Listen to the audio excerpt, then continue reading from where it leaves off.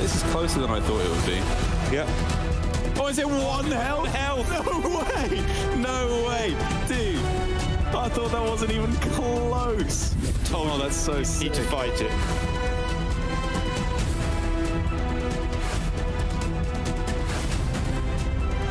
He is only on tier 4 as well, so he's not guaranteed to kill Zigzag here.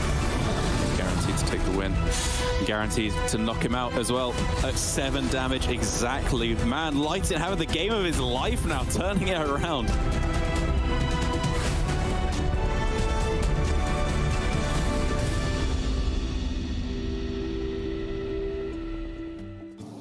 Welcome everybody to Lobby Legends Castle Nathria. It's the 6th of the Lobby Legends and there's still 3 more to come over the course of the year. And to help me go through all of the things that are happening this time around, and there's a lot of things going on, it's going to be Lee, who we're all glad to see. Lee, you looking forward to this? Yeah, I'm looking forward to the new extension and the second Lobby Legends with quests. Yeah, the second Lobby Legends with quests, but kind of the first one in a way, because last time around, I think quests were 3 days old and they'd been buffed and nerfed overnight in various ways anyway. So this is going to be the first time that there's been a settled-ish meta with quests. What has happened? What are we going to expect to see with quests? Are people going to be picking high, picking low? We'll talk about the format stuff in a minute. We'll go straight into talking details now. Yeah, I think that we're going to see a lot of very easy to pick quests where you don't have to go out of your way to complete them, and some more tempo-based ones, and I'm personally expecting to see a lot of Leapfrogger builds with Stolen Gold and the Deotar's Parasol. Yeah, the Leapfroggers, always a favourite with chat. But first, I guess we should talk a little bit about what's actually going to be happening over the course of this tournament. 16 players have qualified, starting off on ladder, going through some qualifiers off stream, and so we're down to the last 16. There'll be 2 lobbies of 3 games each, and the top half of each lobby will go to the final tomorrow, the bottom half won't. And then the final would be the check format and all that stuff. We'll talk about that more tomorrow. Something I'd like to talk about with that, Lee, you've been through the early stages of this, which is the same format when it's off stream. How do you mentally prepare to play just 3 games? How do you build up for that?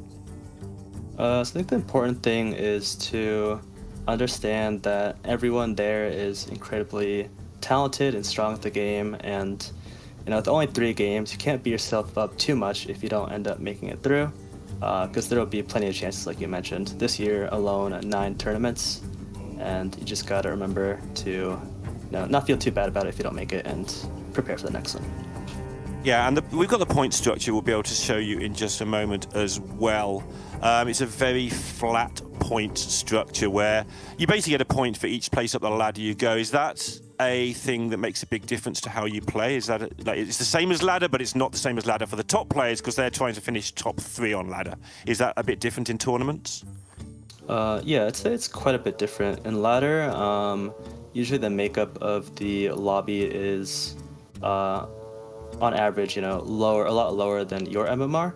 So you're usually shooting for top 2, but in this tournament, because it's so flat, as long as you place above top 4 consistently, that means you make it through. So your pressure to get first or second is significantly reduced, but the pressure to not get 8th or 7th is also very high as well. Yeah, it's weird because for the 99% of us who don't play in the top 16, it's the same as normal, trying to finish top 4, but it is worth emphasising for the pro players, it is a very different experience. Talking of a different experience, we have got a different experience for the viewers on Twitch today with the Tavern Buddy. There are things that you can do on Twitch. If you have a look on the left-hand side, you can mouse over there and get into the extension. First of all, there's a fantasy team, which you can do right now before we get going, and I recommend you do, where you choose the top 3 players in each group. You get points for every game they play, every game they do well in. Moving on from there is the puzzle box, which again, you can set that up now. You can have a go at that right away, where you'll be predicting the events of today's matches. Leah and I will be having a go at that at some point ourselves as well to make fools or otherwise out of ourselves. And again, you can set that up now. I'd recommend you do so, get your points. Whilst the games are going on, there are other things you can do. Bandwagon. You have to guess the winner after 4 turns, but you could make your pick on turn 1 and get more points. Make the pick again on turn 2 if you don't like your pick. Maybe if they miss a token, something like that. Maybe if they do something you don't like the way they play. But you get fewer and fewer points the more you change your guess. So, sticking with your turn 1 guess, going to be a thing, going to be a strategy. See what people come up with. And lastly is Barov's Blessing. And with Barov's Blessing, we are going to be in the capable hands of TJ Sanders, our observer today. You will see both sides of a matchup on the screen. You'll see the shops, you'll see everything about it, and you've got to pick the winner. Lee's had a chance to have a look at some of this in action. What's your favourite aspect of this, Lee? I think I personally like the Barov's Blessing. Barov is one of my favorite heroes to play, and I really like the setup on screen where you get to see both players' perspective while you bet. I'm looking forward to seeing how many different people's blessing I accidentally call it. It's going to be the Baron's blessing, it's going to be Yogg's blessing, it'll be all sorts of blessings and my brain just phases out. But Barov's blessing, definitely the best one. Barov blesses us with lots of gold coins, or used to, until quests came in, and now Barov's impossible, because who knows what's going to happen from turn 4 onwards. There's the points we were talking about, that structure we were on about a few minutes ago, where it is like the MMR experience for us regular sort of lower MMR players, but again, just emphasising what Lee was talking about. For the top players, they tend to only get positive MMR for first, second, and third. They tend to be playing in weaker lobbies and their own skill level. But for this, they are playing, again, like most of us do every day, with people of their own level. So are coming top 4. And this is what it's all about. $1,250 for reaching this stage, $10,000 for winning. And another question I want to ask Lee, who has played in big tournaments for Constructed as well as for Battlegrounds. Do you like the flat play structure? Is that a thing that helps take the pressure off? Yeah, or do you want I to do shoot like for the moon? I think shooting for the moon is good. I mean, there is a big bump from first to second, but I do like that there's a lot of incentive to push for every single placement you can get. It's not like if you don't get first, you feel bad. Again, like this Battlegrounds 8-player game, every single position you get is very hard fought, and the players respect it as well. Mm-hmm. Okay, let's have a look at the picks, I think, for the puzzle box. I'm sort of making this up as we go a little bit, I will admit it, but Lee and I have put in our picks. There we go. I'll let Lee have a chat through this. I've just talked for way too long. Lee, talk us through some of these highlights. Yeah, so we have 6 questions, and you, the audience, can follow along as they're presented. But the first question is, how many turns will the longest game be? And you can choose over, under 17.5. Seems like both of us agree on that one, going over. And the second one is, will a player win a game as Master Nguyen, or Panda, as some of you may know it? And this hero was recently brought back, I think, after a short hiatus when Quest came out. And this is the first one we'll see him with Quest. And you end up choosing yes. I chose no. Do you just hate Master Nguyen or something? Is that... I love Master Nguyen. I think Master Nguyen is a great hero, and I also do win with him. But I kind of feel like we may not even see that many Master Nguyen games today. So I'm just going for a realistic approach there. Just going down to the 5th one is an interesting one to me as well. You're saying that players will win a game without reaching Tavern Tier 6. That's worth discussion, I think. Yeah, so the reason why I think that is there's plenty of minion-type archetypes that don't need any Tier 6 minions at all. So they can stay on Tier 4 and Tier 5, and even lower in the case of some heroes, and still win a game. And I think that'd be the case here, too. Yeah, you're, I assume, referring in general to the Arana Dragon strategy. Do you think that's a valid thing that we will see when you're going for top 4? Is that a thing we expect to have a look at today? I do think that's something we'll see today. I think in these tournaments, people will favor consistent and maybe not the flashy strategies, but ones that will get you top 4 consistently. We've seen that also as well with hero picks in the past, like Dancing Daryl and Kurtrus. But at least for that strategy, the Arana Dragons one may not see a victory there, but I could definitely see it reaching top 2 or 3. Yeah, and of course, last time around we had Sottle repeatedly informing us that Daryl is going to come 3rd place. Is that still a thing? Is Daryl just 3rd place, as you see the lineup there for Group A?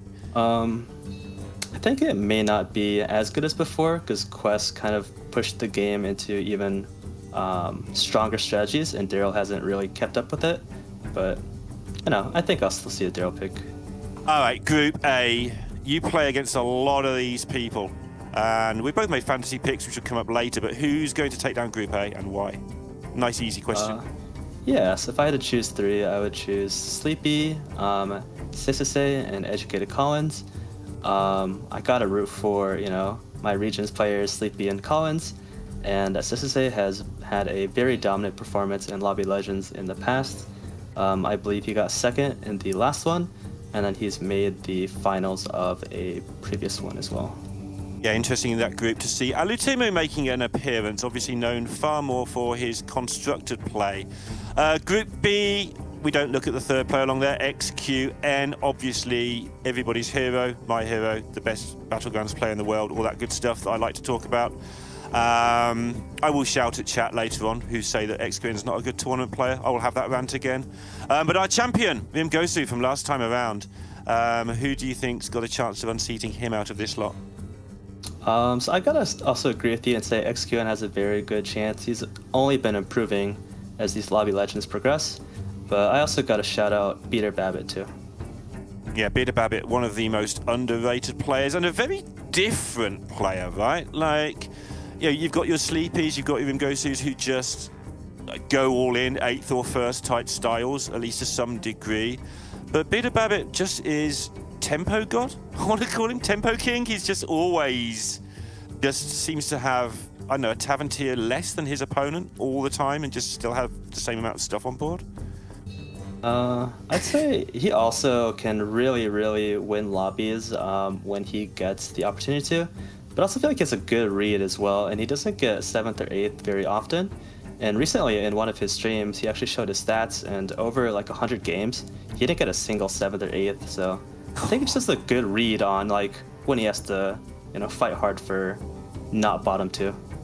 That is absolutely nutty, and honestly, not coming 7th or 8th, that's exactly what you want today. If you don't come 7th or 8th today or tomorrow, you're going to put the lobby in check and have a great chance of winning the whole tournament. And if he knows when to win a game as well, that makes Beta a very, very dangerous proposition, which we know, right? He's had seasons or weeks within seasons where he's just gone miles top or a long way top at the top of the leaderboard when no one's really paying attention to him.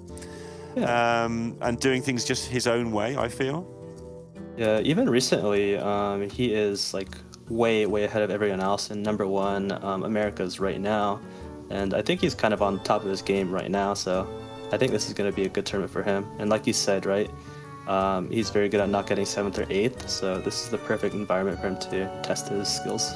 I'm going to put you on the spot here. You might not know this. Do you know who's rank 1 legend on Europe right now? I'm just going to very quickly check because it has been changing. And why is the amusing question. For standard, right?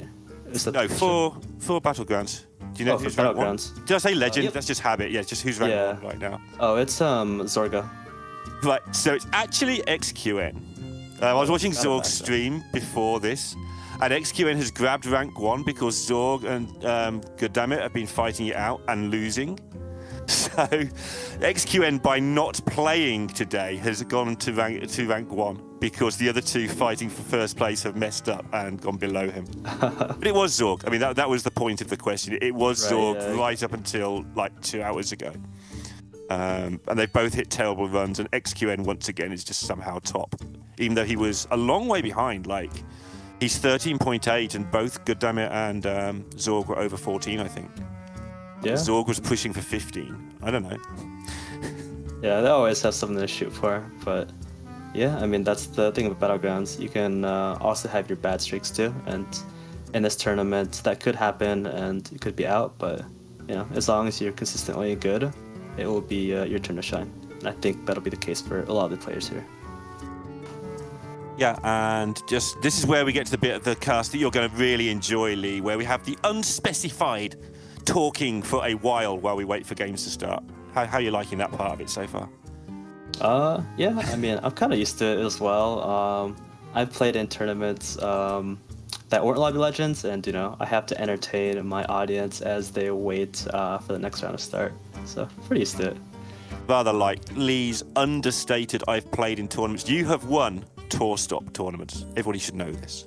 Yeah. Yeah, I've won Buenos Aires back in the day in 2018. And you were actually casting that tournament on the English side. Yeah, Derek and I were casting that one. That was a pretty good tournament, actually. I think that may have been, it was definitely the right year and the right location, the famous one where Rage played against Machine, which was something I always wanted to cast for obvious reasons. Didn't care who won, just Rage play against Machine. Always wanted it to happen. Okay, let's talk about some specifics of what might happen in this tournament. We mentioned it a little bit in the intro, but quests are a big deal. Which are the quests you can go for? Like, I'm going to talk about lamps a little bit. Which of the other quests can you go for that are the expensive ones that maybe you can still get done, as opposed to the obvious take the tempo, complete your quest? So I think the ones that are really good for winning that may be classified as a bit greedy are Secret Sinstone. I think is maybe a little underrated at the moment. And basically what that one does is every time you discover anything, you'll get another copy of it. And it's only offered to heroes that have a hero power that say discover on them. So think Elise, Ticketus, that sort of thing, Gailing. Scavs, yeah. This is ridiculous. Yeah, and I think that one can very easily snowball, because when you're on tier 5 or tier 6 and you're tripling to 6s and discovering them, you're getting 2 copies of 6-drop, and then you have to just discover another one of those, and then you can basically like chain discovers, because you're tripling all these 6-drops and getting very high value cards. That's the one I've seen do really well. I've also seen Victim Spectre. That one is where at the end of your combat, the last minion that you have dies, you'll get a plain copy of it, and that one can easily also lead to triples of very high value minions if you place your minions carefully. Yeah, especially in the early turns, because you can usually complete that one quite quickly, and you'll have like pairs on the board, and so you're talking, I don't know, turn 7, turn 8, you're trying to win a fight or lose a fight no matter what with the right minion dying. I tell you what, it is harder than it sounds to get those triples set up. So obviously the high standard players is going to be a bit easier, but it is. I had 2 pairs on board earlier today trying to get them set up so that I get the triple. I just couldn't do it. It's just going to be interesting to see positioning if that comes up. It's very tricky, and it's like something I also kind of trip myself up on too. Like, I'll forget at the end of my positioning that I have to position also for my quest as well as for combat strength. And we'll see, how well players will end up doing it today, but we may see some funky positioning and taunts, just for the sake of getting the Victim Spectre value. And when it comes down to tomorrow, the Czech format, you have to win a lobby. Is there anything you wanted to do differently? Do you just play your natural game, do you think? Or are you going to sort of see players deliberately picking these more extravagant quests? So I think we'll definitely see some different gameplay than the qualifying ones, even the earlier rounds of the finals, because, right, if you win, then you win the tournament and it's over. But I also think it won't be super different, where everyone will just be like greedily picking the quest that's most potential to win. Because like you mentioned earlier, the prize distribution is rather flat, so you don't want to just like get a bunch of 8s or 7s trying to get for first and then end up last because you couldn't close out a game. Yeah, it's going to be interesting. That's a mentality thing as well. I think for some people, the money's worth a lot more than it is for others as well. Some people just have the whole I want to win a thing going on, and some people know I'd rather win $7,500 because that's a lot of cash. Just a reminder, while we are in this small sort of waiting for the players to get going, which I think is getting somewhere now. Looks like they're about to get going. You do need to get in your picks now for the puzzle box and for your fantasy team. So get that in, and you will need to do your bandwagon in a moment as soon as you see the game kick off as well. And we'll be playing along here. I don't know how we're going to do it, but we'll find a way. We'll do it as we go. I think we're getting into game. Yeah. Do you have any quests that you would personally want to see win some of these lobbies today? I mean, I've got the Wonder Ball to actually do the thing on one of the things. bit of a meme, but you just got to watch some wonderful turns. It's just as much fun as watching frogs for me. Watching people get ridiculous refreshers, getting some triples out of the blue, get a gold for no reason, get 7 hoggers in the shop, you know, that sort of thing. It's just good fun. That's the one that I'm rooting for the most. Wondrous Wisdom Ball into 7 hoggers. I know there are quite a few hogger enjoyers in this tournament. Specifically, Beater and Sleepy would really, really like to see them pile some APM Pirates. Oh, yeah, absolutely.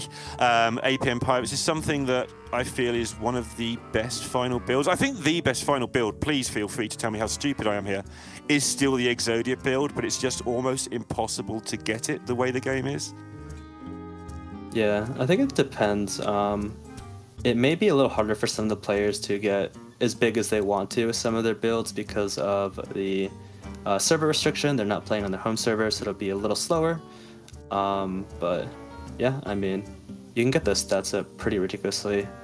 But if any of these lobbies have beasts, we can also see the counterplay to very big stats from APM builds by just leaping onto some beasts with the Baron.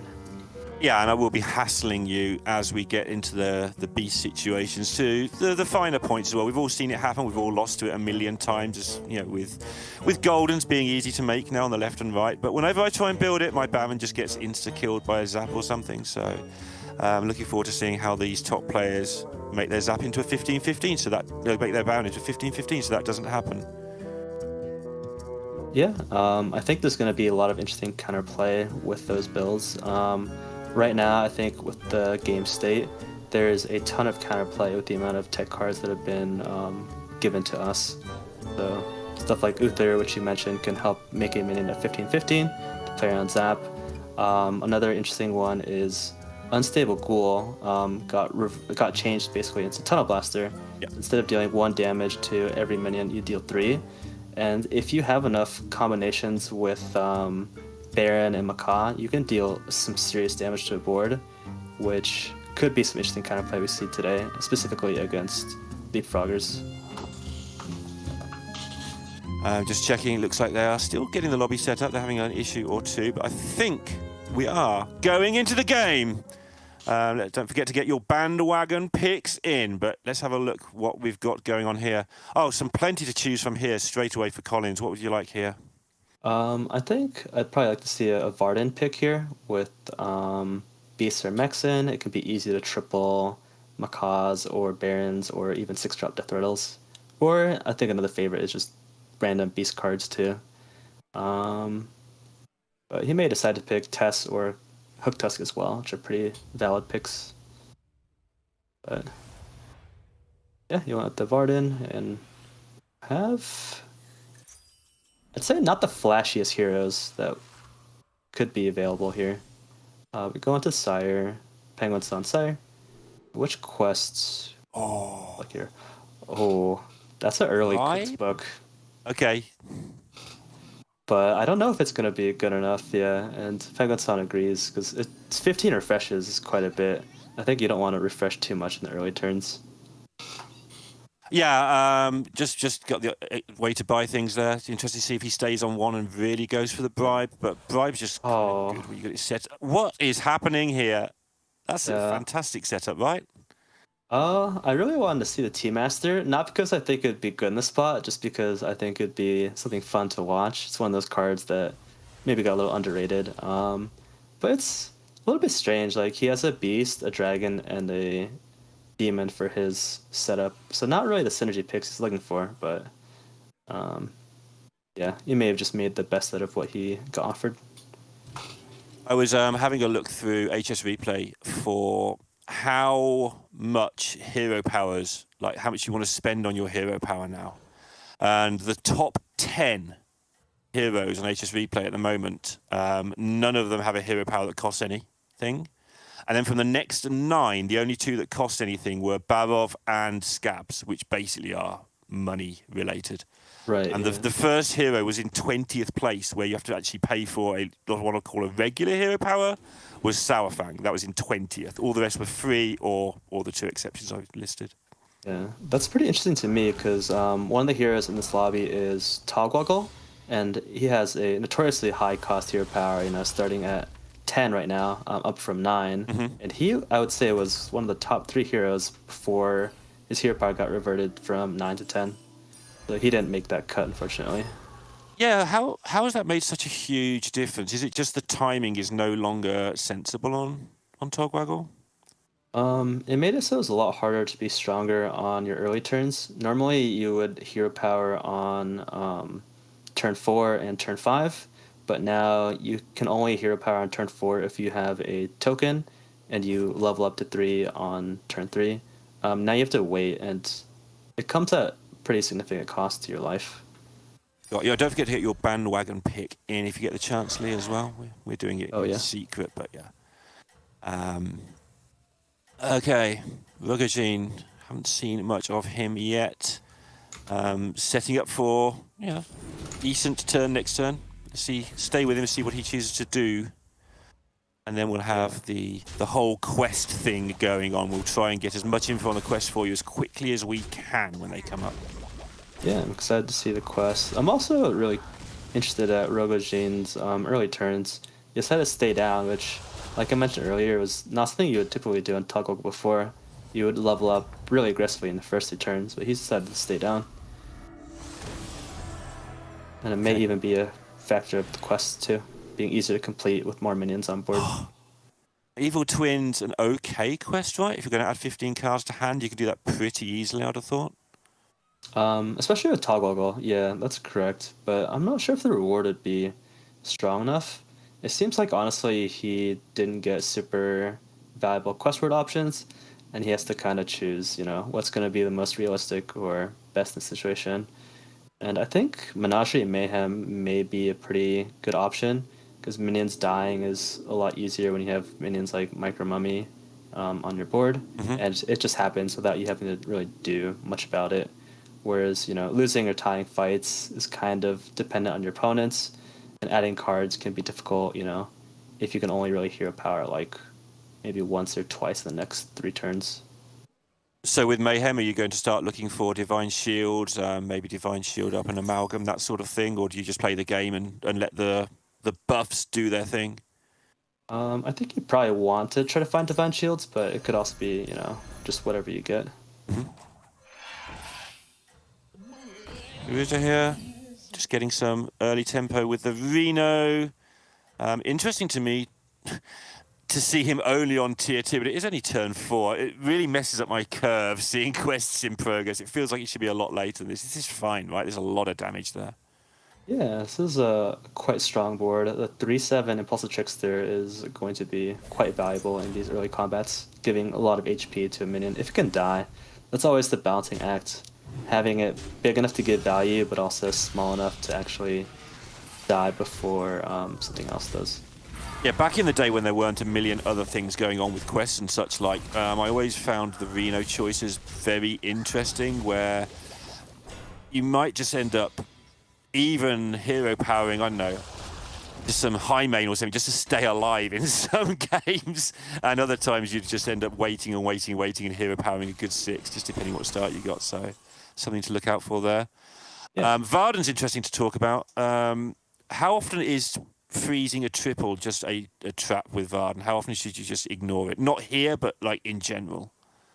I feel like for the most part you wouldn't ignore a triple unless it's really just the minute you don't want, especially early on. It's nice just to have an early triple to help you figure out what you're going to be doing later on.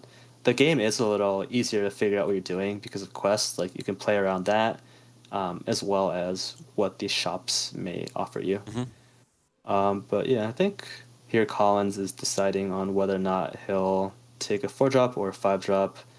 Not quite sure what his quest is, but I feel like 5s are always a good option when they're a beast in, and you're just playing your game one and trying to get a safe placement. So it seems like Collins also agrees here, and he takes the money card to be able to sell it next turn for a 5-drop Discover. Yeah, I'll let you know what his quest is as soon as it pops up. We should be able to get you that in probably a turn or two's time. We have got most of the others now. I'm just scanning down to see if anything crazy's been picked. Don't see any wisdom balls, which is the most important thing right now. Yeah, we see Kurtrus already has Red Hand activated, so it's gonna be pretty difficult to beat him in the early turns. I'm just curious if he also has a minion he's holding right now, or if he'll have to wait until the next turn to get the first proc of his Red Hands.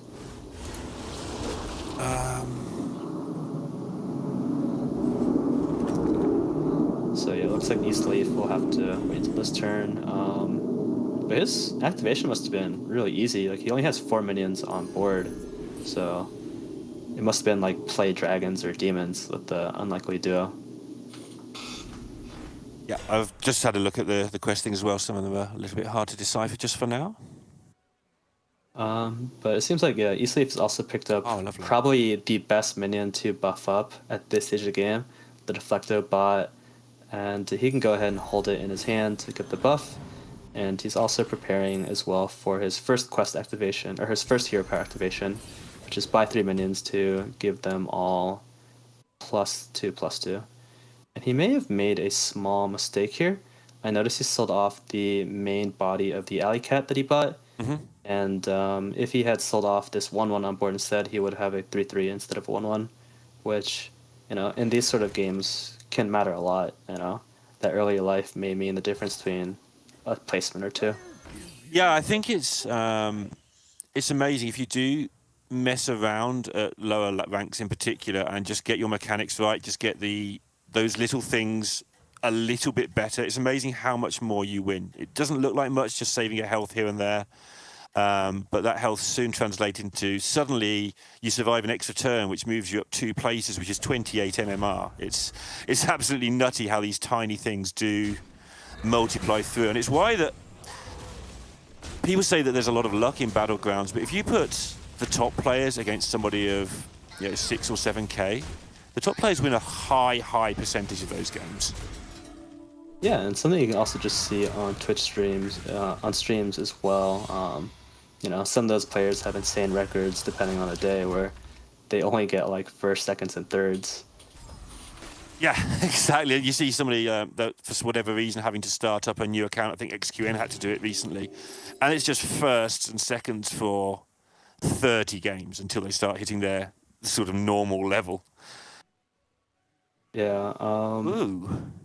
But yeah, one other like just parting thought I'd like to say to that is, especially in these tournaments, people tend to not die for a while, and then when they do start to be eliminated, it's usually in batches. So if you can hold off for an extra turn, that can be a lot of placements and points in this tournament. Absolutely. I'm just looking at Sleepy's position here. This is just the most sleepy board ever. I was talking to you in rehearsal, like Sleepy's somebody I learned a lot from, but learning from Sleepy's interesting because he is incredibly aggressive and he knows what he's doing. If I copied this exact play, I would die. I wouldn't be on 46, I'd be on 12. Yeah, I'd say like going for this early tier 6, it's not something I would really expect to see in this tournament. Like people mostly don't do that, but if anyone's gonna do it, Sleepy's gonna do it, and it'll maybe work out for him. Foe Reaper's normally the pick when you get there early, but Gar is tempting depending what's behind here, right? Yeah, so his quest is summon 18 minions for Victim Spectre, and he's it's gonna take a while for him to get there. I think it'd be interesting to get multiple Gars off the quest, but realistically he has to also survive that long too, so I think the Furtbeer will be a stronger pick for now. Yeah, and that's exactly the situation I was talking about where if you're sleepy and you have this very aggressive way of playing, you've also got to know when to stop being aggressive, right? Like going for the Gar there is the huge option, the absolute jackpot play. But yeah, Sleepy sensibly going, well, I've kind of pushed my luck, let's not push it any further. Yeah, and I'd say that may not have been the option that he wanted to go for, but it's just something that he has to settle for since he maybe didn't get the direction that he wanted. Which in this game could have been like a 6-drop Death Barrel like Goldrin or Buster, which would be easy to build around on his next few turns by just finding like Macaw and Baron or just Mechs and Beasts, depending on what he gets. Oh, look where we're at with this Reno. Yeah. If Reno gets Caligos, it would be perfect. Like he already has all the dragons and a golden wolf smuggler.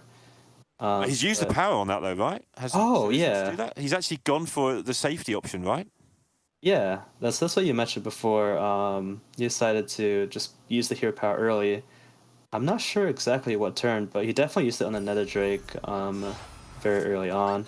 With the amount of HP on his Nether Drake, 12, I assume he used it like 3 turns ago or 4. So yeah, what's the attack on it? If we But he did end up getting exactly what he's looking for, dragon cards to go with his dragon comp, and yeah, he chose to opt for more scaling with the Caligos, which makes sense because I think he's going to need a lot more stats overall to compete with some of the other boards. Yeah, where would you expect this to finish? This is sort of, for me, already looking like a can I come top 4 and get out of here safely kind of idea. So let's see. The quest was Menagerie Mayhem for the Reno, aka Shrosa, which is obviously not good when your board is one tribe. So I'd also agree, probably like top 4. But depending on how strong the lobby is, it could even go further. I want to know how Sleepy's got the most health. Yeah, it's because of the Tavern Tippers, but I'd expect his HP to go down lower as the game progresses, because he sacrificed a lot of his potential by tipping gold, you know? He had to tip a gold every single turn and could have spent that on buying minions or leveling up. Can we have a flick to Penguin after this fight? Because he's completed both quests as Sire and he's gone Elemental Nutty as well. Have a look how that's going on. Thank you, TJ. Here we go. Look at the size of these elementals already. This is old school stuff, right? Oh, wow. This is an amazing combination of compositions and quests. So with the Anima Bribe, every minion that he sells will go to a random minion on board. And he's going to have a lot of minions in the shop that are very high statted because of these 2 light spawns and because of the Legion Overseer. So I think from him, we'll probably expect more passive scaling with the light spawns while becoming strong with these buy and sell turns to make a big minion like this Wildfire Elemental.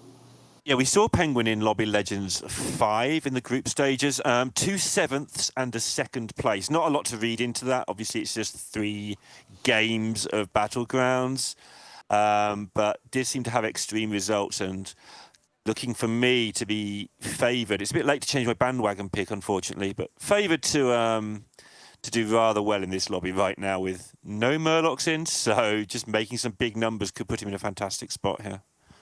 Yeah, but again, you have to watch out for the Leapfrogger builds, and Mex can also come out of nowhere to even beat, you know, a lot of stats like that. Oh, but we do see Kurchus going here for, Eastleaf going here for the T-Master, which is something I personally want to see a lot of.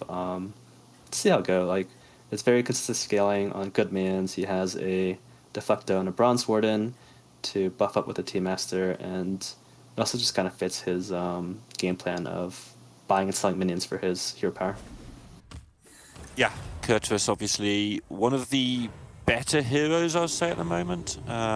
Mainly because the hero power doesn't cost anything, and that's kind of where we're at. And it very, very good tempo, of course, as well. So that will run out fairly soon, but still nice for the time being.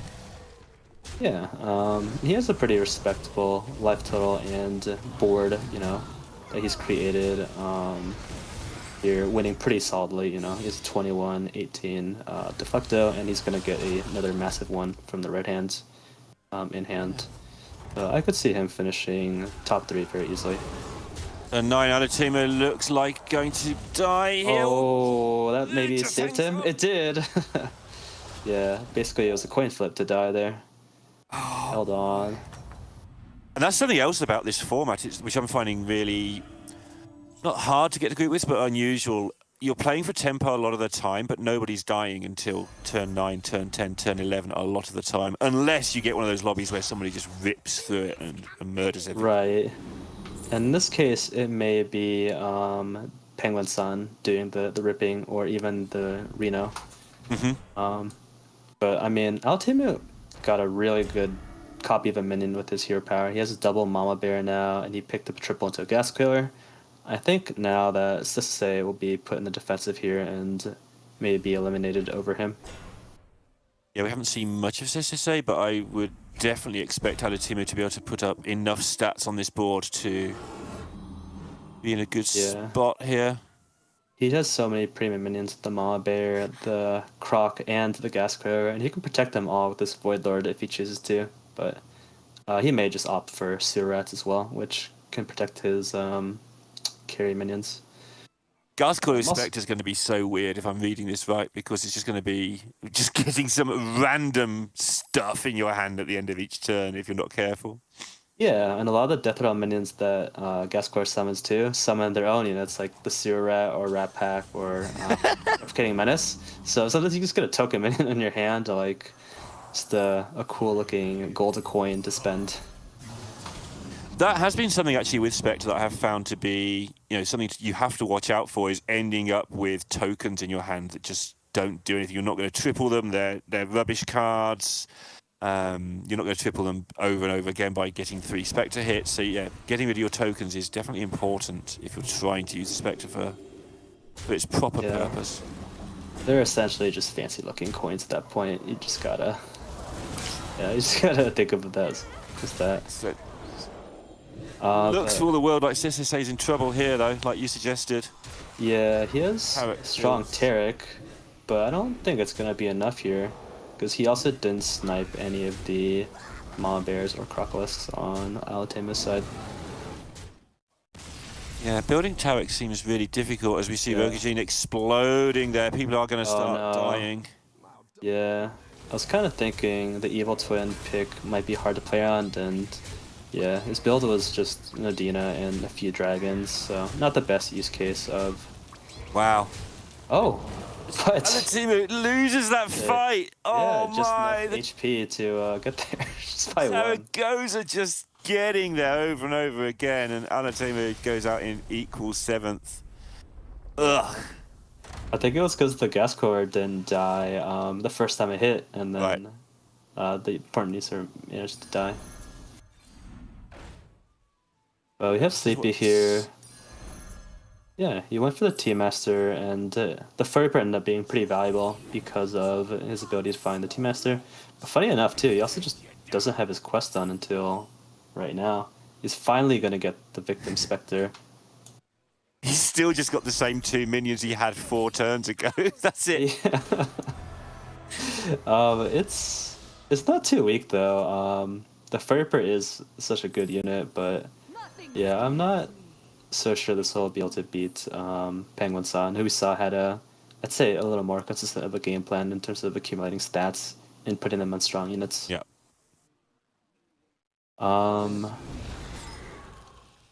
Yeah, it'd be nice to see what Collins is doing too. Just for my my pick on the Tamer Buddy. Yeah, thank you, TJ. Let's have a look.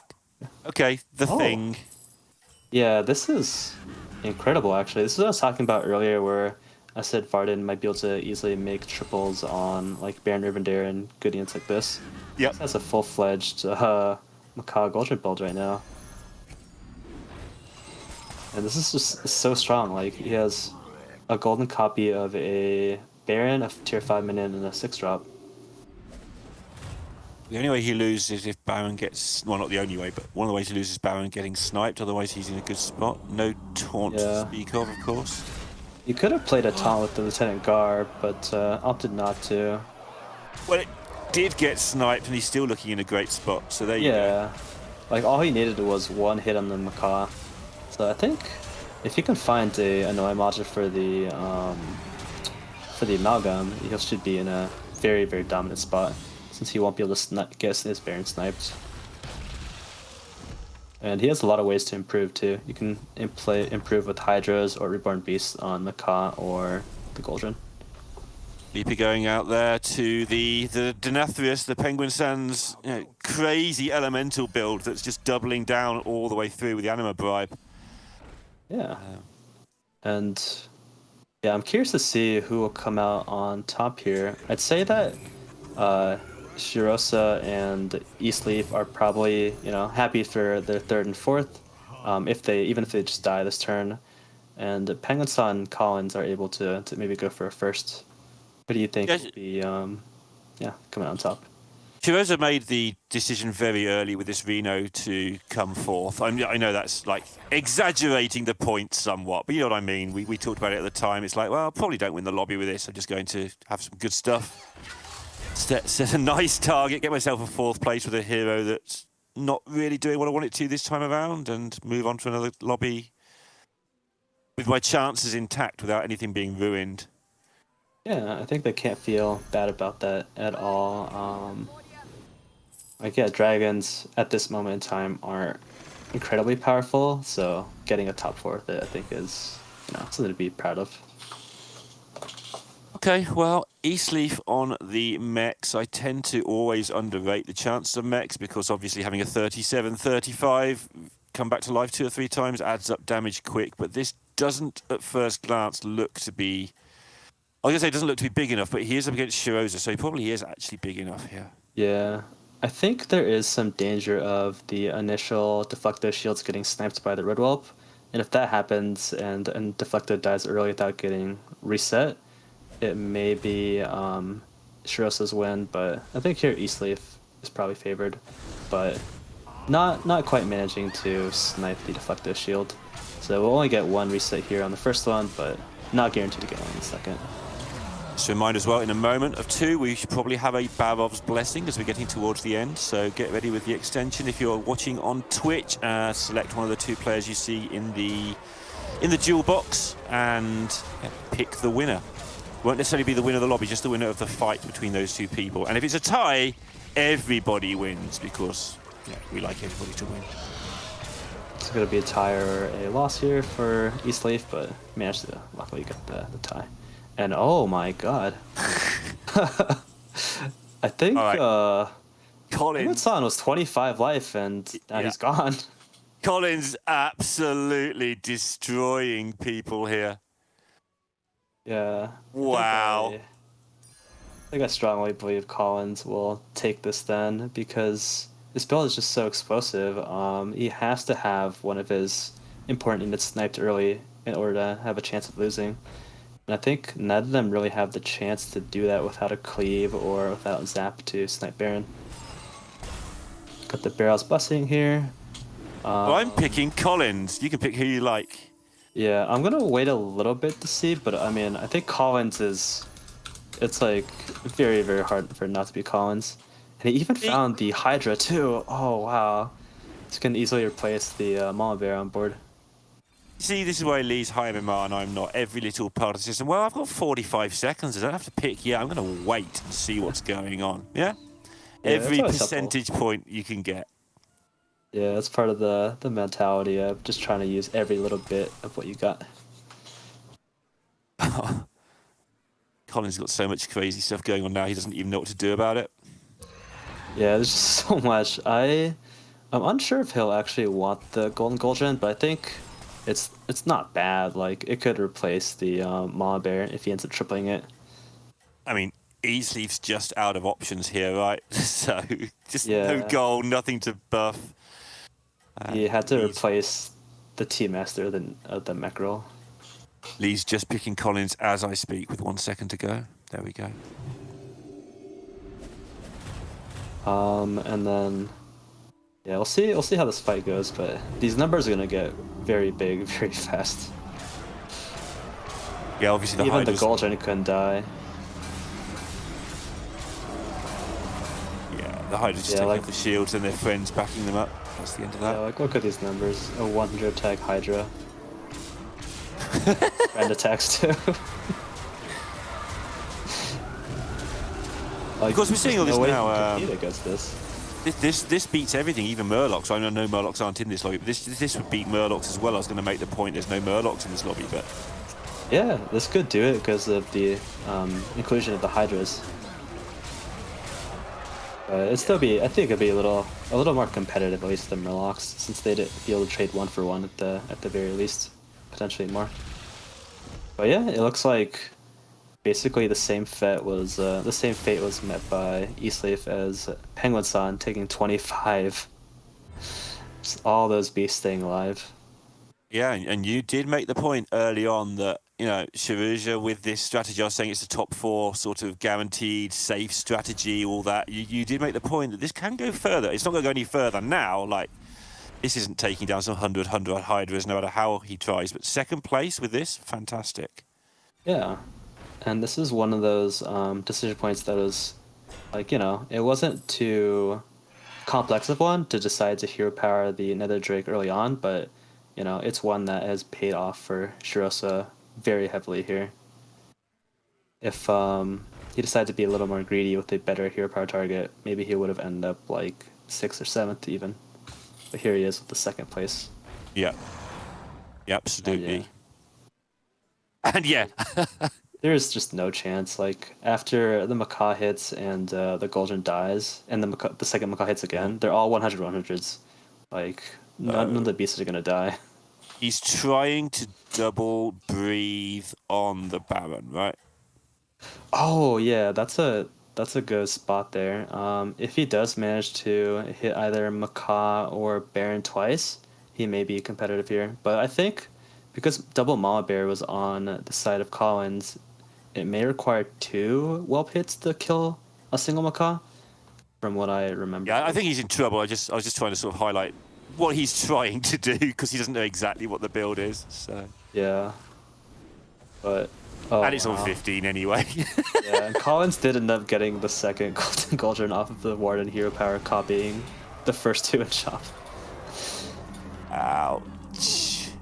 Yeah, I think the most impressive part about this victory is that this is like, you know, a board you would normally see in this meta with stolen gold, but Collins doesn't even have stolen gold. He has tiny henchmen.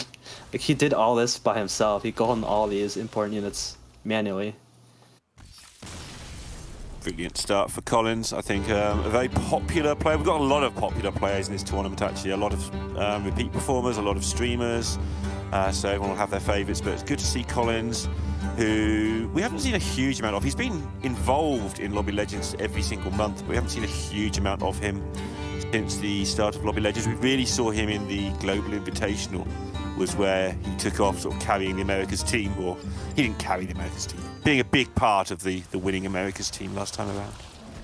Yeah, and one thing to note is I actually did play with Collins in a tournament recently that wasn't a Lobby Legends tournament. It was Tice's Tavern Brawl in Amsterdam, actually, with for TwitchCon. And I think he ended up getting either 2nd or 3rd in that tournament. So just always putting up consistent results in Lobby Legends and outside. Yeah, Collins has always had a very methodical approach to first Arena and now Battlegrounds.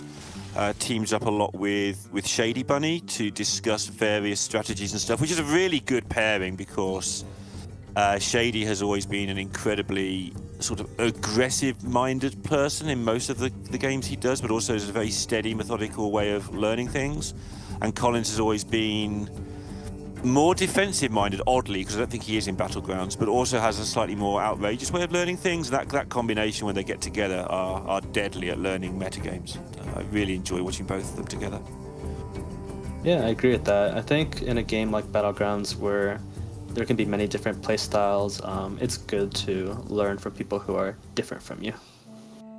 Yes, absolutely. Yeah, I sort of used to learn a little from Shady. I still do learn from Shady. He used to learn a little bit from me, but no, these days he just teaches me anything.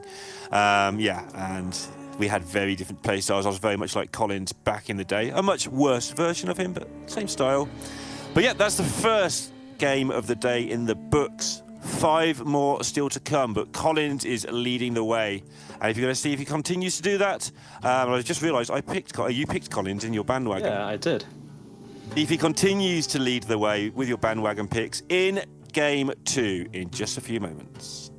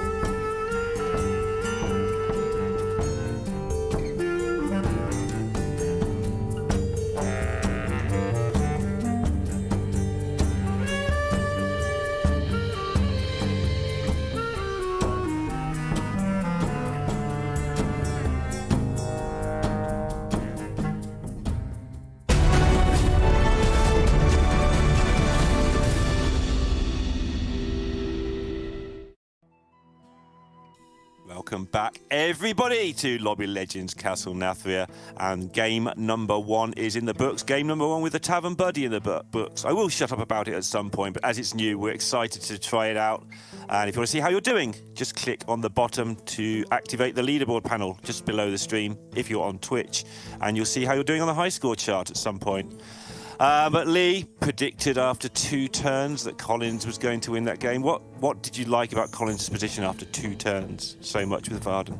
Obviously, there's not too much to go off of, but I do think that Varden is a very strong hero, especially in those mech beast lobbies, because you can copy such important pieces to make the comp very potent, and I think that's exactly what happened in that game.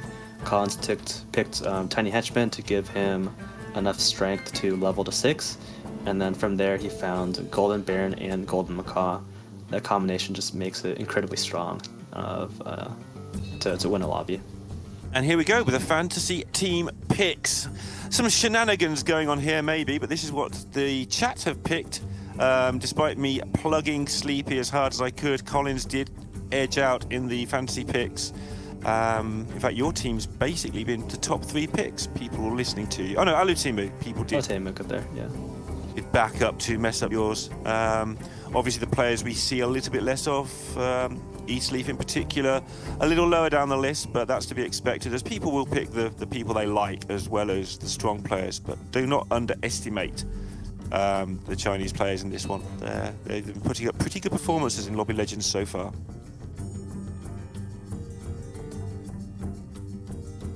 Okay, so talking of the Chinese players, you've obviously tried to qualify for this. You will qualify for this at some point.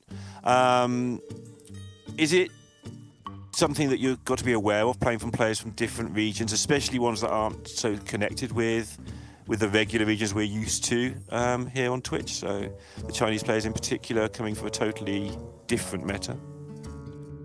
Yeah, I think it's something I haven't looked out for particular yet because I haven't had to play against Chinese players, but when I do, I will probably look at tournaments like these ones to see if I notice any differences in their playstyle. And also they have VODs as well of their qualifying tournament, which is separate from everyone else's. And yeah, like it is important to notice different playstyles of different regions. I've already kind of noticed that, at least with some of the Asian players in the qualifiers I played in. Well, there's a selection of heroes. Yeah, Colin's face is the same as my face. What on earth do you pick here? I'd say Rikara is actually not bad at all with mechs in. It's very easy to make a lot of high-tech minions, and there are mechs available to Collins in this lobby. But he could also... I'd really like to see a Cthulhu pick at some point with dragons in and getting the mask quest reward, which doubles end of turn effect. The problem with Cthulhu is if you don't get the mask reward, you're in so much trouble, right? Yeah, I don't think that's a risk anyone wants to particularly take for this day 1, but could maybe see it if the hero choices are not strong enough. Yeah, especially as Collins won the first game of this lobby, so... It just not coming last is kind of a priority. It's not kind of particularly his style, but with 7 points already, he's not going to want to take a risk on the Cthulhu. Maybe if he was in last place, he'd have gone for it. Yeah, I think with the game 1 already finished up, people are going to look at their placement for that one and play differently according on what they got. So Colin's getting the first place. He'll definitely want to play it safer and not go for the more risky strategies. So mechs on Rikara seems like a perfect plan. Reminder once again to get in your bandwagon picks during this area of the game. I will be reminding you through the day. I'll remind you less and less as we go through. But as it's new and we're excited, thank you to the people who put that together for us. Allowing people to play along at home. Yeah, and I've actually gone ahead and picked Alatemo for my Baron pick on turn 2. Mm-hmm. Personally, because I like Berev a lot, and I see he has the Dragon Start, which, not particularly strong in the current metagame, but I think the Dragon Minion type can, potentially get there early on and give him time to play a different strategy that can win. I've gone for turn 1 East Leaf, putting my fantasy points where my mouth is, my very large mouth, when I was saying that, watch out for the players we don't know much about. So see how that goes for me. Just going on the feel as opposed to, obviously, Lee going on common sense and accuracy. Yeah. Who'll end up on Yeah. top. I'd say Cookie is quite a strong pick here as well. One hero I also do want to point out is Penguin Sun has the Vol'jin in a lobby with Quillbore and Naga. So there's quite a few interactions that can be taken advantage of there. The first being spellcraft stats can be made permanent. If you swap a minion with a minion that has spellcraft, basically you'll get those stats for free. It won't return to normal stats at the end of turn. And then with Quillbores, if you hero power a minion with a lot of blood gems, you can necrolite it, and those stats will also not disappear. Yeah, the swapping stuff around is really hard to get used to, but those interactions you absolutely must know when you're playing Vol'jin. You can get some very big stuff very quickly, particularly with the Ground Shaker interaction as well. It's like, okay, that's just huge. You say Barov is obviously a good hero. I used to love Barov, but since Quest came in, has it become harder, or am I just bad? I'd say it might even be easier because he can get more minions online earlier with coins to spend money on, and he can also add cards to hand, both of which are quest requirements. I see, yeah, that makes sense. Yeah, here we see. Oh, very quick pick. Did you catch what that was? It was the spend 45 gold, but I didn't see what it was for. Yeah, I can go to Vol'jin here. Ooh. These are pretty difficult requirements. Play 7 Murloc or Naga, add 20 cards, and play 5 Battlecry minions. I didn't say they're particularly strong. Play 7 Murlocs with either. a mirror shield, maybe a thing that has some synergy. Yeah, I could see that one, but I think Penguin Sun may be more incentivized to try to play different tribes than Murlocs. Mm-hmm. But Nagas are natural though, because the spellcrafts do provide a lot of tempo early. He opts to go for battle cries for stolen gold with no battle cries on shop, interestingly enough. But the stolen gold has a lot of potential. This one, so buy 10 minions is quite easy on Millhouse, so he does offer that one. And yeah, it's one of those things where I think some of the players will pick quests just based off how easy they are to do and not off of their late game potential. Like Tiny Henchman will fall off later. It's just 9 on a stats a turn, but it can also help you make plays like level greedy for greedy strategies.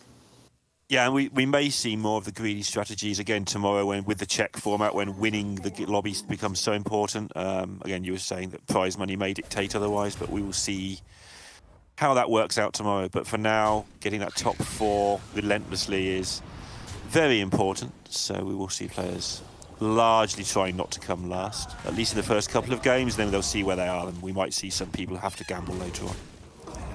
Yeah, and I see Sisase end up going for a 3-drop with his Road War, which I like a lot because 2/4 minions are kind of easy to kill in one hit, but a 4/8 minion is very hard to. So he's always going to get value, and I think his quest requirement was add cards to hand too, so he's going to be making some good progress on that. So Collins has 25 minions die for Tiny Henchman, I believe. Okay, and he did decide to go on tier 3 on turn 3, it looks like. With not the worst board, but you'd really like to have a gem generator for his Bristleback Brute. I'm wrong. Sorry, Collins has got something completely different. That's entirely on me. He's just got to play 3 Dragons or Quillbore, and he's got the Parasol. Yeah. Yeah, I like the pickup of this Pashmar too. Then you can stealth it and generate spellcrafts for strength later on. It seems like Collins is really happy that his quest is activated.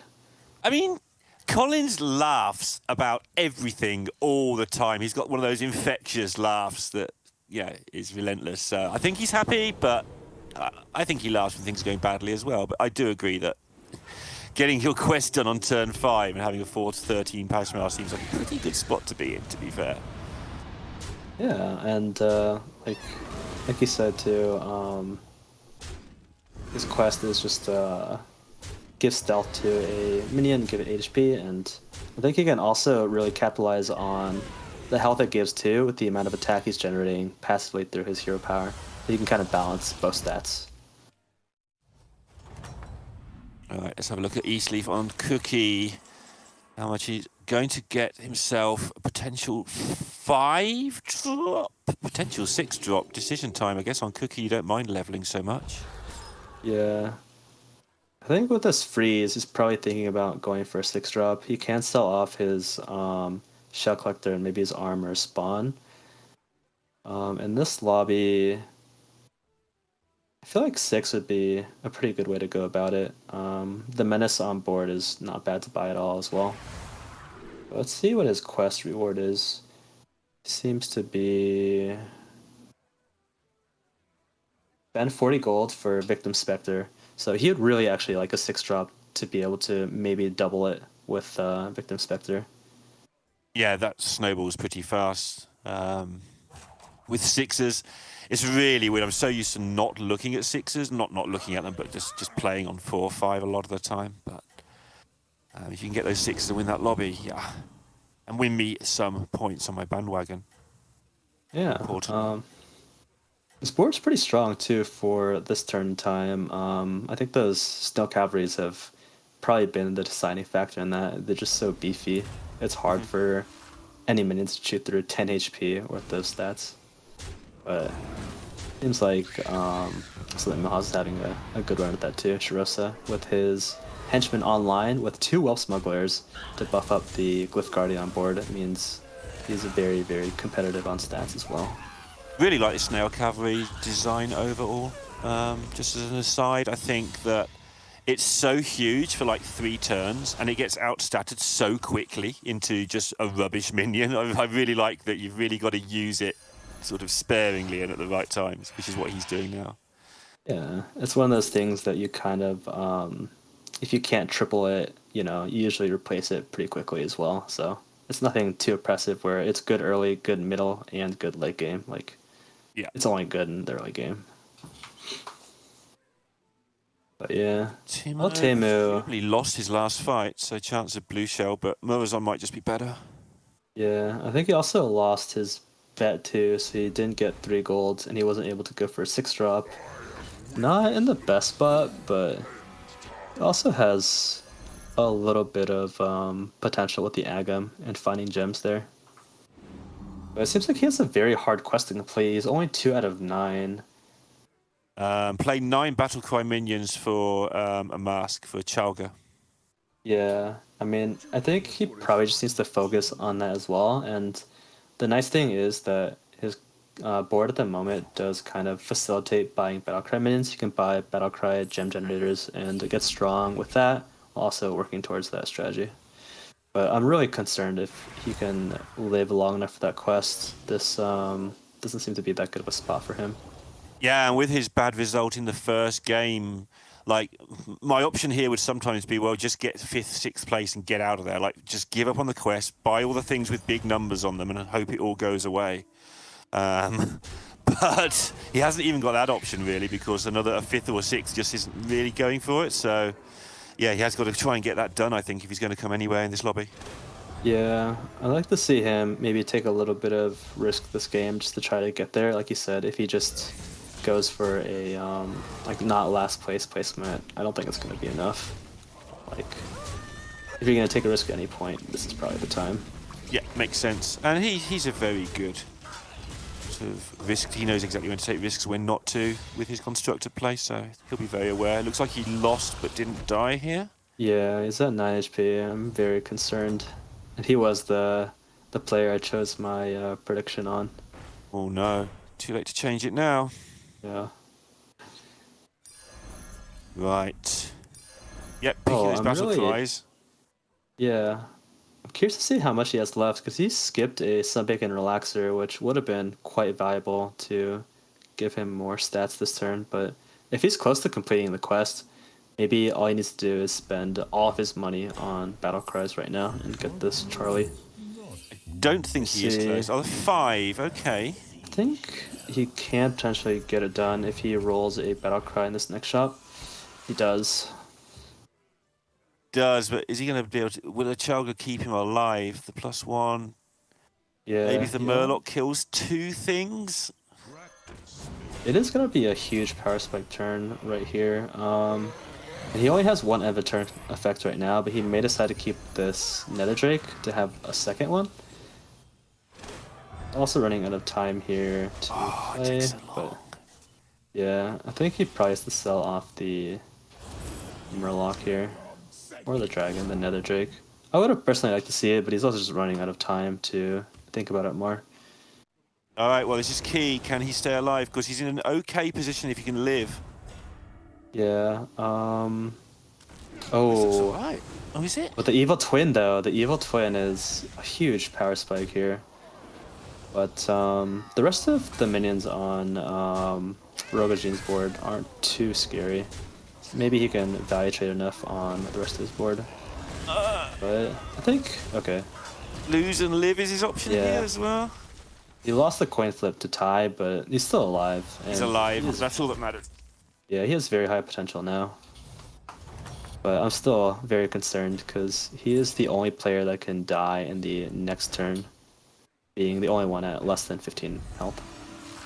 As they say, one of those boards that we saw a lot, in particular last Lobby Legends when it was new. Just get some stuff, make it work one way or another. Obviously, there's a theme here. There's quill boards going on, but basically, it's just some cards for now. Yeah, I like the ability for him to transfer the stats onto mechs because he does have this Omega Buster on his board, and he's built a lot of stats into these Kobolds that won't go to waste if he installs them. But I think it's going to be a multi-step process. Like, he has to transition out of them pretty slowly. He may even just opt to continue to go for Kobolds. He's just sitting there with a Kangors and an Omega Buster and still probably looking Yeah. at quill boards. That's quite amusing to me. I think the transition will happen if he has time, but I'm not so convinced he will have the time. I think against Altemu, he may even lose here because Altemu is now so strong with his Charlie and his Agam setup. But one also interesting thing to note is he picked up this Tunnel Blaster too. So I think you touched a little bit on Mech Exodia earlier, but he already has quite a few of those pieces. He just needs a Baron and another Buster and another Kangors to complete that. Yeah, I mentioned it. I still use Exodia to mean pirates, but I was corrected by you and Sottle behind the scenes that Exodia now really being used for mechs a lot more. Yeah, I'd say I see that a lot more, usually in tournaments and ladder. Oh, this is a lot of damage coming in here, though, for Penguin if he doesn't get enough hits with these poisons. Yeah, I like the use of the stolen gold to make Greasebot golden on Penguin's on side. Not something we've seen too often lately because Greasebot got changed, but yeah, it's just funny to see the Greasebot on board.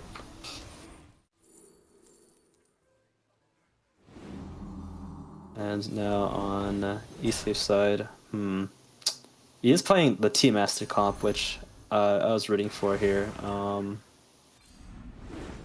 But the minions that he's buffing up aren't the best, I'd say. Like, he has no Deflecto, he has no Divine Shield in any of his minions yet. But he does have a lot of fuel for those cards right now. He has, like, 2 neutral cards, and he's getting this golden monkey. How do you feel about Elise, by the way? I suspect I underrate her massively. When you add up sort of how much it costs just to get a golden, you wouldn't buy 3, I don't know, sparring partners in a shop to get a golden, and that's what Elise costs. But obviously you can do it over time. But personally, I don't like her as much as I should. Yeah, I'd say it's something I don't like as much either, but specifically with these Tea Master builds, it's incredibly valuable to get the golden monkey like twice because you get that first initial minion of gold monkey, and then you can discover another initial minion or just a useful minion. In this case, like if he managed to get a Tea Master, I'd actually probably put him as a good favorite to top 3 here. Got you. But Yeah, it's just the flipper. very hard build to get to work at Yeah, and casual level, I guess. up against Sleepy here. I'm guessing we'll probably see the Tunnel Blaster being played right now. So at this point, Lady Vosh tends to have a lot of Divine Shields on her board. There you go. Absolutely. Yeah. And Sleepy not with the very Grease Spot big. as well. Yeah, not too big. It's just been slowly scaling up, I think, with the Grease Spot. But there's certainly potential there. This Glyph Guardian with Wind Fury may even snipe out the Snow Cavalry here. Okay. Really needs to take down. Yeah, takes it down. The Foe Reaper is what I was going to say. Yeah. Vanished from the screen. If there's an unlucky hit, he might die, but no, Sleepy will stay alive for another turn. And I think this is where we were talking about earlier about Victim Spectre, where it's not too consistent. I think Eastleaf just got a Microbot into his hand. Timur couldn't stabilize. Look at that board. He did a lot of work very quickly to get that board into a decent-sized board. Turn 10, 8th place. And that's one of those where you post in your Discord with your friends, like, this is 8th place, really? Like, look at his board. He has decent stats out there. But the damage he took early on getting there was the big problem, not winning enough bets with the Barov. And, yeah, 8th place for Timur again. Yeah, and it's always scary to play against a lot of minion types with Divine Shields, because you may have a lot of raw stats, but if you play against deflectors that reset like 2 or 3 times, you know, it doesn't really add up as well. And as you saw on Alatame's board, he did have a lot of scaling minions with Charlie and with Lifeng, but they just weren't on good enough minions. Yeah, and Collins is an interesting spot here, actually. It's a great spot from TJ against this Ghost, because Alatimo is pretty large. Collins wants to put as many of these blood gems on something, you know, ideally on the deflectors, I would guess, to be more permanent, but also can't take it too lightly. So he's got to balance where to put those for this turn. Yeah, I think the decision point does become easier when, you know, you get almost the full hand of gems at the end of your turn. In this case, I think if Collins buys a sparring partner, he's probably guaranteed 6 gems, but it could be even more if one of the deflectors resets the other. And then just wait for the switch, the Necro, later on. Yeah, that's usually on the ground shaker for now and just trust that you're going to be able to switch them onto the Divine Shields. Yeah, it's one of those things where you do really have to spend resources to not lose against the Ghost, because they can be quite strong. Seems like Collins is going to invest a good amount, but not all the gems, so he'll get another 6 gems back most of the time here. Yeah, and he'll be pleased that he gave maximum respect here, because if he loses this, he's dead. And yeah, you can see that if he didn't give his maximum respect, he would have been in a bit of trouble here. Yeah, unfortunately, he did get he got both of his shields sniped on the Terragosa and the Deflecto. I don't even know if he will be... Oh no, not now. Win a coin flip. Oh, that's what you're talking about, yeah. And Alatame's Ghost killing Educated Collins. That's really not something you want to see there. Yeah, for both players, right? They're both going to be annoyed. Collins paid it maximum respect. He gave the maximum buffs there with the ground shaker and still lost. Now Alatimu will see that and be like, well, you know, why did I have to die? Look how strong I would have been surviving one more turn. I beat Collins as it was on maximum buffs, and I would have been even stronger. Oh my. At the same time, too, though, you feel a little vindicated when your Ghost does kill someone. You're like, oh, you know, I just got a little unlucky playing against a stronger opponent, but I wasn't really all that weak. Oh, Penguin Sun's board is extremely nasty. Double Holy Mackerel with the Grease Spot is a lot of strength and scaling. But it's going to be hard to improve from this spot on without just, you know, going into combats and having the Grease Spot scale. But the nice thing about this hero is you can just swap out Divine Shields for new Divine Shields, which is exactly what Penguin Sun's doing. Yeah. Extra numbers up there. Yeah. And he does have a Furriper as well, so I think at this point he can make a almost 30 attack Furriper if he wants. He can sell the Murloc Poison if he wants to attach a module to his Furriper, or even his Holy Mackerel if he wants. Yeah, he chose not to go for the Mega Mackerel, thinking that 40 attack, give or take, is enough for the time being. Makes sense to me, obviously, to have 2 really good Mackerels than 1 big one. Yeah, you could also be willing to invest more in one if he thinks that the numbers aren't big enough, but at this point in time, it's probably honestly just enough. Let's see where he puts this module. Yeah, he's gonna go for the 30 attack Viper, and then just the mechanic tank that he got from the Murzon. And Shirosa, he has a lot of HP on this amalgam, but Yes. I don't know if it's gonna be enough. So first of all, he needs to go first, and then he needs the amalgam to kill something. He needs the dragon to go into the right place. Well, this might actually work out okay, you know. I'm a little scared because this deflector is gonna get reset. I don't know. I think this might be a loss for Shirosa here. There's not that much left on Shirosa's side. It just looked like some of the numbers were going to work out there for a minute, but I think you're right. Well, you are right, absolutely, yeah. Yeah, it's the issue with the T-Master, you know, it's only buffing up 3 minions at a time, and, you know, so maybe Shirosa had 3 or 4 good minions, but the Vol'jin or Penguin Sun's board is just, you know, full of good minions. There's no slackers in that team. He's come second last time, though, so not totally over for him yet. As I say, we haven't seen that much of today. We've seen a little bit. And again, just got this board of things. Just board of stuff. I think it's pretty funny that the King Wars is still on board with the Buster when there's only 2 mechs on board. But he may still be looking to make that transition. I mean, he again could just convert these Kobolds into mechs. But at this point, I think he's pretty happy with that Corrupted Myrmidon being so big. And, you know, it doubles the stats at the start of combat, too. You know what else he's happy with? He's happy he's still got a hero power left, but also he's mostly happy that he's in the top 5. He's fighting a ghost, and it's turn 13, which means that other people will probably die this turn. He's just going to get, like, a top 3. Not by default, but, yeah, top 3 and get out. Yeah, I mean, we know that the Vol'jin is super strong, but he's playing against someone who has 15 HP.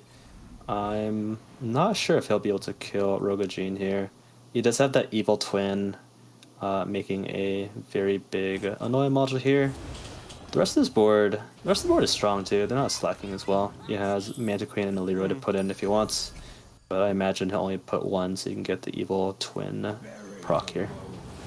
Yeah, curious to see what he does. Actually, obviously, he's well, I assume he's going to get the twin proc as well. He'd like to have the queen out there, so yeah, sell something out. That's good. Yeah, he went for all the stats on the module to double it. And yeah, I think he'll be pretty competitive here, as long as this Firebird doesn't get Wind Fury value. But whenever there's Mechrals involved, I feel like you can never be too sure how the combat will go. No, absolutely, right. But the Leroy taking out the right thing as well. Oh, nice. One of the Mechrals dead. Yeah, looks like it'll be a win, but Vol'jin will stay alive. I'm wondering if anyone will die here. There's a chance that the that East Leaf will lose and not kill someone, but no, it seems like Sleepy has gone out. Yep, Sleepy limps up to 5th place, really. For a while there, it looked even worse than that, but now we've got Rogojin again with a board that looks really hard to improve. Yeah, I don't really know if there is a good way besides attaching a module to the amalgam. So, Barrow's Blessing time. Again, yeah. The extension, choose who you think is going to win this fight. Oh. I think it's going to be Rogojin, but I see double T-Master and I immediately want to go in that direction. Picking Rogojin this time, I think. Just looked big enough with that evil twin for me. Yeah. I think I will maybe even go for East Leaf here, because he's going to have another poison minion. Yeah. Another poison dragon. With a Nadina, and another Nadina here too. I imagine that'll be the pickup. See, this is why you wait until the last few seconds, because I've changed my mind, but it's too late. I've locked in Rogojin here. But it could again still be anyone's here. I think in these endgames, when players have really strong units like Nadina and Leroy and Mantid, it's never too one-sided. Like, if your opponent minion gets sniped without getting additional value, it could just be a loss. Yeah, it's going to be all about. A lot of the time, it's just who goes first. There's no taunt on Eastleaf's side, so he is got a little bit of fate of going first. Getting those divine shields is important. Yeah, I'm a little disappointed Eastleaf didn't play this Nadina to try to get a second round of divine shields. I think it'd be incredibly valuable to go with more strength here to try to eliminate the Rogojin. Yeah, I did feel that maybe he needs to go for the second one just to be sure anyway, because this is, especially now he's running to the divine shield. Yeah. Never in doubt. It's a bit of a shame. Yeah, now I think Eastleaf is even in range. He may have been afraid of tripling Nadina with his Victim Spectre, but I think if he positioned the Nadinas earlier, it'd be less of a chance that it happened. And here we see the infamous ping-pong on the neck rolls. It could still be a tie, though, for Sensei. Yeah. Maybe by the look of it. Yeah, this is some classic thing that Vol'jin has to do in late game. They dump a bunch of stats onto Corrupted Myrmidon, and he has a golden one nonetheless to make a lot of stats. He also has a hero power available as well. I'm just laughing. Sensei just enjoys playing these tournaments. I don't know how he does. I mean, I enjoy playing a lot of Hearthstone. I enjoy playing a lot of Lobby Legends, but at the highest level, to have so much on the line and just constantly look like you're enjoying yourself, it's a great skill to have. Yeah, it really does give you an advantage. I mean, if you're constantly nervous and just stressed out, you're gonna do worse than someone who's just having fun. And it's to say, yeah, he just always looks like he has fun. Yeah, and he's doing well because of it. So I mean, it's easy to have the other way around. I have a lot of fun when I do well, but to have fun before I do well, that's a harder skill. Yeah, he's working out what he wants to do here with this. I think he might go for this. I think he might go for this Corrupted Myrmidon to make it a little bit bigger. He opted to not keep his Tunnel Blaster, maybe because he thinks there's not too many Divine Shields on this side. But I think from what we saw on Roger's side, he had a Manta Queen and a Leroy. So the Tunnel Blaster actually would have been quite useful, but I see what he's going for. He's going for the triple on the Corrupted Myrmidon. But it may not work out for him as much as he wants to, because Rogojin's side is full of poison minions. So I think he might realise it's just one of those things where what's the thing I can do that might win me the fight, not that's going to win me the fight. And I think having a huge thing, he's still going to get through these two stupid I don't even know if he'll be able to get through these modules. Like, he's not that big on the other side. If his Myrmidon was earlier, it'd be able to deal with the module, but now it's just going to run into a poison. Yeah, the other way around again. I think the other way around he might have had a chance. This way around I think he's probably not going to. Yeah, but it's very understandable that this is the positioning he went for, because usually if you put your biggest minion early on, it can very easily get sniped by a poison or by a Manta Queen. Like, it could just run into the Manta Queen that could get taunt. Eastleaf did go with the double Nadina this time around because of desperation, but it wasn't enough. Yeah. Like, he maybe would have been able to survive this fight if he had put Nadina the turn before. Even if he lost, he maybe could have lost a little less life and survive. So I think he had a sizable life total going into that last round. But yeah, now it's one of the heroes I talked about earlier, Vol'jin being very strong with these insane Divine Shield minions in Myrmidon. But I think I'd give the advantage to Penguin-san here, because I don't think Rogojin was really had that much stats. He just had a lot of poisons, which helped him beat his last opponent. He's got the evil twin minions, right? They're quite large. Oh yeah, that's true. So Penguin-san actually needs maybe a Leroy then to go through that. And then I think his mech rolls basically clean up through everything else, because they're all 37 life or less. But yeah, it's going to be very difficult to get through this module. Yeah, once again, that positioning you talked about before, just getting the module out there, getting its damage done while it can, and That's not a thing you're expecting from the other side necessarily, right? Because you're seeing, what are you seeing here even? You're seeing Murlocs too? Yeah, before, yeah, I think usually when I see that, I'm like, oh, okay, the rest of the minions are just like Leroys and Mantids and maybe like a big mech, and that's exactly what Rogoji's board is with Evil Twin. I mean, it makes sense, right? Like, if you're seeing there's only 2 or 3 of something, what is the rest at the end of the game? It's just Leroys and Queens, right? Yeah. And Important it's thing going to though be an is, amalgam, so it's probably poisoned. Yeah. yeah, like 2 of a single minion type usually means it's Menagerie, but you know, just opted to have 2 of one card. He's got But yeah. shield procker. Oh, that would have been a really important hit if he managed to snipe the Leroy, but it doesn't matter too much. The Leroy didn't really get that much value. I think this is probably going to be a Penguin Sonic victory. Unless something crazy happens. It's going to be tough now. The ones I think needed to snipe the exact right things, the exact right time. Yeah, but he may still be alive here, right? Maybe, not now. No, not with that hit. The mech rolls are getting it done. Yeah, I'm kind of not too surprised at the Fulgent win here. It doesn't look that scary of a board, but the mech rolls just do so much in these late games when everyone's board are poisons.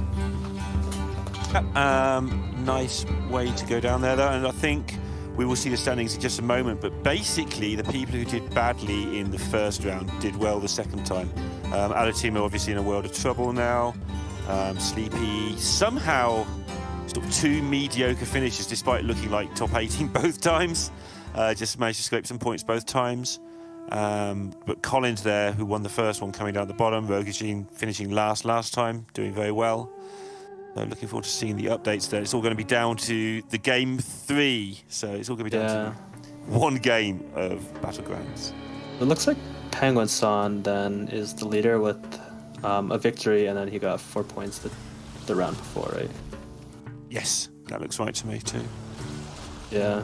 So this could be anyone's game except for maybe Alatemu with was it only 0.5 points. But everyone else, I think they're fighting for those middle slots. Like the top slot, you know, I think Penguin Son probably has it locked up, but he could get top 8 and maybe get edged out. But yeah, everyone has a solid chance here. Yeah, something we've seen time and again, actually. People who've come back after, you know, Penguin Sun last time, I think, came 7th and 2nd in Lobby Legends 5. But this time already, as you can see there, significant improvement overall. And I think you just get that little bit more. Talking about sample size of 3 is always a bit weird, but it feels like people get a little bit more relaxed in their second Lobby Legends, having done it once before. And there you see it, all to play for going into this last one, absolutely. Yeah, so the spread is like 5.5 points to 8 is where the middle of pack is, and it's really not a big difference at all. I think Alatemu at this point may just be mathematically eliminated, but everyone else, yeah, very much in play. I think he can still do it. But everybody, I think, like, it's one of those where you literally have to place them in the exact perfect order with him at the top and the exact perfect order from 8, 7, 6, 5th for it to work. So he's basically eliminated, but never say never. Weirder things have happened. Yeah, that's true. Okay, well, that is game 2 in the books. They're going to try and rattle on and get game 3 going. So we're going to take a very quick break while they set up game number 3. We're back in just 3 minutes with the final game of lobby number 1.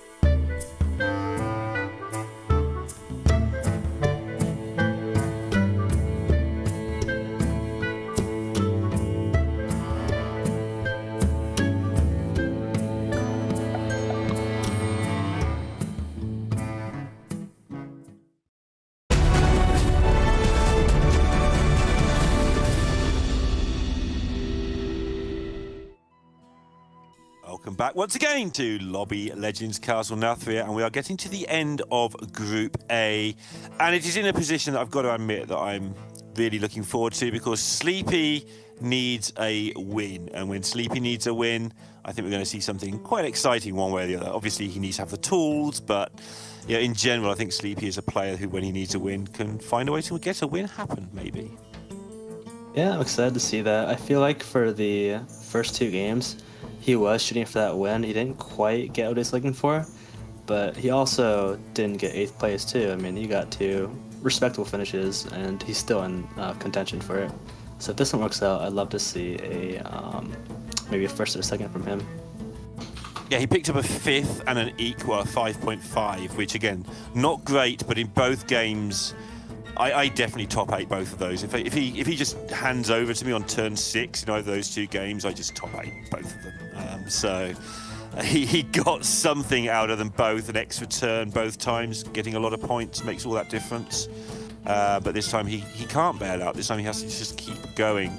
And again, it's something I'm looking forward to. Not just him though, say, a player that's going to need probably like a top 3. Just needs to gain 1 point, but the field above of Collins and Sharuza is going to be irritating for him. So yeah, say another player, talk about how relaxed he is, but he does need to get it done. It won't be relaxed if you don't win. But I think we are going to go into this game quite quickly. But yeah, basically Collins and Sharuza and Eastleaf, they all have to just check to see where the players below them are doing, and if they're eliminated early, then they can relax a little bit knowing that that's one less person that can overtake them. So we may even see like a shift in playstyle mid-game based on who is low and potentially dead in a turn. Yeah, it's one of the big differences I found casting Battlegrounds compared to casting Masters Tours, actually. Masters Tours, you're playing your opponent, best out of 5, one of you's kind of got to win, that's how it works. But Battlegrounds, you can sort of bail out and choose not to win for a safer option. And here we go with Sleepy. Surely it's got to be Sire, the situation he's in. Or is there a better choice, do you think? I could see potentially a toggle pick here with Pirates in, but I'd probably go for Sire if I'm trying to win. I feel like that hero has so much potential. Here we go! Yeah, right, I'm going onto the bandwagon, and I'm instantly picking Sleepy here. We have Guff from Eastleaf as well. He was one of those top 4 players, so could see a very interesting, stay on low tier Guff strategy potentially. Oh, that'd be interesting. Yeah, Guff obviously a massive armor hero, so nice easy quest, which is something we haven't talked about that much because there's been so much going on. Yeah. Oh, Bribe on he instantly goes for Anima Bribe. I would love to see the combination of Anima Bribe and Cooked Book. He'd be able to accumulate a lot of stats, and that would be perfect for winning this lobby. I think that may be part of the reason why he snap picked that over the Ritual Dagger. The Ritual Dagger is pretty tempting as well with the Scallywag on board, and it's easier quest to do, I think. It's like buy 9 minions compared to, what was it? 5 battle cries. 5 battle cries, yeah. Which you have to. So will he stay on 1? Like battle cries live on 1, don't they? You stay on tier 1 now for quite a while. Yeah, a few of the important ones are gone though. There's no Alley Cat, there's no Shell Collector, and there's no Refreshing Anomaly, all of which are very cheap battle cries to buy because they give you money in a way. And he opts to skip this battle cry because it'd be a little awkward to stay down with it without an economy unit. Yeah, okay. No freeze there either. Okay, we're going to see Flurgle played. Flurgle, one of the higher win rate heroes, but can just sort of flump out if you're not careful. You do need to just take time and still play your tempo game sensibly, I think. Yeah, unfortunately, Sisei didn't get a Murloc or a economy unit for turn 1, so it'd be a little harder to get the Murloc game plan activated, but some shops can really change that. Like Tad, for instance, is probably the best card you can find these upcoming turns. And he may even stay on 2 for that. Stay with him, hopefully, and have a look what quest he gets, and that's fine. Very good team. Have a look around. See what's in this shop. Oh, that's not a bad shop to hero power and buy at all. You will unfortunately get the just the not mech card. Any of the other cards would have been perfect, I think, for what he's trying to do. But it's Yogg give, and Yogg taketh away. He does. At least it's... Yeah, he's going to freeze this for the synergy, I assume. That's why. Of course. Yeah. Nothing. I imagine he'll want the Metal Tooth Leaper later on, and he'll probably just buy one of these other two mechs. Just deciding probably which one is better for now, though. Where do you draw the line, like keeping stuff in hand versus playing it going into quest turns? How do you weigh up what to do there? Yeah, so that's an interesting thing. I think holding Battle Cries in your hand is probably one of the best things you can do, because that requirement is so niche and specific. Mm-hmm. But when it comes to just random tribal minions, maybe not the best, but you could still do it. And then when it comes to like minions that have no tribe type, you probably don't want to hold those because they only help you progress the summon quest requirement. So I think that's the one I'd go by. Okay, that makes a lot of sense. And then obviously, if your opponent stayed on one and has a whole, like their mill house or something, you might have to just play stuff to stop yourself getting beaten up. Yeah. Times 115 gold. I'm thinking that's probably not the pick for Sleepy. But there are dragons in, so technically he could start bucking up Terex with that. But I think he might not even be in a game if he picks that one. Like he'll probably just die before. The smoking gun. One thing I will say, I see chat like often complaining, oh look, 100 gold, 90 gold, it's so much. It does add up quickly if you cycle things through, especially if there's pirates in and elementals. You can get through a lot of gold in a turn, but yeah, 115 does seem to be pushing your luck. Yeah, when you buy minions that give you money back, it's a lot easier to do it. But 115 if you're not like Millhouse or Trade Prince Skywix, I think is way too much. For this one, for a nerfed quest as well. Yeah, that's true. Sorry, carry on. Looks like eSleep doesn't really have the best options here, honestly, but maybe the random mechs might be the way to go. I see one Battle Cry in the shop. It could also be Alter Ego, but that refresh 10 times quest requirement is very harsh because typically you're not rolling too much and having the tavern refreshed. Yeah, and Alter Ego very much a sort of early or mid-game quest. I think later on the +7/+7 becomes not irrelevant, obviously, if you've got some sort of demons going on maybe, but yeah, it's pretty rough. Yeah, I'd say it's pretty decent in this lobby with mechs and demons in. You can stack those +7/+7 buffs pretty quickly. But yeah, maybe not the best one to go for in this spot.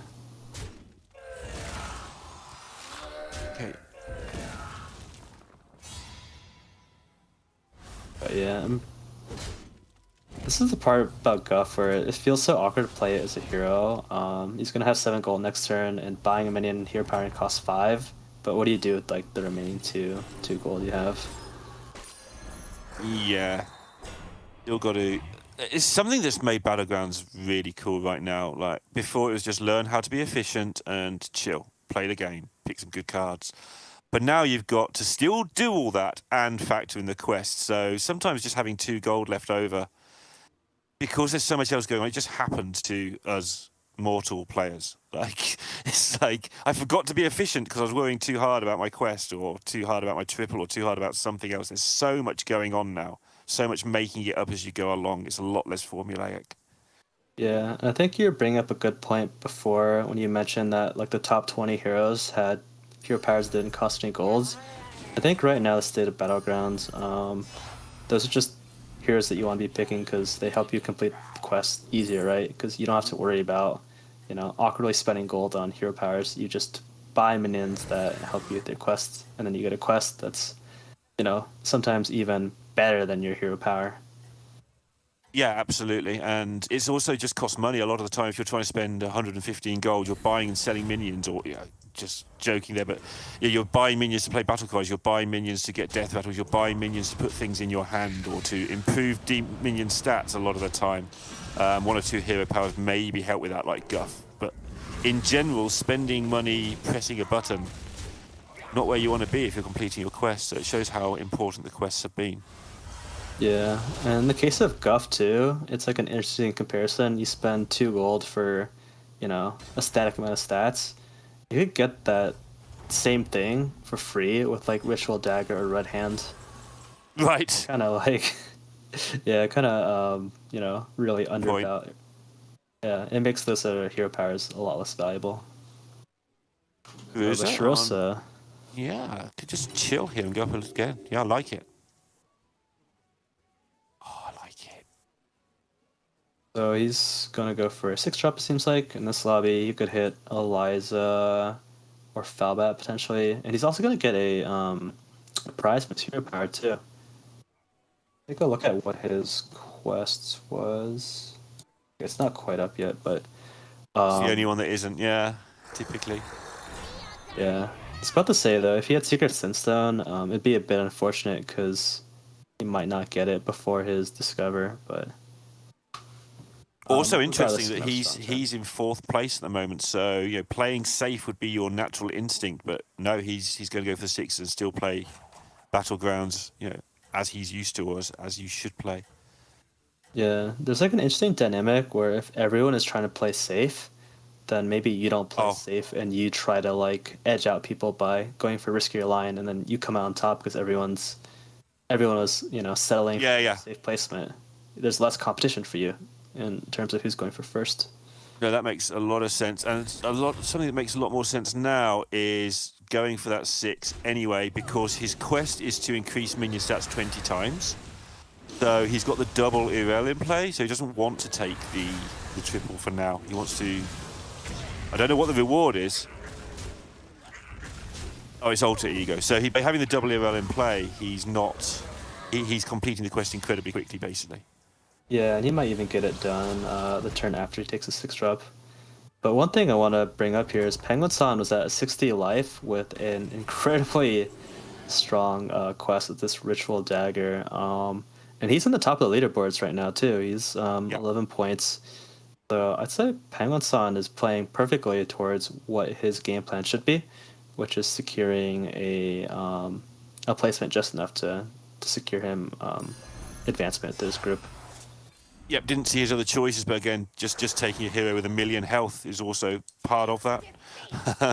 Meanwhile, on the other side of it, here we go with that 6-drop.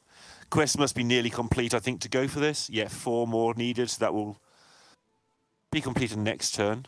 Yeah, I'm quite worried for Shirosa though, and I did miscalculate. It's turn 7, not turn 8, so he'll only be getting his prize next turn.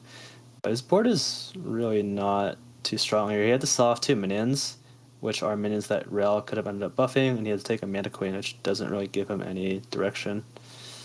So, not the best spot for him. Golden Amalgam hidden behind this Bran, so I assume the choice is Bran or Tony at this point, depending on what the other pirates are.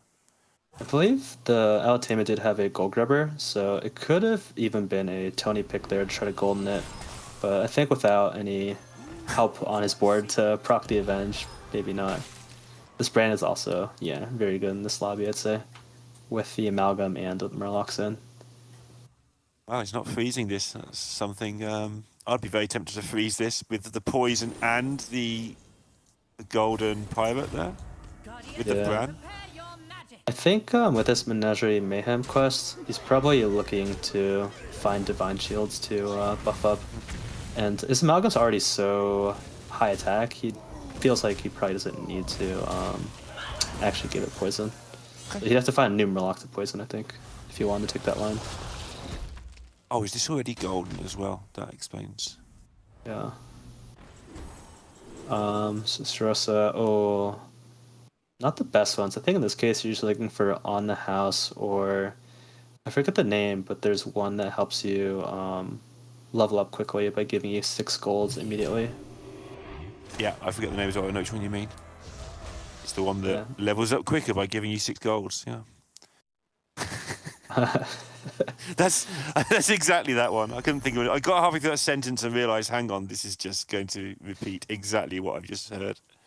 Yeah, but I see Shirosa's position isn't too bad here, actually. He's just going to buy different tribal minions to help with his Mantha Queen. And he gave it Taunt, too, so it's very likely to get Divine Shield.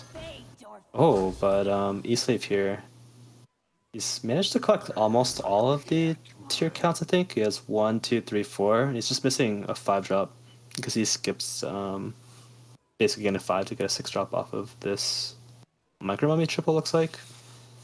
This is sneaky strong, right? With double Amalgam, Eliza, and some stuff. Yeah, I think he's incredibly strong, actually. He has a lot of, like, in-combat strength with the Eliza and with this prize Promo Drake, but he doesn't really have a strong way to improve the stats on his board for the next turn besides his hero power, which granted does give him like 10/10 of stats a turn with his 5 tier counts. But the quest is going to start spewing out mechs as well. So if he can get to 6, he's going to be able to just ride the back of this board for a couple of turns while the mechs start to pile up, I think. Yeah, if he wants to do that, he may also opt just to stay on 5 and maybe find some annoying modules for these amalgams. Maybe find some scallywags for Eliza, or yeah, just find a brand to buff these things up. I think there's a lot of directions he could go down. Yeah, I'm very curious. My gut, again, I'm a little bit all over the place sometimes, but I like to go to 6 here because you might get the modules anyway with the friends along the way. So I want to double my chance of getting good stuff. Counting Buster as good stuff, yeah. Yeah, Buster would be really good. It's a strong board that you can get away with it, is what I'm thinking. Ooh, this is a strat that I'm really interested in. I like this stolen gold with the Terragosas. So you can find Terragosas at any point and make them golden permanently for free because of the way the Terragosa works. And the cool thing about this strategy too is you can passively scale so much just from the Whelp Smugglers, the Nether Drakes, and he finds Promo Drake too. He scales his Terrak very, very quickly. Imagine that's what Collins would go for here on tier 4. How do you? I mean, here it's obvious you've got no choice. But with Amber Guardian, are you interested in forcing it on Tarragos, or do you just tend to let it happen? I think you just tend to let it happen because you can't really afford to sell off all these dragons that you're scaling with the Nether Drake. Yeah. I've seen people sell like on different boards of this sort of more skill developing boards, if you like. People sell off decent dragons just to get a shield and Tarragos, and I understand players are good, but sometimes that just feels a little bit wasteful. Where this again, Colin's hand is kind of forced, but you've got plenty of time. Yeah, I think in this case, Collins is kind of like he has a mix of 2 strategies that I'd say dragons have right now for early game. One of which is like Tarek and Promo, and the other one is Nether Drake and Whelp Smuggler. And he could be prepared to switch over to the Tarek and Promo one if he gets Tarek, but I think for right now he's pretty solid in one strategy while just keeping this Tarek in case. In that case, you know, you probably don't want to sell off your other dragons. Oh, but he did get the Guff board got good quick. Yeah, how did he get another pick? That's insane. He got another Eliza and he got a Tony. I wonder if that friends along the way isn't mechs but is pirates or something. I think maybe the Amalgam got tripled there, and he tripled to Eliza and then rolled into Tony. But wow. Ow. This Guff was so strong, he didn't even get a golden proc on his Tony. The definition of a first world problem. Because Collins is now in deep trouble. He was relying on having 2 turns to set up what he's doing, and now he's got to make it work immediately. Yeah, so now either Sharosa or Collins could potentially die, but yeah. And that would throw the lobby open, because they're the 2 players on 8 points. They're in 3rd and 4th equal, so that would really give Sesese, Sleepy, Rogajin a really good chance of getting out of this into the finals. Yeah, and the funny thing here is Alatemo's at the very top of the standings, and this could be that scenario where you said, right? Like, if people just exact magic placements. And they would be the 2 players who'd have to come like last and next to last would be Collins and Shiroza. And if they shared it last and got 0.5 points each, that would actually be a part of that, I think. Yeah, and the tiebreaker might make it so Alatemo does make it through. Perhaps I can't count. Perhaps you only get 7. Perhaps I can't count. I am actually wrong. You were right. Yeah, Alatemo can't make it. I was thinking he got 8 for a win for some reason. Oh yeah. So if we got 7.5, yeah, it's not enough then. Oh, I mean, my bad. Yeah, I spent the whole day typing in stats that add up to 8, so 8 was on the brain. Because first for 7 points is 8. Yeah, my bad. Yeah. But Sesese here really gotten his strat to come along. I don't even know if he's gonna have enough time to finish out this turn, depending on if he gets a highly valuable Murloc here, like a lookout. Yeah. But It's oh, looks Flurgle like things, right? When there it is. Yeah, just Yeah, freeze there it it is. and waste 2 gold. Just make sure you get it one way or another. Yeah, you're less concerned about the gold and way more concerned about just staying alive here. But I'd say, yeah, it is a very safe play to sell off the brand here for the Tunnel Blaster when you're not sure they're gonna have Divine Shields. Very much underrated skill that happens in Battlegrounds is the skill of just, okay, which is my priority? I've run out of time. Because we're so used to talking about perfect play or correct plays when it comes to Constructed. And in Battlegrounds, it's very hard to do that, if not impossible. So just knowing when, okay, look, this turn's going to be a bit of a botch. I'm going to run out of time. This is the best thing I can do with my last 3 seconds. Is a huge skill as Collins goes out there in 8th place. It's a huge skill that these top players have all got, is when to do something with your time and when to just bail. Yeah, and I'd say that as the turn timer gets shorter, probably the most important thing to do is just not think about how much gold you have at all and just focus your time on positioning your minions to maximize your combat effectiveness. Which is always hard to do because, you know, you have so much money to spend, you're gonna want to spend it, but in these cases, like, just positioning is the most important thing you can do. Yeah, and it's an ego thing as well, right? It's like, I'm a top player. Why am I running out of time? I shouldn't be running out of time on a normal-looking turn. I don't count EPM Pirates or something, obviously. So you've got to check your ego a little bit and just go, no, this is what I can do. This is all I've got left. Yeah, and it kind of helps just to watch these tournaments too. Like, there are going to be turns where people just run out of time, and it's got to see how they handle it. And the good players will, they'll handle it well. Oh my god. Nearly there.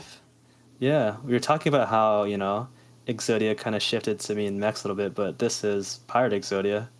And the combo's coming along. Like, usually there's going to be more Khadgars and Barons on the board, Right. but yeah, right now he could pivot over completely to Khadgars if he finds it, but for now I like the mech additions.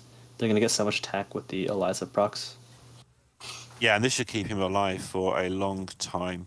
Easily. Also, again, we talk about the positions because it is game 3. He's pretty safe if he doesn't have a disaster, and this isn't a board that's having a disaster anytime soon, most likely. I guess on 16, something weird can always happen with a cleave, but... Yeah, looks like versus Shirosa is kind of going for like a mix of a bunch of strategies. He has this Buster and the Kangors, but sadly for him, he's not going to get too much value off of the Kangors. Yeah, this is one of my boards. Oh, look, I've got a powerful card. Let's see what I can do with it all at once. Obviously, I'm sure he got there by a different route to me, but yeah. Yeah, we saw a lot of this actually in the last game too, where one of the players was playing like a Buster and a Kangors with like 2 mechs. It's just something that you're holding on to, hoping you can transition into, but it might never actually happen. Okay, so Shirosa is out and Collins is out. Both players on 8 points. So that means that Sesese, Rogajin, Sleepy, all in with a chance now of getting onto Sunday. Sesese with his just ongoing Flurgle board of relentless numbers. What can he do to improve this? How can he go out getting some Divine Shields or something for this board? I think he's probably just going to continue to go for stats here. It'd be... Oh, got the Browse Blessing. Alright. So, I think Divine Shields probably aren't a priority because he already has the Blaster, which I imagine he'll play down at the end of the turn here. And yeah, I mean, I think his turn is basically over, but Rogojin still has quite a few. The Cooked Book with these mechs and the magnetics are quite potent, but I think that-wise, Rogojin might not have enough attack on his Deflectos. I could be wrong here, though, because there is a module in hand that could be pretty big to attach. But you never feel too good about attaching a taunt to your Deflecto. Yeah, and TJ's chosen as a really important one here because these are the two players best placed to take Collins or Shiroja's spot. These are the next two in the table, so if they can eliminate one another here, that would be a big deal for both players. The winner of this fight, a very good chance of pushing the other one out and taking a spot in the finals. Won't be guaranteed, but it's a pretty big deal. Yeah. I feel like the stats on Sasei's side may just be enough here. These Leroys are gonna do nothing because of the Blaster. Blaster's one of those cards we've seen have an insane impact on these combats. And once again, I believe I picked too soon. I was pretty sure that Rogojin was going to get there, but that Blaster's just blasted him out of the tournament pretty much. Yeah. Most likely? Fuck those not getting resets either. Yeah, I think the Gold Grabber unfortunately is not quite big enough here. There's 95 HP on the World Leader. Flurrygold's done it. You said that yeah, the best plan here for SSA was just to keep building stats. Good job he did, because he didn't end up with that much by the end of it in terms of extra stats on at least on one of those minions. And puts Rogojin out, and not only does Rogojin go out, but that puts SSA even closer to that top 4, which would put him through to tomorrow. Yeah, and Penguin-san is out too, and he was the leader. It looks like then he'll have 2.5 points with that. So he'll have 13.5, which I think sounds a lot. Should be enough, yeah. Well, the way it's going, Sleepy's going to probably need to win this lobby, I should think. Oh, so here's... Maybe second.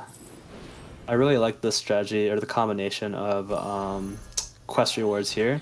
So he has Smoking Gun, which gives 5 attack to minions on board, and with Anima Bribe. So basically every single minion he sells is just an extra 5 attack to his minions. And that's how he is able to come up with these, like this really high attack Bronze Warden in the Puppet. And if he can take it down, this could be one of the puzzle box questions for the day as well with, he's only on tier 4. Oh my god, Eastleaf, oh wow. Wow, got a golden Kagger out of nowhere. Like you do. Yeah, no help out of his quest, yeah, just something that happens. And Eastleaf was the second place player with 9.5, so I think Penguin-san and Eastleaf are probably secured here, and then Sleepy and Sisei might just be the remaining two. Yeah, it's looking like it actually. Yeah, I'm not going to do... I am going to do it. So Collins and Shiroja are both on 8 at the start of this, so they're both on 8.5 now. Sleepy was on 5.5. So only actually needs, what, 3.5 points? Because they've done so badly. Yeah, so Sleepy and Say, both in a really good spot. Yeah, Sleepy messes that math up a little bit. Sleepy may not make it if he loses here, but... I think he needs 3rd. Yeah. It might be He has tiebreakers. a lot of stats on the board here. Oh, And man. also lose, and actually you never lose this and don't die. If you lose this, you almost certainly die, don't you? Because you've lost to so much stuff. I think so. I think Eastleaf wouldn't die, but Sleepy would definitely. Yeah. Always Exodus hard is to... so big. Yeah, like this is where the Golden Kagger really shines. Like, it just copied a 17 attack Scallywag. That's why not. Yeah, it seems like the number of stats is kind of overwhelming on Eastleaf's side, and because of the Trickster's only getting attack from Smoking Gun and not HP, Yeah. I don't think this is going to be Oh, enough. no, he needs to kill 2 of these minions. That's not happening. Yeah, so Sleepy might be out then. If he gets 4 points for that, That would put him at 9.5. Still maybe enough though. we'll see at the end. And then Alatamia putting up a strong performance. Be interesting to see what he's up to. Oh, he's having a really good game. Yeah, he just quietly made some gigantic Murlocs, and Yeah, he must have had like a war leader or a King Burgirl at some point with these young Merc guys, because they have quite a bit of stats in there by themselves too. It seems like his build is mostly finished for now. I can't see a minion he want to replace except for the Mantid because he has another one. But you could also just replace a Murloc with a Mantid for an extra Divine Shield advantage. Cool. Yeah, it's a little funny also. The Menagerie Mayhem does nothing on that board since everything has poison except for the Selfless Hero. Yeah, what it does do, of course, should go without saying, I'm just going to say it anyway while we're filling in, is just, it buys you the time to get that poison. It's giving them the attack earlier in the game to have some poison, but now, like you say, it's completely useless. Yeah, I feel like Warden's been doing very, very well in these tournaments. It got first in that first game that we saw, and then Altamu with the top 3 already. But yeah, this is a matchup where also unsure of what's gonna happen here. There's so many high attack pirates here, but there's also so much HP on this side.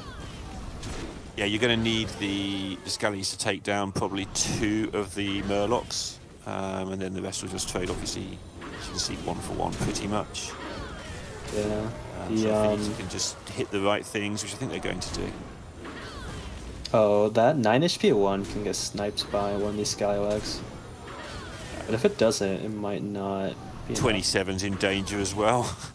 That's the Oh, problem. yeah. It's pretty fortunate also that the shield ended up going on the stealth unit, so the Skywag can't pop it, but it seems like it'll be... Oh, 79! Enough. It was just enough! Just enough. Oh, and then... yeah, it seems like Varden got the ghost and didn't lose to them. So at this point, basically, I'd say Sisase and Altamu have almost the same board, except for Altamu's is better with Manta Queens giving the Divine Shield advantage. So that means Sisase is more likely to have to run a Tunnel Blaster. And Altamu also has a Golden Selfless too. So Altamu should be favored in that matchup, but again, it's going to be hard to judge the matchups between Pirate Exodia and Murlocs. I'd say Eastleaf probably has an advantage against Altamu there, because Altamu hasn't had the time that Sisase has to accumulate as much stats. Yeah. Altamu's stuff is a lot bigger, though. This 209, 128. Yeah. I think here we're going to see an interesting play where maybe Altamu plays this Annoy module on its own without attaching it to a mech, just to stop Scallywags from summoning. So what happens is, if a Scallywag doesn't die, then there's no space to summon additional ones. So this module is actually a very good option to stop that. And it's often choose that over the Zap because with Gov's hero power, it's very easy to change the attack totals of Baron and Khadgar to get them out of range. I do, and I do it myself as well. Like, I try and stop this from going off with small taunts, but I do feel that it is often just a gesture that only lasts a small amount of time and doesn't make as much difference as you'd think, because eventually they blow it up and then the next one ends up starting to get killed anyway like this. This is exactly how I mean. And then the pattern restarts. Oh. Well, in this case, if Khadgar got sniped here instead of the Baron, I think a significant amount of strength would be taken off from the board. But in this case, it'll be an even trade again, another tie. Something I think we might see a lot of in these upcoming fights. But now it's the Murloc Mirror match. So I'm gonna go with my original prediction that Altamu probably has the edge here. Yeah, on Eastleaf's side, yeah. There's not too much I think he can really do. Like, he's just looking for a triple on the Baron. And if he wants to, he can maybe try to prevent his maybe try to take out those small taunts that are blocking the Skywag.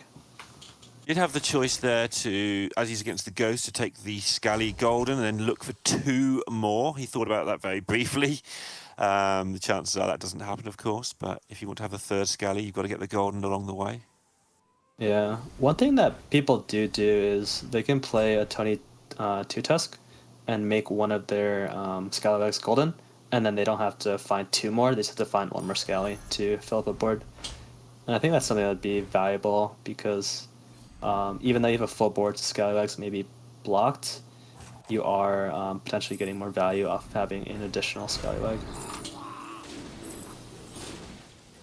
But Oh, yeah, it so seems say just trying to get those numbers up, but yeah. I think at this point, Sisase and Eastleaf, I mean, they're already potentially locked in. Sisase may need to get another placement, but at this point, I think for the most part, Alatim is out, and Eastleaf and Sisase are both in. But of course, they're competitors, and they just want to win anyways, even if nothing's on the line. yeah, absolutely.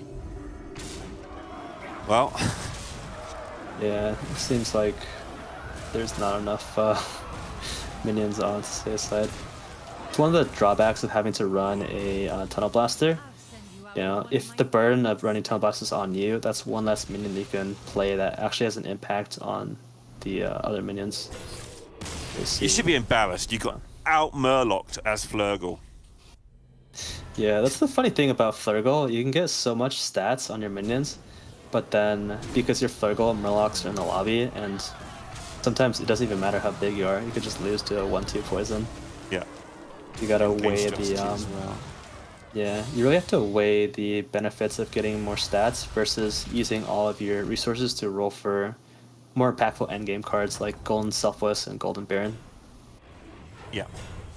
Yeah, it's always weird to know when to stop building stats and when to go for endgame cards, especially in this very peculiar lobby where there's the two huge Murlocs, but also this Pirate Exodia, where I think people have got a lot better at estimating the size of pirates and what to do about them, but it's still a lot of guesswork a lot of the time for most people, I think. Yeah, and in this case, like he did have to do both. He had to play for stats and also play endgame, so it's a terrible position to be in. Okay, so oh, he finally found the Golden Baron after all this time, but he's gonna have to freeze it. It's still gonna be okay hero powering every single turn. The stats do kind of matter on these Eliza's and the Khadgar and the Baron. But it also feels a bit bad to have to spend 2 of your golds when your only job is to roll for Baron and Khadgar. Oh, in this case, Altaima found the Void Lord, and if he wants to, he can play a module as well to maximally block the. Right. Yeah, so one interesting thing you can do in this spot to play around it is try to play Ghoul on the Pyre side and kill off the taunts with the Ghoul, because you can do that with the Golden Selfless, or with the Golden Baron. It'll deal 9 damage and it'll kill off both Void Lord and Module. Yeah, and I think this is a bit different to when I was saying before, they always seem to find a way through. When you've got 2 things in the way, that's when things get a bit sketchy, because if 2 of these Scallies end up not dying, which didn't happen here, then the board starts getting all choked up, and yeah, absolutely, then I think the Pirates get into trouble. Yeah, in this case, the perfect scenario happens where now the chain of Scallies is gone. But unfortunately for Altaima, he didn't have the same scaling abilities as the Flurgle, but this may still end up being a tie for him. Yeah. Because there's just so much attack on the Skyax, yeah. But in this case now, Eastleaf is going to get stronger with his Golden Baron, and Altaima is kind of capped out what he can do. He can always find another Void Lord or a module, but that comes at the drawback of selling off a Golden Selfless or a big Murloc. So at this point, I think Eastleaf now has initiative over this matchup.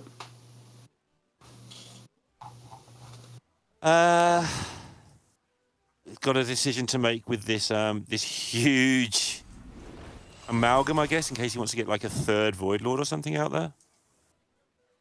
Yeah, that's the one thing that I think he may need to keep, because if you only have small taunts, Right. that can be played around a little bit. But if you have like one big taunt minion and a bunch of small taunts, it's a little harder. But what I was talking about before with the blaster, if he does sell off the big amalgam, it may be possible that blast doesn't go off if it hits into a Annoy module. But I think in this case, this is where the Menagerie Mayhem is actually working against Altemu. A blaster's always going to be able to go off because the attack on these small taunts get bigger. Like, it's actively hurting him to have this. Yeah, at this point, it's so hard to do anything. You look at Zap and Golden Zap and their cards, you feel this should help you take out a Baron, but of course they just take out the Scallies, and like you say, there's not a lot else going on here, so. Yeah. Oh, this is another good tech too. So yeah, playing a Zap to snipe off one of these small taunts. And it's just gonna keep getting worse and worse, I think, for Alatema, as Eastleaf can find way more cards to help with this matchup than Alatema can. And yeah, if he had the choice, I think he would actively choose to not have a quest reward anymore. Yeah, it's really weird. Yeah, but this is significantly more brutal than we saw last time around. Now that he put the Zap at the front. Yep. It still probably won't be too much damage taken here, though. Oh, never mind. There's more. Whenever I think it's over, there's always more Scally summons to come. There's actually a chance this is just 30 damage. I don't think it is, because I think that... Oh, no, you're right. There's always more. Yeah. When the Khadgar and the Barons of Golden, there's just so much. But it's finally over, and actually it's a lot closer than I even anticipated. There's only 1 minute surviving. Let's do it again. One more time. Yeah, it'd be cool to see the perspective from Eastleaf. Eastleaf has a little more options to go for. So also in the on the side of Eastleaf, you could go for a Leroy as well, but I think it's a lot less consistent than the Zap is, so maybe just end up skipping it. But no, choose to take it anyways, just in case it's useful. Yeah, kind of out of ideas as well, so... Yeah. I actually again, there's studying the Tunnel Blaster for an option, but the Scallies Yeah. are out of range, so what's the point? I really would have liked the Tunnel Blaster, actually, because it would kill off the module and the Void Lord, but the one drawback to it is then the Void Lord just summons 1/3s, which actually do block Scally, so the more I think about it, it might not be all that appealing. Like, it might just be actively hurting your chances to win this next combat. You also have to think, is Alatuma going to change anything? Because it looks like Alatuma is now not favoured, quite strongly. It's going to be ties or losses most of the way. So he's trying to work out what Alatuma might do in response, but it feels like Alatuma is caught in this trap where the only thing he can do is get rid of one of his big minions, but if he gets rid of his big minion, he hasn't got a big minion anymore. So Eastleaf just decides not to even go that route. Yeah, and actually one thing I just noticed was he sold off the Zap because it doesn't actually technically snipe the Noi module anymore, because the Noi module gets 3 attack or 4 attack, I think, which the Zap would only be able to pop the shield and then it would die. So yeah, he decided that the Zap is just not helping anymore. Potentially the Leroy could, because it's not blocked by shield as Zap is.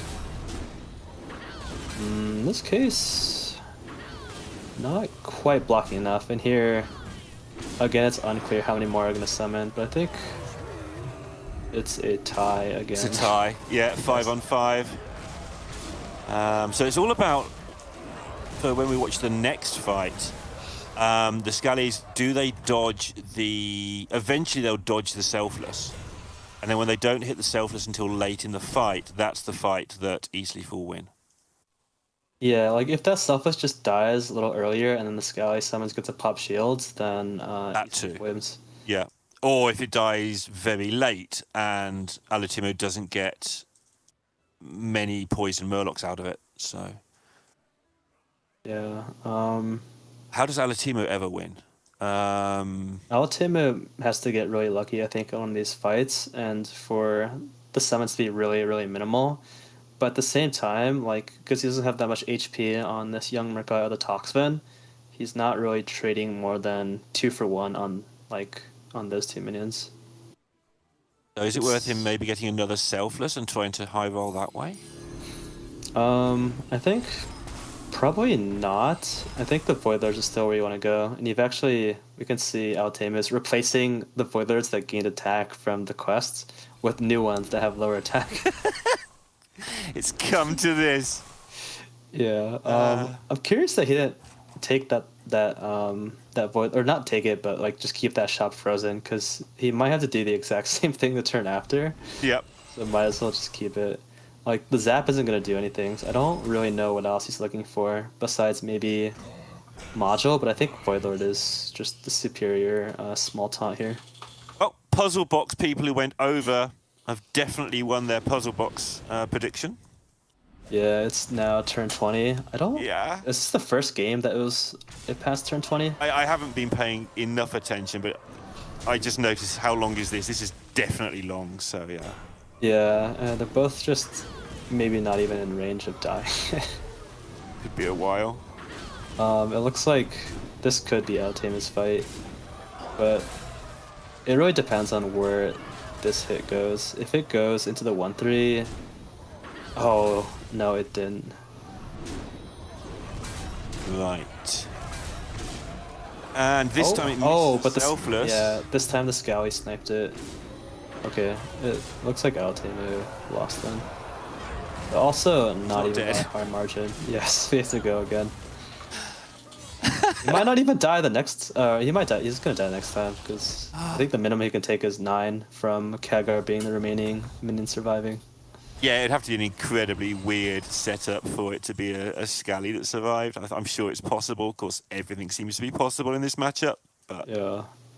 Maybe we just get to see all 500 billion iterations of this matchup played, because that seems to be the way it's going right now. Is there a turn limit? Like, if it gets to turn 60, does the game just stop and cry? I think so. I think it's past turn 40, though. I doubt that this game is going to reach it. I hope like not. It's only there for if people are, I think, intentionally trying to draw the game out, but none of these players are doing that. They're both trying their hardest to have an end to this.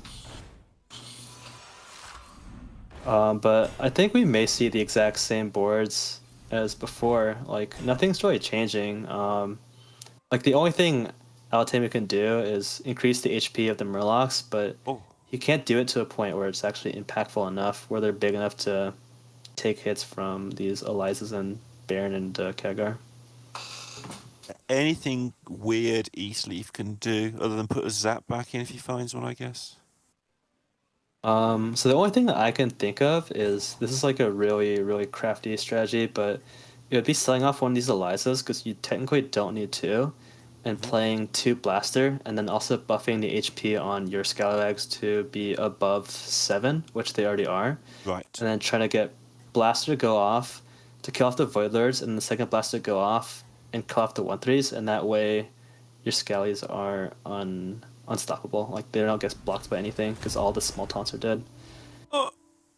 What's happening now? Oh, this is a great tech. So if Altamu had managed to snipe an Eliza, then he could have maybe stopped the onslaught of buffed up Scallies, but he got the worst hit, so I think it might be over now for him. There's nothing left to block over the Scallywags. Yeah, there's a lot of Scallywags still to come. He's going to now start taking down the Murlocs. Yeah, the only thing that can block it is actually the Faber and the yeah. Selfless. Oh, and this might take his Divine Shield off one of the Murlocs this time as well. Okay, looks like it is finally over. Eastleaf getting it. Eastleaf with the Guff, nothing that I would never have predicted that. Yeah, Eastleaf with the Guff, hardly using the ability later on as well. You made the point that it was quite handy in what I'm going to call the middle game, whenever that was, in making sure the Elizas were big enough to survive for a couple of turns, and some of the other things, buffing up the Baron for a couple of turns, but for the last 6 turns, one's had no hero power, the other one's had a quest that's trying to hurt them. It's been quite weird to watch.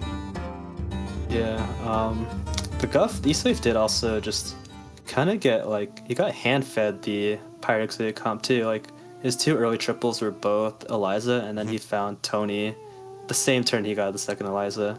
So lucky for him, like he managed to find a strategy pretty early on, and his quest in this hero power. His quest in this hero power did help him, get to that point as well, but they definitely weren't pivotal parts of the strategy at the end. Yeah, his punishment for playing Pirate Exodia was having to watch that for 22 turns. Yeah, but he's now happy he's solidly made it through the next round, I believe.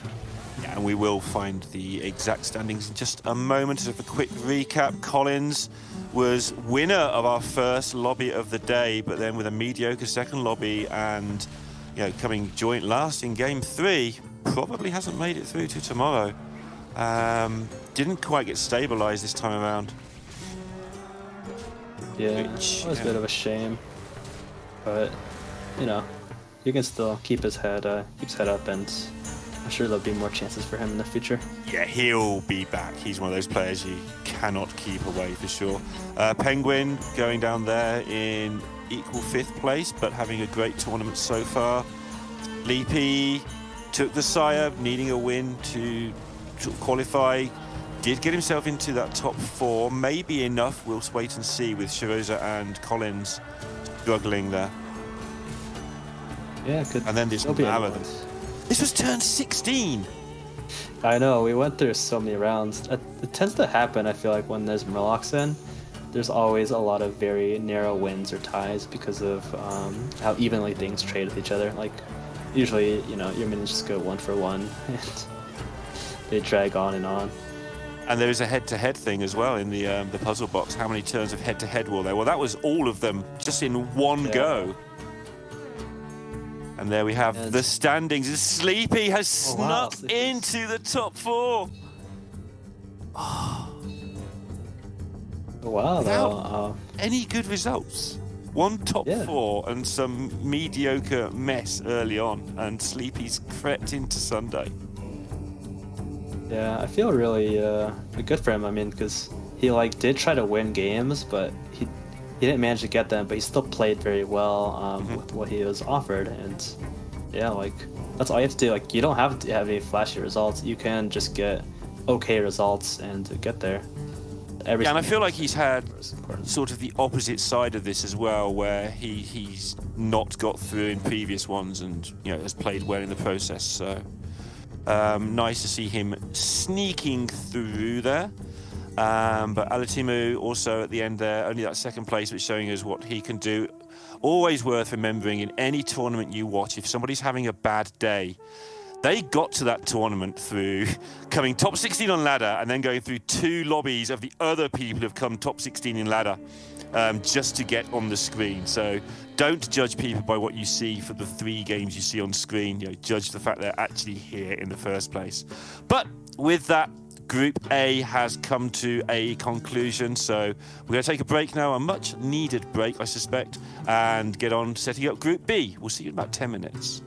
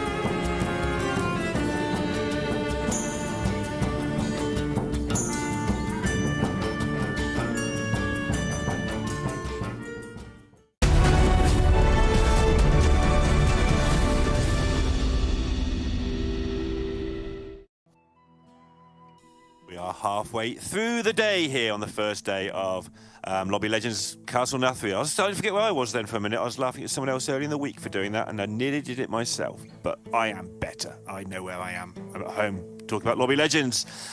Group A is over with that dramatic ending with Sleepy finding a way into the top 4. And that means that we move over now to Group B, where we are going to have the reigning champion, Rimgoso, and the people's champion, XQN, amongst other people. Could you highlight some of the others for us, Lee? Because obviously they're the two that are going to pick out easily. Yeah, so we have Beater Babbitt, who is number 1 in A right now, I think by over 500 MMR or something.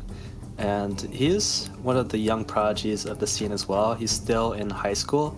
I believe he even mentioned he might be playing this tournament from his high school because it is Friday.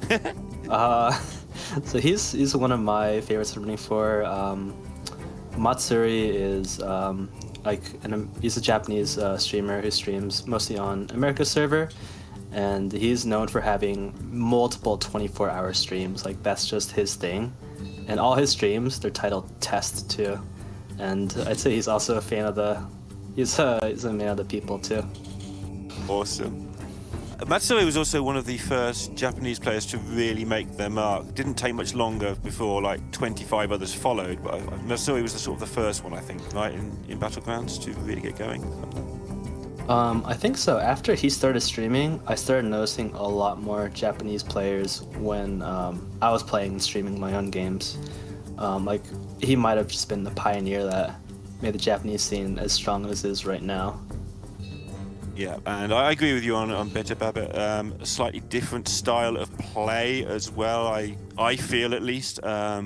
Somebody who, if Sleepy's one end of how to learn to play Battlegrounds, Babbitt is the exact opposite end of how to play Battlegrounds. Are both equally valid, I would say. Feel free to correct me if you think that's wrong as well. I'm happy to be. I think I'd still say he's probably a little more balanced, and but like he just doesn't really get that many bad placements. You kind of have to be super good at that if you're going to be contesting number 1 or being number 1, as long as he has just got to learn both ends of the spectrum. There we go, the fantasy team for Group B. Our picks, both going for XQN, of course. You're going for the reigning champion and Better Babbitt. Pretty sensible stuff. I'm going for Lighting, who is in his second tournament now, second final stages at least in a row, and Matsuri for reasons I just came up with as well. So this is a strong group. I like all of these picks. Yeah, it's I don't know if I'd say one is stronger than the other one, but I think we have a little more varied picks, at least for this time, only sharing XQN, whereas last time I think we both had Sleepy and Collins. But yeah, I mean, I feel like it's also harder to kind of pick the players that we don't know as much about, which has kind of been the case for some of these Lobby Legends, where the names aren't as familiar and they're from maybe like different regions as well. But yeah, I wouldn't be surprised if the players that we didn't pick also just made it through as well. Not as well known, but still rightfully deserve to be here. Yeah, Rimgosu last time winning, we were told beforehand, thanks Mayo for the help, that Rimgosu very much a player who likes to sort of feast or famine with the play, and that showed off last time around. Sort of had a couple of pretty bad games, but also some very good ones, and also obviously in the Czech format, winning a lobby is what you've got to do, and got that done. So it was nice for that narrative to come out. Here's the other narrative for the people who still don't believe that XQN is good at tournaments. This is his, third or fourth finals in a row now. Now remember, to get into this tournament, kids, you have to get top 16 on your server. In XQN's case, that's like every server, but okay. Then you have to play against all the best people in the world and come top 4 out of 8 over 3 lobbies, no sample size, just bam, get it done or go home. Then you have to do that again, and then you get on broadcast. And the worst that he has done is get knocked out in the second of those phases. That's the worst he's done. So for the people who still don't believe that XQN is good at tournaments, because there's this myth that goes around that XQN is no good at tournaments, you're wrong, and you're idiots, and you should feel bad. And we're going to watch XQN take this tournament down. There you go. Yeah, I think I kind of share that as well. Like, he's just been so consistent, placing well in these qualifier rounds. I think this definitely could be his time to shine through. Like I said, keep knocking away at it, and you'll get it. But after I call all our viewers idiots, what they can do is obviously still pick your fantasy team for Group B and get picking on the bandwagon on turn 1, 2, 3, and 4 and try and get more points than me. And then we'll see who the idiot is. So, yeah, have fun. Hope you're having fun with the Tavern Buddy on Twitch and see how many points you can get. Click on the bottom, get your name registered for the high scores, and see who does the best at the end of the tournament. So, there was a reason to insult you all after all. Yeah, and I mean, if you do place higher than Lorinda, then you can call him an idiot. That's a fair swap, absolutely. At Lee, Lorinda is an idiot. There you go. I don't want to deal with it. I don't want to see it. I've been seeing that for years. All right, let's have a look. What else is happening? Are we getting close to a game? Sometimes we are. Yeah. There's one thing I also wanted to add for Rim Gosu as well. One other fact that you may not know about him was for the last Lobby Legends, the one that he won, in every single stage of that tournament, qualifier to the finals, he placed first in his group. So 4 times he was the top scorer. So it's incredibly impressive, and yeah, I'm looking forward to see how he'll play this one. Now you've said that, I'm going to have a look. I know that is true. I'm going to have a look how he did within the groups, if you like. So yeah, on day 1 he came 1st, 2nd, and 6th to do that part of the group. His stage 2 win. Oh, why are my notes so terrible? Somebody help me. No, my notes are terrible.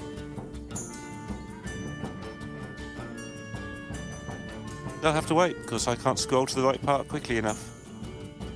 Actually, it's only live on air. There we go. Got it. Yeah, 2nd, 3rd, and 4th in stage 1 he came. And that goes against the narrative of him being feast right, and he's famine. getting first, yeah. And 1st, 2nd, and 3rd with 18 points in the 2nd stage. Okay, so that's a 1st, a 2nd, a 3rd, a 2nd, a 3rd, and a 4th, a 1st, a 2nd, and a 6th. Okay, that's a lot of numbers that are very low. So in 9 games, basically, he only got 1 score that was not top 4, and it was a 6th. Yeah, Really and impressive. only 1 4th, and the other 7 were all top 3s against these players. Yeah. Pretty good. And that was his first Lobby Legends as well, as I believe it was his first Lobby Legends, unless he's under another name somewhere. So, not a bad start. I think Maya also mentioned he was pretty good at kind of these new metas, so that was like literally 3 or 4 days after Quest came out. So now maybe the other players a little more on, you know, the same level of knowledge in terms of how to play the meta. So it may be different, like, yeah, maybe other traits could prove to be more important, like, you know, quickness of play and like kind of the technical, like minor parts of play. Yeah, there are players definitely who sort of fly out with their own thought processes, and others who are very good at sort of a bit slower, picking it up from other people, putting all the best information together, but weaving it all together very well. Which are you, Lee? I'm going to put you on the spot. Which sort of player would you say you are? Creative or grinder? I'd say I tend to do reasonably well when new metas come out, and I definitely have a little bit of grinder mentality to me as well. If I had to choose one, I guess probably more of a creative type. Like, I also like to watch a lot of different players as well and try to, you know, learn from the best of what they do. No, that's absolutely key. Even at my level of play, sort of picking out what I can from different players is far more important than sticking to the same one, I think. If you stick to the same player and try and copy them, you'll do okay, but you'll never do any better than that player because you're just copying one player. So why would you ever be better than them? So stealing things from all kinds of people gives you a better chance of being more rounded, I think. And also finding the style that gels for your own play as well. It's no use watching, again, I keep picking over, but watch Sleepy all day long if you don't have that attitude. Or watching XQN all day long if you haven't got XQN's brain. It's not going to work. If you had XQN's brain, what would you pick here, Lee? Okay. XQN already chose Answered for you.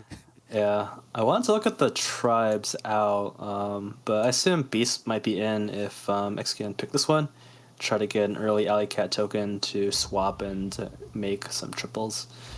But we see, again, in the Sire pick, have we seen Sire in every game today, or?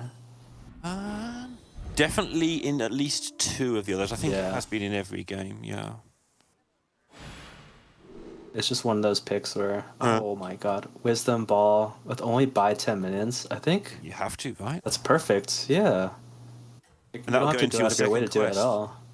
Like, Yeah. it'll give you a good chance of giving you a battle cry roll or something for your second quest or whatever. Oh yeah, if that works like that, that would be incredible too. Just your first quest helping you get there. Oh, I don't think it will check the quest, but it might. I wouldn't put it past them. But even if it doesn't, it will do things that kind of line up with quests just naturally. Yeah. Wow. Wisdom Ball is magical. Who knows how it works? I mean, we never worked out how real Zephyrus worked in hundreds of years of trying. So Oh yeah, I can imagine that. That piece of code must be even more magical. yeah. Okay, so hop off to that start. What's Matsuri up to here? Yeah. Okay, yeah. He might go for this double tipper then. I think we saw Sleepy also do this in game 1, but it didn't work out too well for him. I personally am not really that much of a believer in the double tipper right now, at least with Quest in, because when you have double tipper, you kind of just want to level up, and you also want to float gold, which doesn't really help you complete quests. And I do think quests are really important to get online early and work towards. Just a reminder, once again, as it is new, Bandwagon is in progress right now, so you can pick your player and change your mind for the first 3 or 4 turns, first 4 turns. But you do lose points if you keep changing your mind, so something to bear in mind. Yeah, I think I'm gonna go for Hoff here, just because we saw the Wonder Ball. Yeah, I went for XQN because I'm imaginative like that. Yeah. Because I saw XQN. Oh, we see the double Chrome Wing on Repeaty here with the scabs. I don't know if this means he'll go into dragons, but it's probably heavily incentivized to take this Red Whelp. I'm kind of curious as well how XQN is doing with his game, because whether or not he has a token, I think is going to make a big difference in his play. Right. Oh. Of course he does. Interesting. He's gonna go for this early triple, but this is one of those things where it's kind of an XQN playstyle thing where he'll usually opt to be a little greedier, so we could see this Puppet being held for another 2 or 3 turns potentially if he wants to go for a 4-drop or a 5-drop off of the Discover. Yeah, plus you've got the excuse to hold it anyway with the quests, so all sorts of choices going on there. Yeah. Crazy. It makes a lot of sense here too, with this Varden leveling up to tier 3. I feel like we don't see Jandis anywhere near as much as we used to, for obvious reasons, yeah, but even so. Yeah, I think Jandis is actually a little bit better in the quest meta. Stuff like Cooked Book is really potent on her, because you can just rebuy the same minion over and over and apply a buff to it. Talking of Seems like playing the it's same gonna be minion over and over. Yeah, takes the smoking gun with the battle cries there because he's going to be playing the same minion over and over. So, super easy to. and also Jandis, if you want to be greedy with her, sometimes just gets a little bit low on minions early on. So getting the +5, not low on minions, but low on quality. Yeah. Getting the +5 might just help preserve that health total to be greedy with those triples when they come. This is like a really easy Teal Tiger Sapphire activation, just adding 6 cards. You're already doing that with your first quest of buying minions. So I can imagine that is probably a heavy consideration. The other 2 quests are a little situational too, though. 8 Pirates Elementals, and I think increase friendly minion stats is probably a little hard without a spawn on board already. Yeah, Pirates and Elementals with Stolen Gold don't gel either, obviously because it's start of combat. You can't do any hogger trickery or anything, so... Yeah. I think the main applications would be Eliza, Tony Two-Tusk, and then maybe a light spawn with elementals for in combat. It's not like completely useless, but yeah, it's not as easy as the other ones. And did you happen to catch what Hoff ended up going for here? He might have chosen Stolen Gun.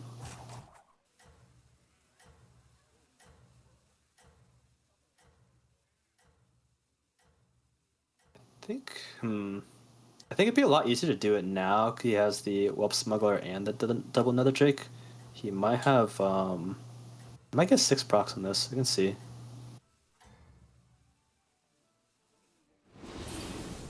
But yeah, it looks like Lerinda will be trying to reconnect.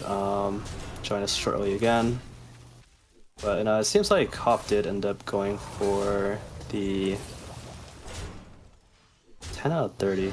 Hey, sorry about that. I don't have any pictures just for a moment, but I'm back, so I'll catch up with what's going on in just a second with you. What did I miss? Yeah. Anything? I was just trying to figure out what quest Hoff ended up having. I'm still honestly not too sure. Okay, sorry about that. Yeah, I don't know what happened, but thankfully it didn't happen for long, at least for me. Yeah. Yeah, so I don't know what Hoff's got. We'll find out shortly. I think XQN will probably end up holding for 5 drops here. He ended up getting the Alley Cat super late, so normally if you get Alley Cat on turn 1 or turn 2, you can hit 2 triples next turn. But he has 0 actual tokens on his board now. You can just make it up with the pup bot triple. And did we see? Oh God, XQN's. He's went for the smoking gun. Yeah, of course, he went for the battle cries. I remember now. I'm back. Okay, Rimgosu seems to be tripling into a 4 very early, and Yeah, I feel like Mechanic Take is never a hard one to. Right. Like, you're never sad about that one. Interesting enough, it was also on the Stasis Elemental too. Not the most attractive mini triple, but it also has kind of good synergy with Varden Zero Power, because maybe you can make a triple off of, like, say, this Amalgam right now. It's a very, very high chance he copies one of these in the next turn.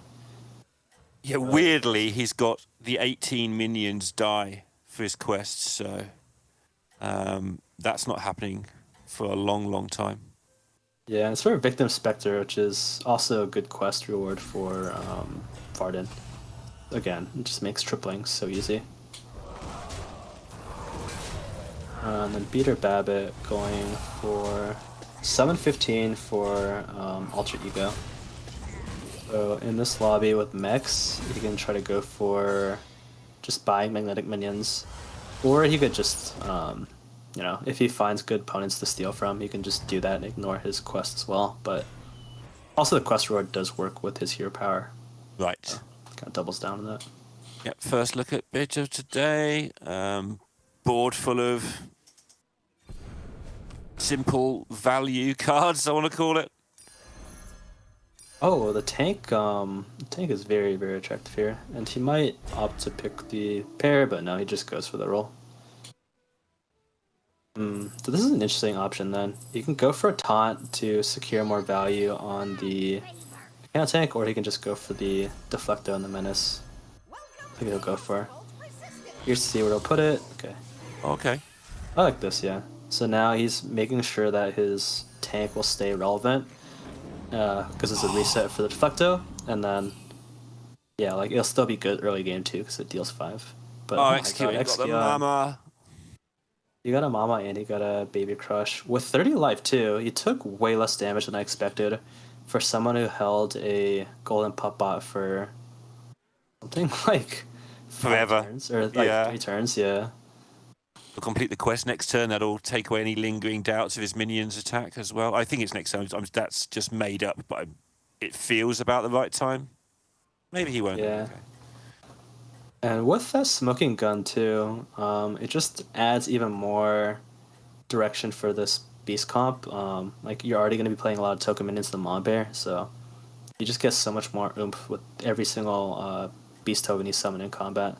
So I imagine we'll just see XQN probably end up sticking with Beast and maybe looking for a reanimating Rattler to swap with the hero power.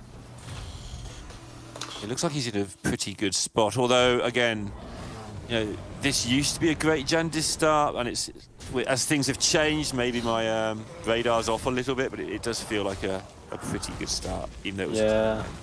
I just want to talk about that combat too, because the Mon Bear got sniped. He lost that combat at 15. His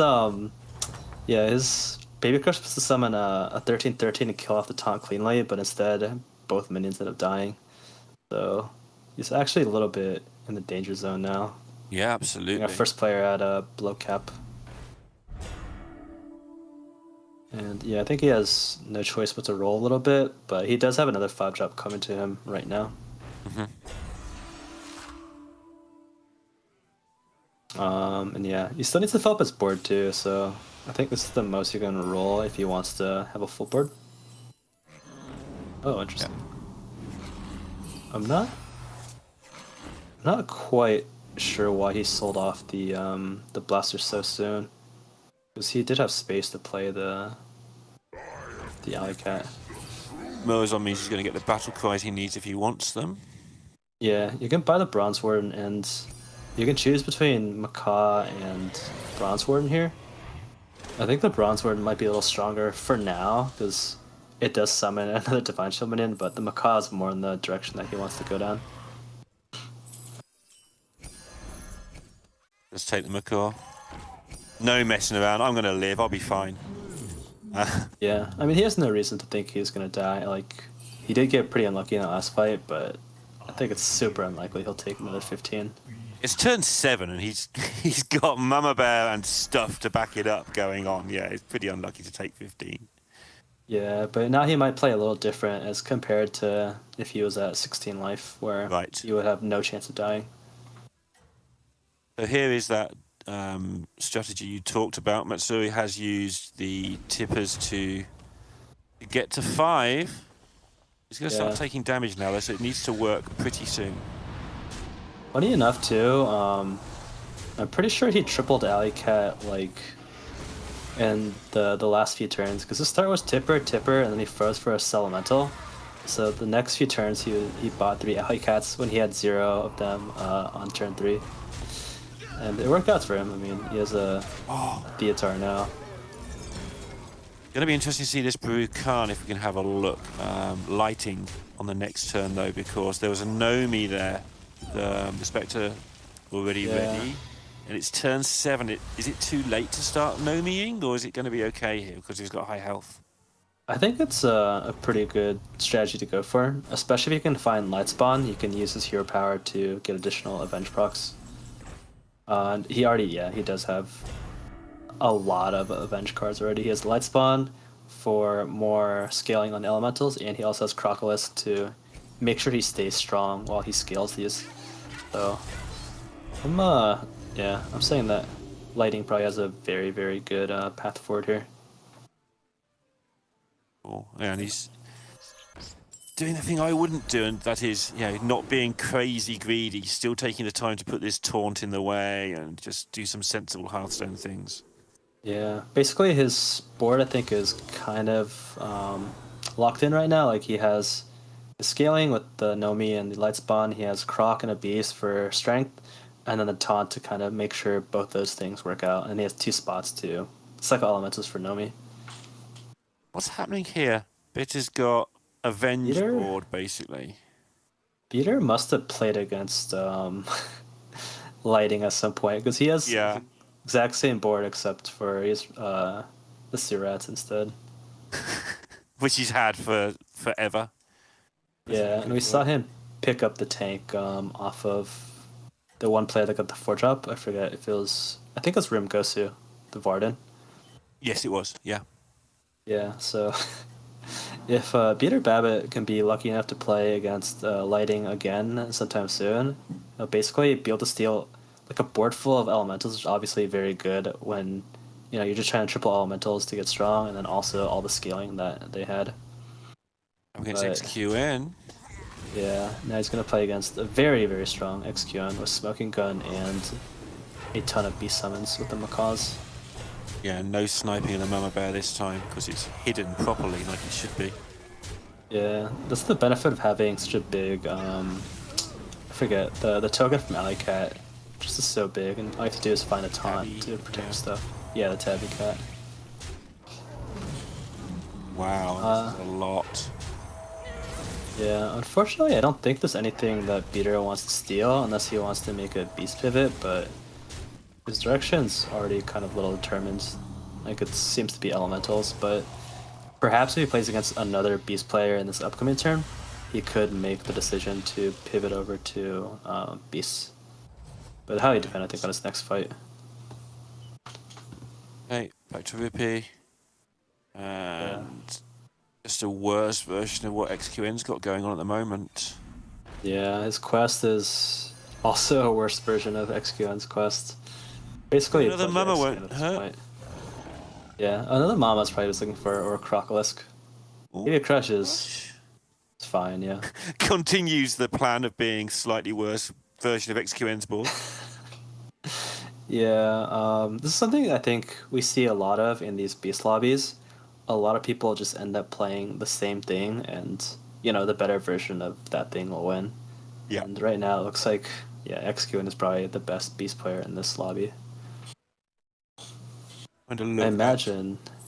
Oh wow! Ball's Just the doing ball its with the it got the effect of copy the entire board, and obviously it's very good, but it's really awkward. Like, he doesn't have anything he particularly wants to sell off except for maybe the smuggler if he chooses he doesn't want it anymore.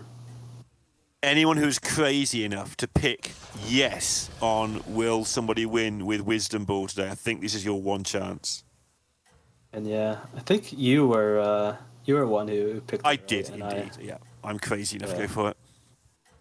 Because it'll be starting great. to regret my decision a little bit because it does look like something crazy might happen here. Just exactly Floats what 2 gold. needs. Yeah, and it seems like Peter Babbitt had to go a little bit more in on elementals rather than trying to get more revenge with the light spawn. Which is quite a gonna good work job out. of it. He's gonna win this one. Yeah. 'Cause that was the transition turn, right? So you expect to lose the transition turn to some degree. Yeah, and with damage cap being on too, it's like, might as well just lose as hard as you can, but increase as much strength as you can for the next turn, which he did by, I think, getting maximum value off of the light spawn too. Like, his light spawn was the last one to die. But yeah, now multiple 6-drops, I think, just 2 of them. Looking for Nadina, looking There it is. for... Kalik might be a little too slow, so I think he'd maybe just want another Nadina here. There it is. You call him out. Hoff will get him. Yeah, and I guess I'm a Hoff fan, but yeah, at this point, he has so much passive scaling with all the end of turn and start of combat dragon effects.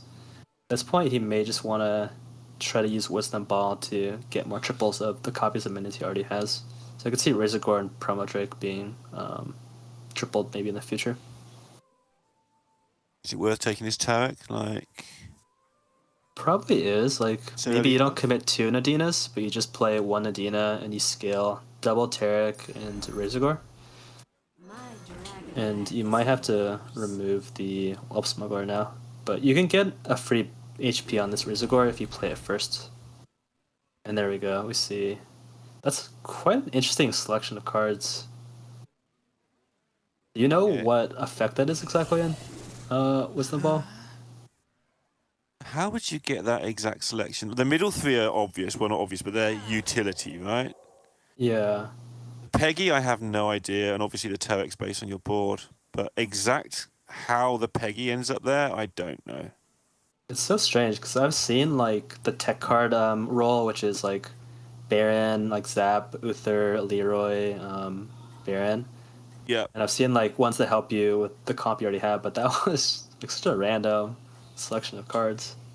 Yeah, maybe the ball gets a bit confused. And Yeah. Peggy's the weird one. Like, the other 4 just make sense to some extent. But the Peggy is like, when is that ever useful? Unless you've got pirates. Maybe it gives you a chance to change comp. But hey, maybe you don't like these amazing dragons. Maybe you want to play pirates. Here you go. Yeah, it's like a hedge. You get 1 dragon and 1 random tribe. And a few scaling cards.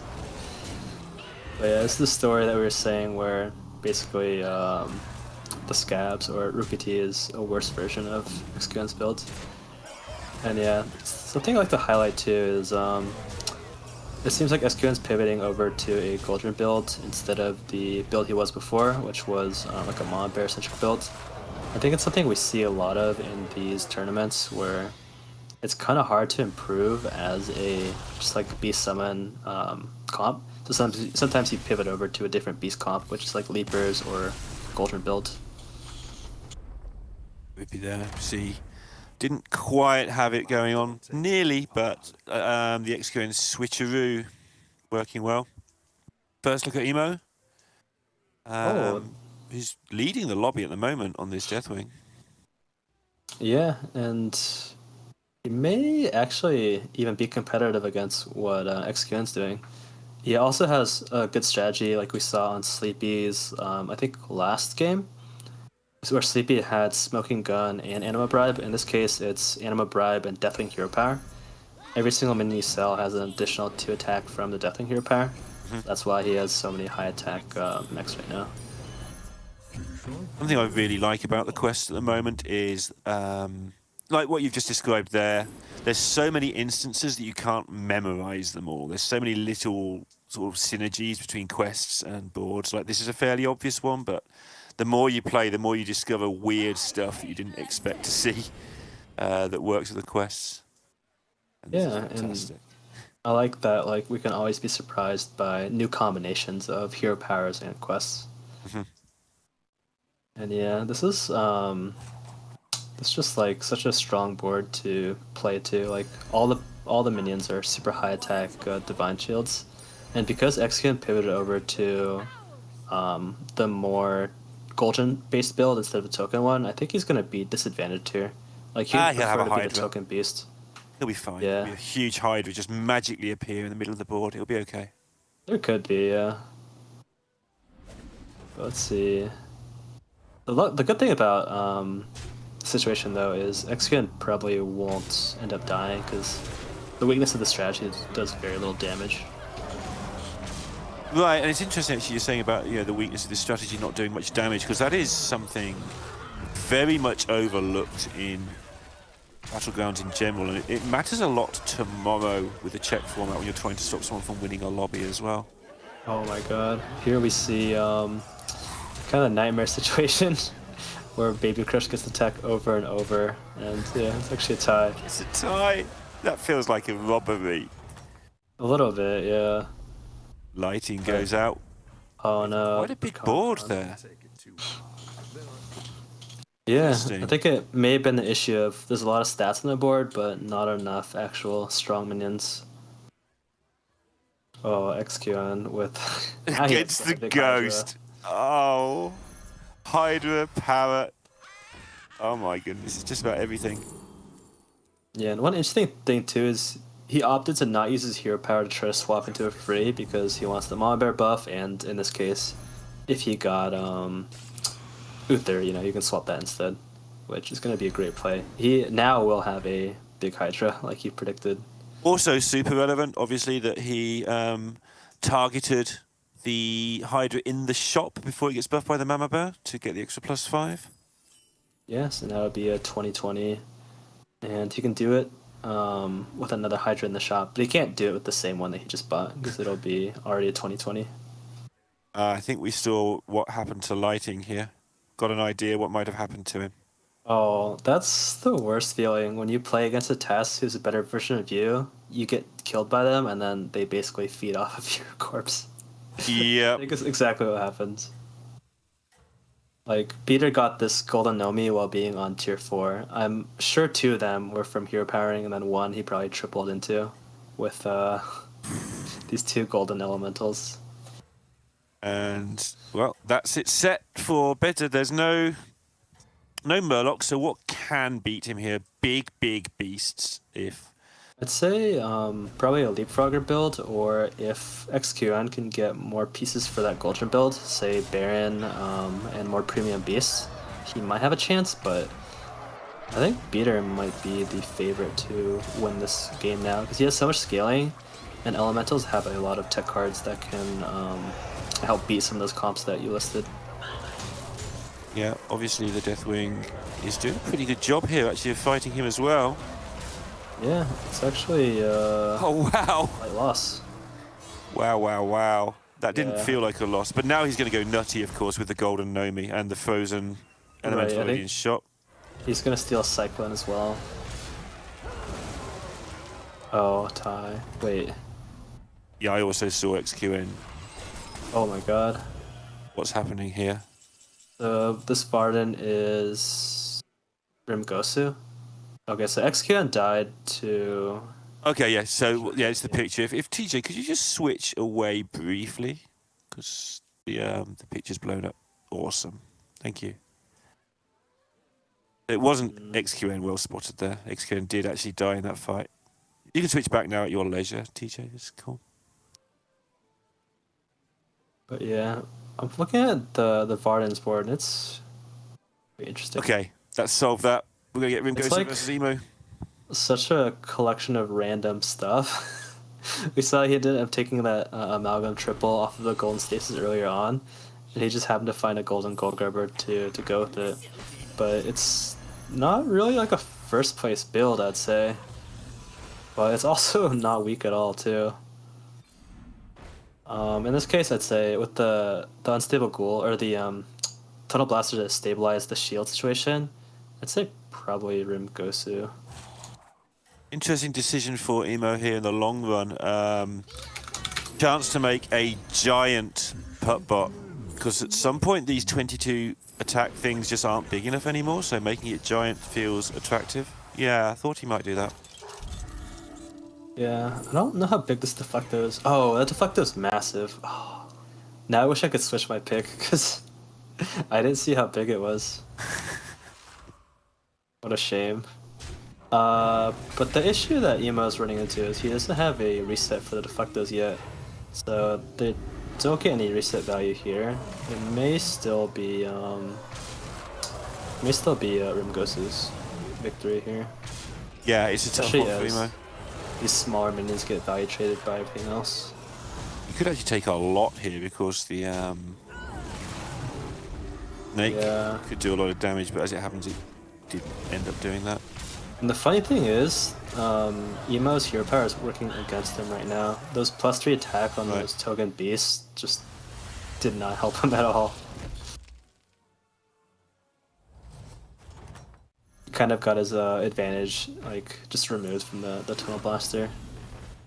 The Hoff with the Wisdom Ball sort of really got going well, and then it hit a wall. And I found this with the Wisdom Ball. It's really good for the first couple of times it helps you, and then it doesn't know what to do because it's already helped you get your comp, and it just keeps offering you triples of things you don't want triples of, and so on, because you haven't tripled them for a reason. Like basically Hoff is already kind of capped with this comp. The only minion he has that he wants the golden is this Terragosa. How much money is it just giving him? I think it's so much. Stupid. It rolled the other 3, and then it put the 2 Tortellans on there afterwards as well, the way it did it. It's just giving him like 1 million gold. Yeah, I kind of wonder if the play is to roll a little bit with the Tortolian on board, so you can copy that potentially to learn the effects. It's like a small thing, but I think it would help you get a little more money to play with. In this case, I think probably Hoff needs a Tunnel Blaster. Oh, he found the triple. This could be a Gas Core maybe? At this point, there might not be much else you want. Like, you definitely don't want that Nadina triple. Yeah. Yeah, but he's opting to go for a little more scaling with the prize promo Drake. Not the worst thing, but it's also just not very impactful for this fight, and we're already at the top 4 stage, so scaling like that typically doesn't matter very much. I feel like he's got in the situation where it's not great, but also there's nothing better, so do the not great thing. Yeah. In this case, yeah, it seems like the dragons probably won't get through here. He has the nasty combo of a taunted mech roll with a bunch of divine shields, so basically a lot of Hoff's hits got a little bit negated there just by the mech roll taking all the hits. Yeah, he needs to just get decent hits in the right places just to not take a lot of damage here, and hasn't got them, so that's going to be good of him. Yeah, Wisdom Ball, fortunately couldn't get there. And yeah, like I think if he was playing a different comp that enabled him to scale more with Wisdom Ball hits, he'd be in a better spot. But dragons don't really do that. If it was like elementals, murlocs, or pirates, I think he would be in a much better spot. There's going to be Emo, who has sort of set up the recursive Meckerel, which we don't see that much anymore, I don't think. We used to see it a lot, of course, versus what must be some absolute giant elementals by now. The elemental board has to be insane, and I think Beater knows very much that the opposing board is going to have a lot of Divine Shields, so I think Beater is going to have a Tunnel Blaster and a bunch of really big elementals, so he should be favored here. But anything can still happen with Deflecto. If it manages to get multiple resets, which Emo can enable with this Mummy, it could still be Emo's game. Yeah, 88-47 is a lot. It just depends exactly how huge these are. Yeah, and one thing I want to point out as well is, even if there's Tunnel Blaster on the end, because Emo has a 7-3 Harvest Golem, if Tunnel Blaster hits, these Deflectos get reset immediately, so he doesn't have to reposition to play around Tunnel Blaster. He's okay just doing this. Good spot. Yeah, he's also opting to not level up even though cost 0, because I think he just wants to find Magnetic to make big with Anima Bribe. I think the mid-hundreds, like 150, 150 is kind of the eyeballed cut-off point here. If these elementals about 150, 150, I'd say that's balanced, give or take. That's a very rough number pulled straight out of my bottom, but yeah. Any bigger than that, I'd fancy Bitter to be in a better spot.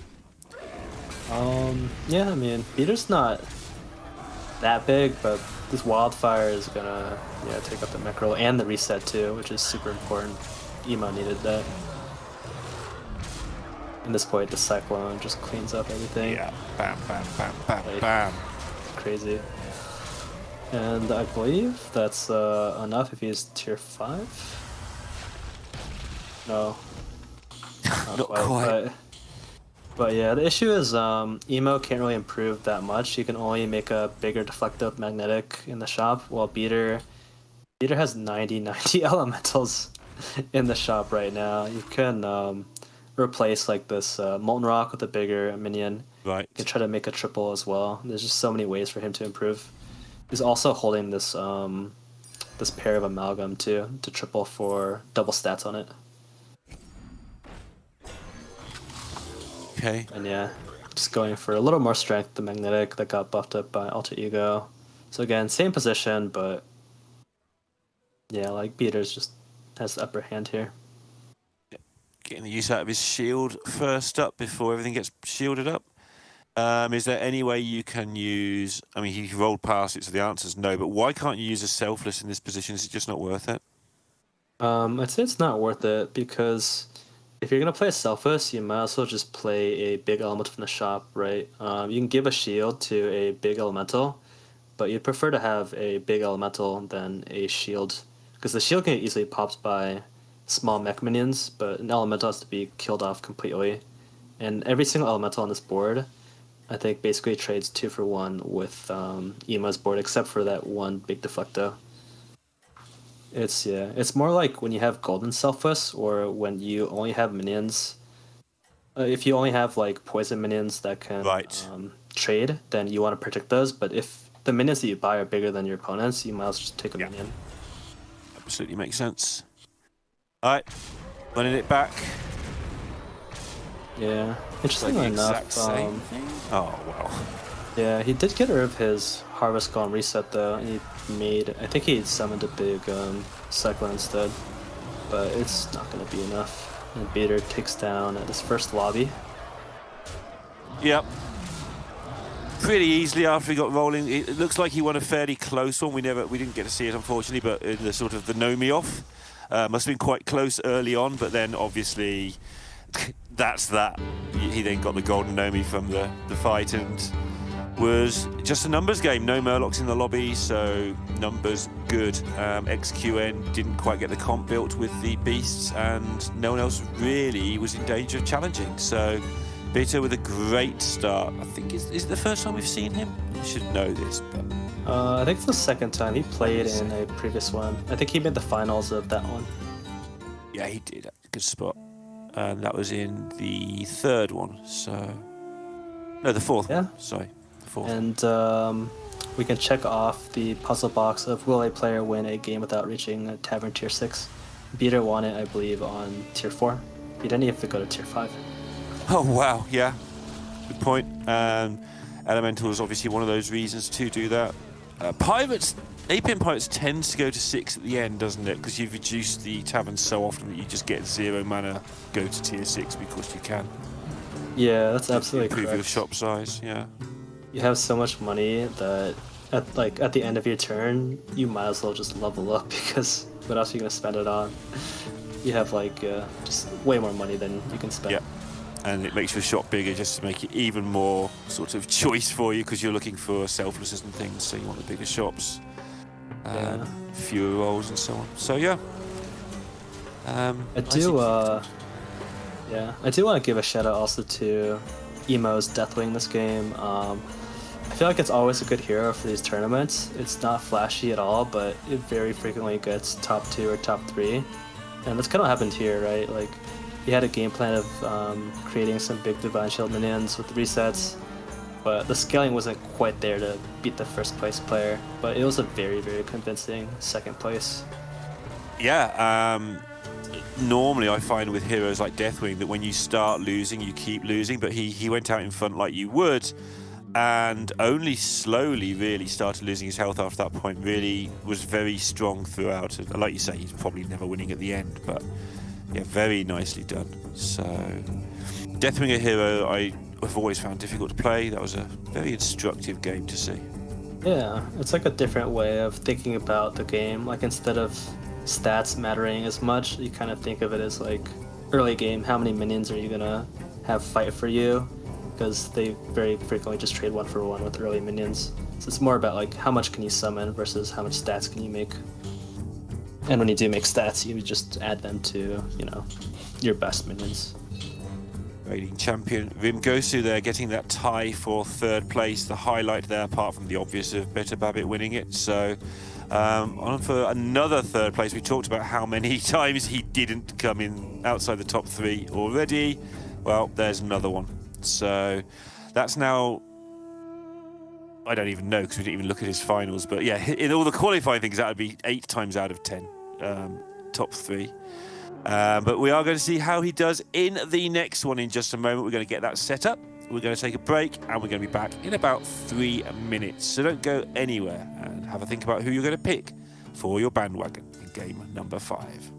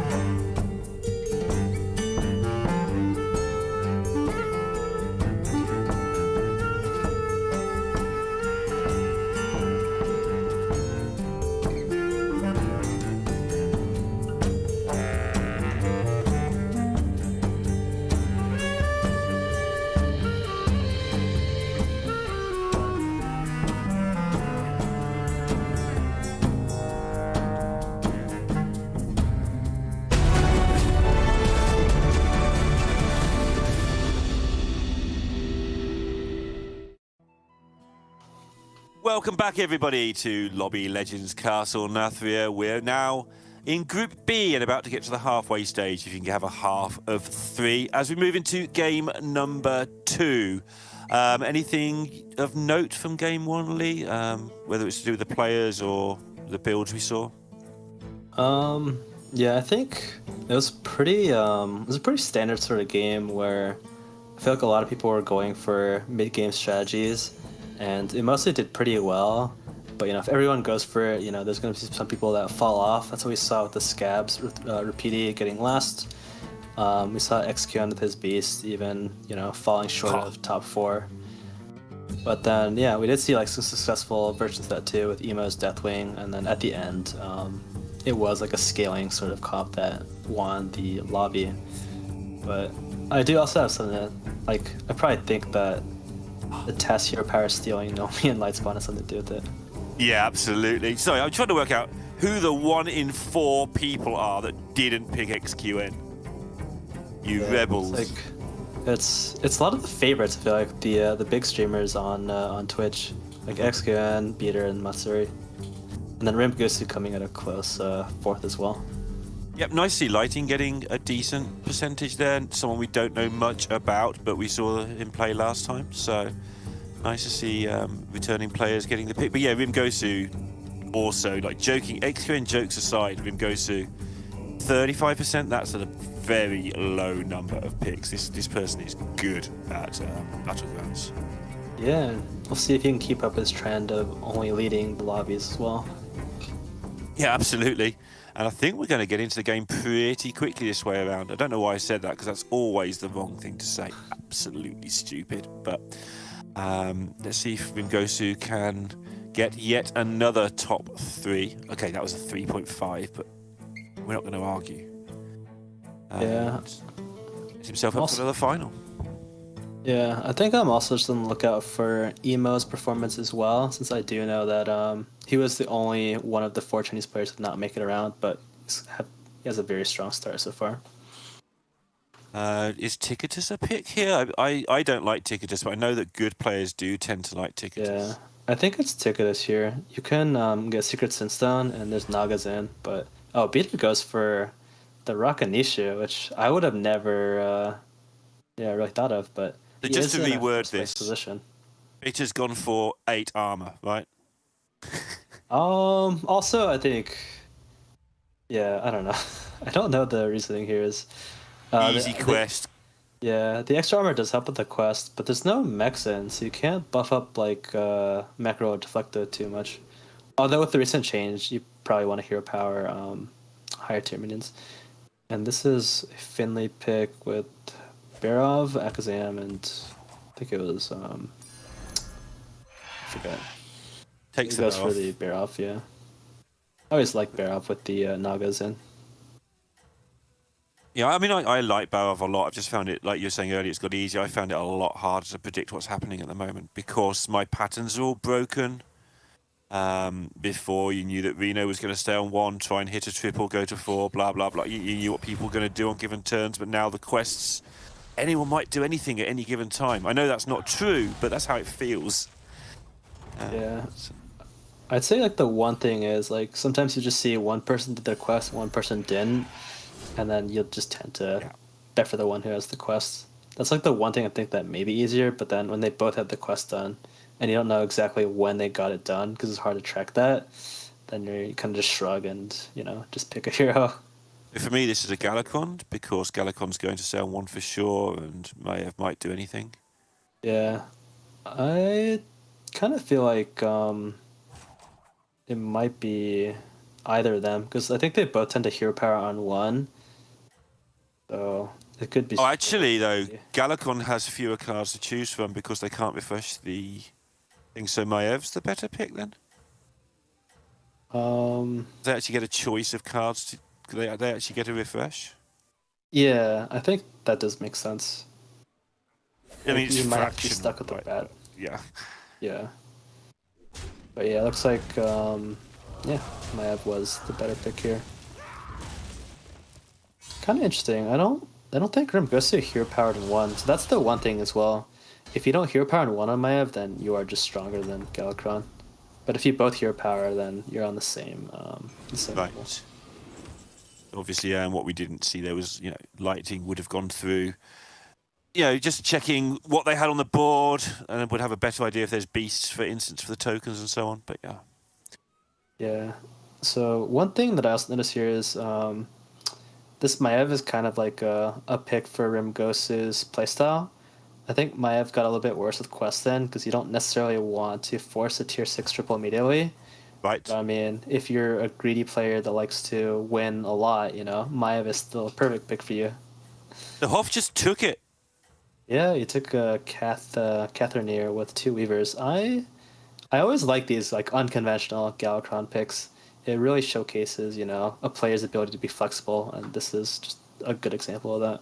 Yeah, also Hoff did come equal third in the first game, which may be an influencer here, meaning that he'll quite happily take a 4th place here, which, this is such a high tempo start. He's in for a good chance of being in a good spot. Yeah, I also like demons a lot right now, since a lot of the quests kind of buff up the shop and demons eat shop. So we could see Hoff maybe picking a quest reward that fits that playstyle. Do any of these stand out for you? Anima Bribe always stands out. Triggering 5 death rattles, though, could be really awkward depending what was in the shop. Oh, shop's tier 1, so it won't be. Yeah. I think I don't want the other 2. I think I take the Bribe and see where I end up, and then try and buff my shops later on with Overseers, and then just make my Bribe crazy.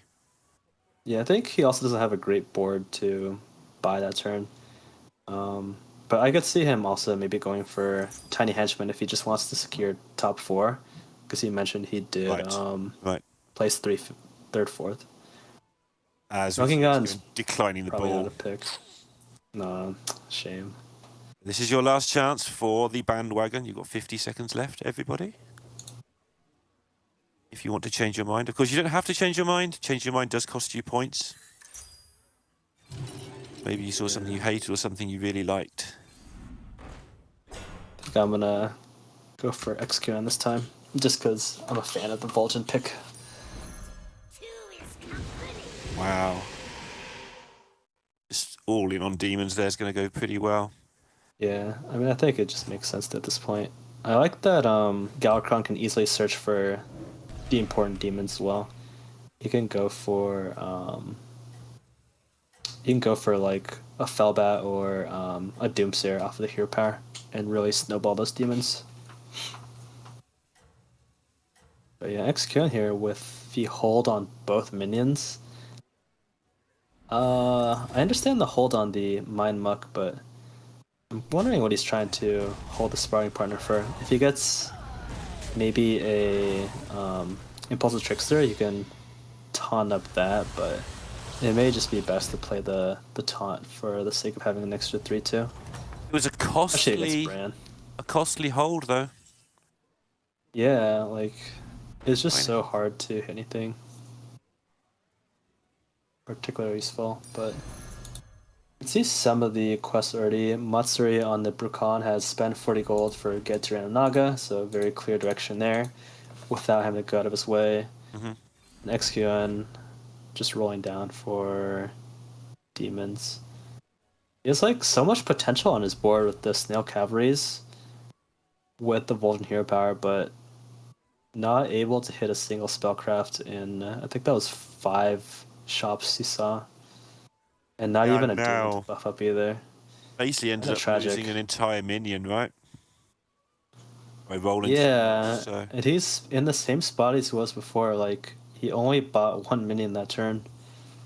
Yeah, it'll be interesting to see what his quest is soon, because that's probably the deciding factor on whether or not he wants to... Wait. Oh, he's selling off everything just to get it done. His quest is Battle Cries, okay. I'm really curious what this reward is. Like, this is a lot. And he's refusing to play the... Oh, it's because Red Hand, okay.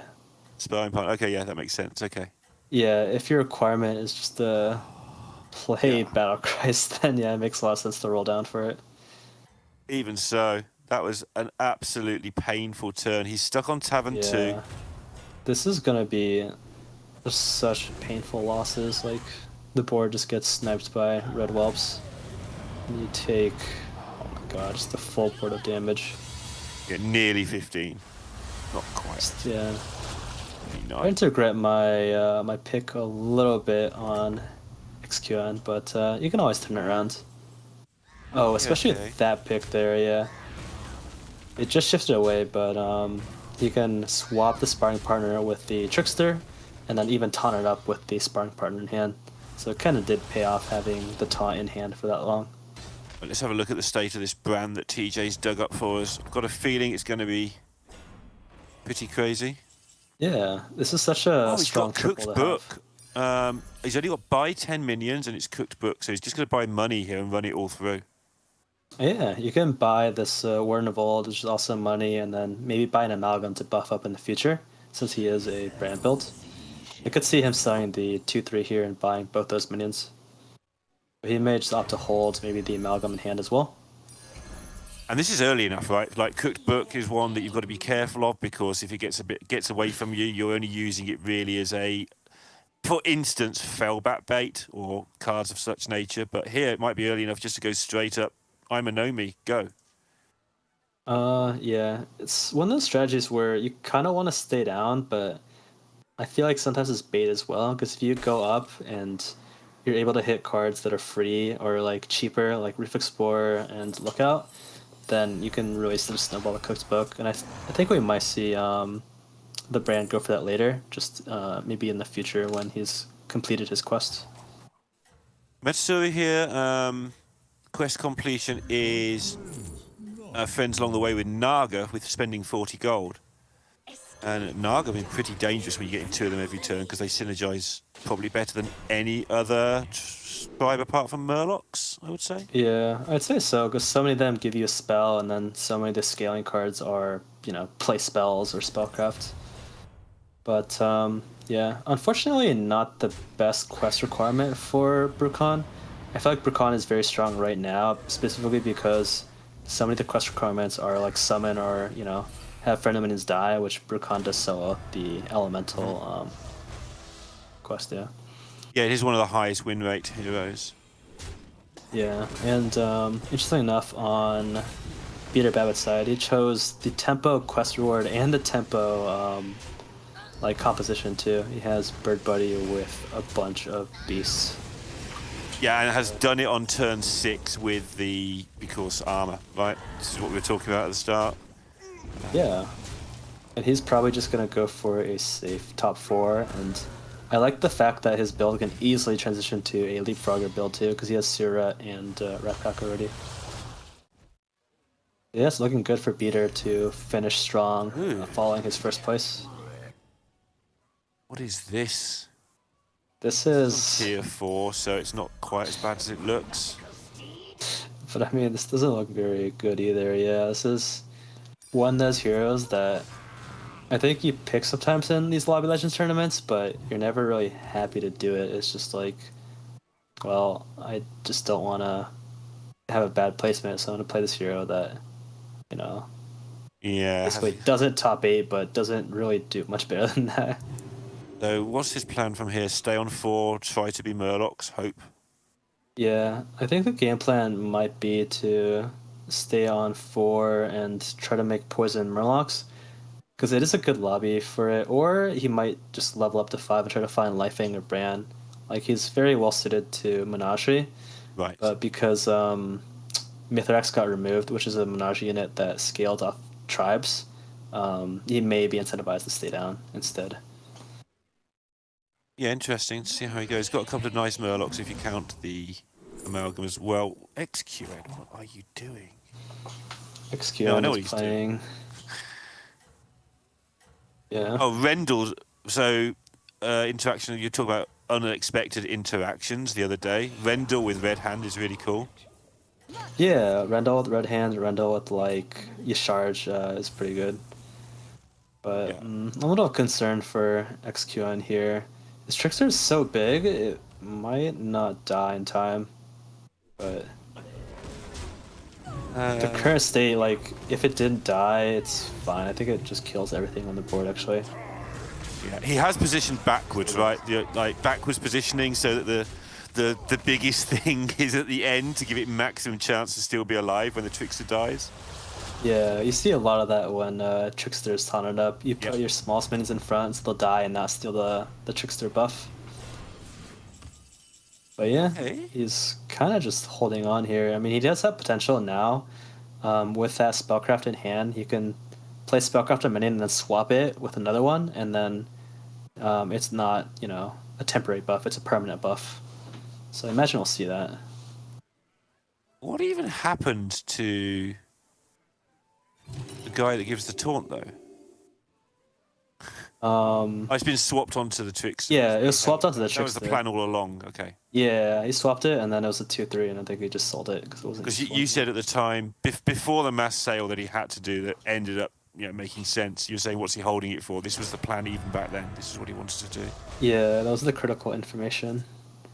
Oh, but PD with the Cook's activation finally. And he has so much cards in his hand, too. Oh, perfect. He's looking for free here we cards to go. buy to enable Cook's Book. 45 seconds. He's going to use all of them.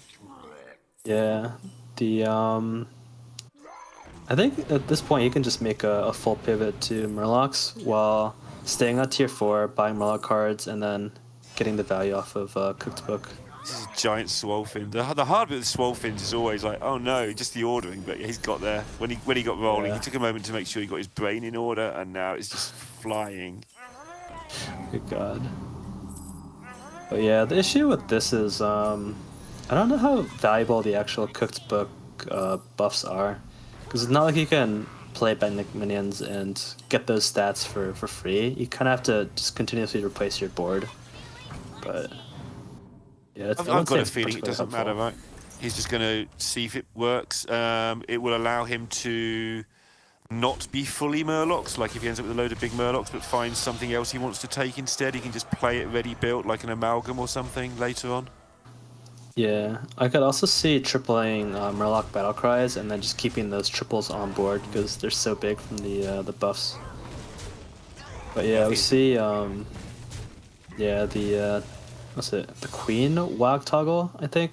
She got her quest and it's Evil Twin, but I kind of think she's just gonna die. Like, what is the Evil Twin even copying on that side?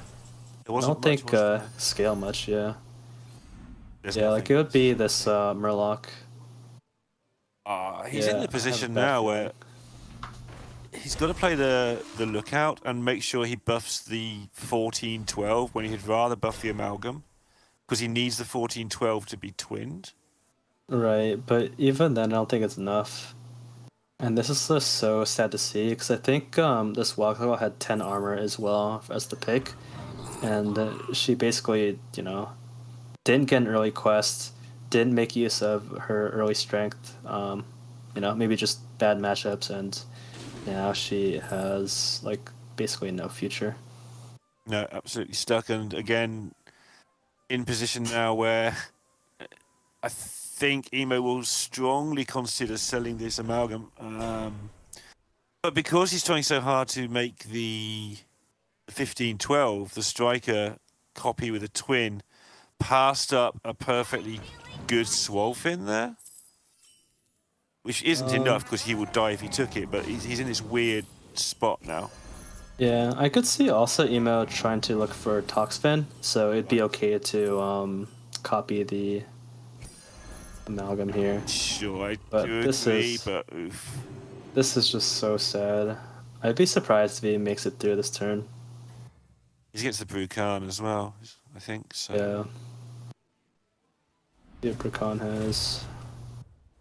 Honestly, not the scariest board either, but you can be deceived by the Crocolisk. Oh, and the Wellfinners to snipe the poison. Oh, maybe Emo stays alive for another turn then. The Windfury Amalgam actually does do a lot of work here. Yeah. But you also have to be careful about that Croc too. It's very, very closely reaching, scary amount of stats. And the interaction might happen where it just keeps attacking and killing minions for free. Like this. Not quite the case here though, yeah. A little bit off. but it could still happen if it hits the 1-1 right. on the 9-3. Oh, not quite. That was Half- really close to getting out of control if it had gone to the 2-2s. Wow. Yeah, it's just such a strong unit in these early game turns. Oh, and then we can see Hoff, he got to choose Anima Brag, which is really, really what he wanted to do with this Weaver setup. So he can get out of this Weaver and probably put it onto a more strong unit, like a Divine Shield or a Felbat if he hits that. Yeah. The Uther is also quite good here too. He can get those stats permanently onto maybe this Overseer or the Bronze Warden. But it's a little awkward, I think. There's a lot of money that needs to be spent to buy out this entire shop. Yeah, one thing you consider here as well. No, there's actually, I think Uther's still just a pick. Yeah, but Daemon was not bad too. It's probably a little bit stronger of a minion for. Oh, actually, yeah. I can see it. It makes sense. All these buffs working in harmony to get yourself a giant Mama. Yeah, it's just Always nice that Mama kind of beats poison in a weird way, at least early on in the game, where it trades 1-for-1 and then makes a residual minion. Obviously later, Yeah. poison gets so huge, that's not the case. But. right. But if you do happen to play against a board that's a bunch of small poisons, then easily. Oh my god. Or you play against Rugosa and just get murderized. Gosu What is got- happening? Gosu Golden has. Brand. Oh my god, he has so many high quality battle cries, and they all have poison too. How fast he's going. Is he just making numbers? Yeah, It'll the go up. numbers. Well, I could say for sure that Emo has to be dead now. It's just no Can I way. change my bandwagon pick, please? We'll go Oh. Brewer. Gosu is killing it, and he can freeze the shop for more money too. Oh my god, let's see what the Snicker Snack does here. Wait, he even got the Merzon. He got What's everything. even going on? Oh. Instant refill of his hand of 6 minions. I don't really think Yeah, good luck. Gosu can lose too much. Because he's also in tier 6 too, so you can simultaneously play for the end game while having enough stats to beat everyone else. I feel like he sold a Baron at some point during that turn. Could be possible. His cards are flying. Yeah. Who knows what they said on them. Yeah, just numbers go up, and Emo, comes to an untimely end. A game he will want to forget ever happened. But luckily, Matsuri did drop as well with him. So, how did Matsuri do last time? Yeah, Matsuri has basically 2 points now. It's gonna be hard for him to come back into this. Fighting with Yeah. this build that seems to just be fine, but never really get anywhere. I'd say it's one of those like pretty solid top 4 boards, but hard to get past that.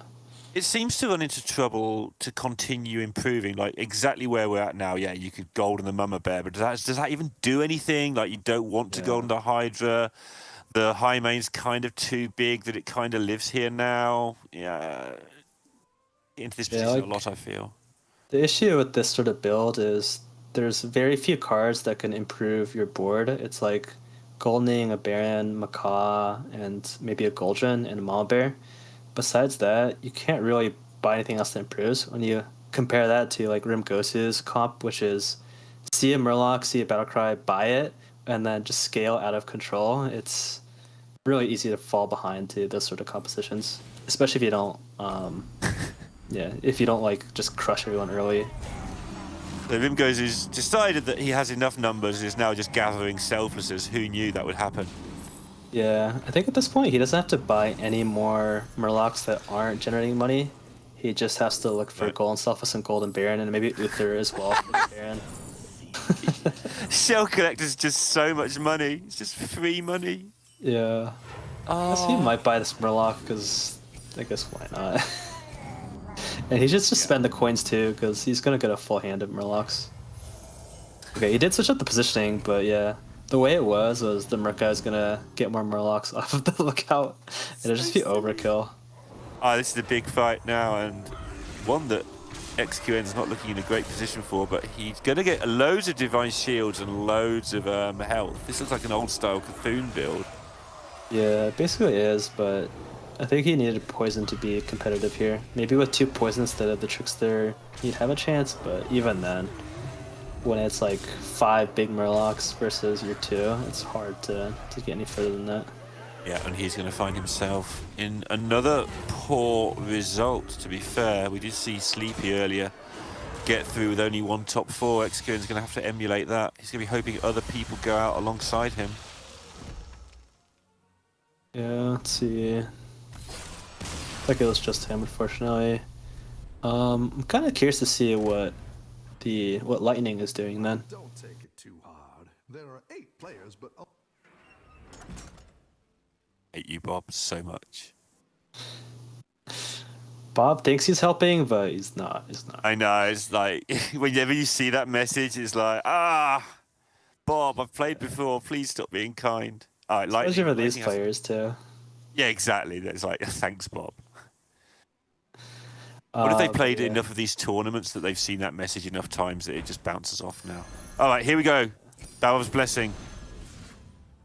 Okay, so Repeaty is kind of a worse version of Rimghost, it looks like. But that's pretty significant here, because the amount of stats does matter. Like, the difference between whether or not I can live a Hydra hit. Gonna wait and see if the Golden Baron gets hit. Yeah. I'm just gonna press Lighting. I've got faith. He's gonna hit the Baron. With no I think gold. he's out of gold, though. Yeah. I was about to say, like, I wasn't sure if you knew. That's how much faith I've got. He doesn't need gold. He'll be fine. Oh dear. Yay. Yeah, I'd say maybe if, oh my god, he also has the Wind Fury Hydra, too. I was gonna say, maybe if the Murlocs are a little bit smaller, but Yeah. big enough to tank the Hydra hits. Barovception. We've got Barov's Blessing on Barov, who isn't Barov but is Finley, Yeah. picking somebody else while we're picking on the Barov. I'm very confused. Oh, get And, Hydra'd anyway. Yeah. The Brand, too. You're saying Brand's Blessing before, I think, too. Yeah, definitely. Yesterday I was. I may have done that today as well. So, Barov's Brand's Blessing. But actually, it's a lot closer than I anticipated. I think maybe if Lighting went first, it could have been his win. But unfortunately, the Hydra's able to clean up. I think with the Baron Goldsmith buffs, it might not have been enough though. And this looks like Hoff is out, unfortunately, losing to Gosu, to no surprise. Gosu is just having the best day of his life, I mean. Yeah, well, I don't know. He has a lot of best days of his life. That's the problem. He's already a champion, the reigning champion. Yeah, so he's just doing what he does. Yeah, it's just another day in the office for him. And, yeah. Like, he has everything he would want. He has the highest life total in the lobby, which means that even if he loses, he's not going to be eliminated. He has more time to play. Like, tech cards around him, and he just has way too many stats for anyone to beat him on that, because no one is leapfroggers in this lobby.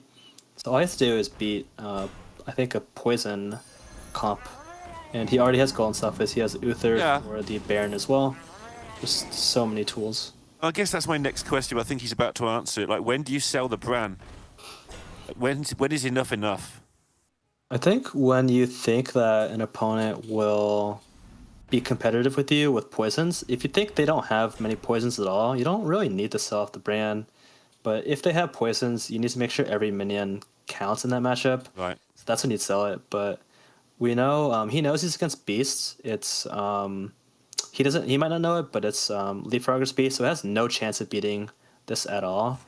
But if he thought maybe there was a Leapfrogger build, he could play a Zap or a Ghoul to maybe, or a Tunnel Blast to maybe try to beat it. But he does have to sell off the Brand here. The Brand is actually good because it gives him more stats with the Sleep Snack. Look how tiny these things are. Yeah, and he even sold off some of the beasts too to play Poison and Leroy. So I wouldn't be surprised if Rimgusa ended with a Tunnel Blast here to negate the strategy. And yeah, so now the Tunnel Blaster makes sure his Leroy and his Manta Queen can't do anything. Amazing. Yep. And now he can sell the Tunnel Blaster to continue to get free money to find the cards that can help him in the matchups where he walked this off his brand. But for right now, like, this is not even close. It's such a slaughter. 46 attack Hydra just bounces off, and yeah. Yeah. The other sad thing is Murlocs usually don't do that much damage because the Murlocs are pretty like low tier, but in this case it's a 6-drop, a 5-drop, and a 4-drop, so Lighting takes a 4th place here. And Beater with the top 3 again, so you know, I was really surprised by the Rakanisha pick, but he's just managed to stay alive for this long. Ibeta and Rimgosu doing really well once again, so... Yeah, but I think he'll meet his match here against Rimgosu, so... You know, a 1st and a 3rd. He's in an incredible spot right now. In this case, maybe the play he can make is to try to find a Leroy, or make it so this this gas coiler can summon as many minions as possible. Right, okay, just trying to hit That's the 4 only thing. Leroys. Yeah, that's the only thing. I've tried many times when I'm in this spot to hit like 4 Leroys, but unfortunately I haven't gotten there yet. I think my record was 2 Leroys, and it did not get me the victory, unfortunately. Right, but you've just gone sort of full on.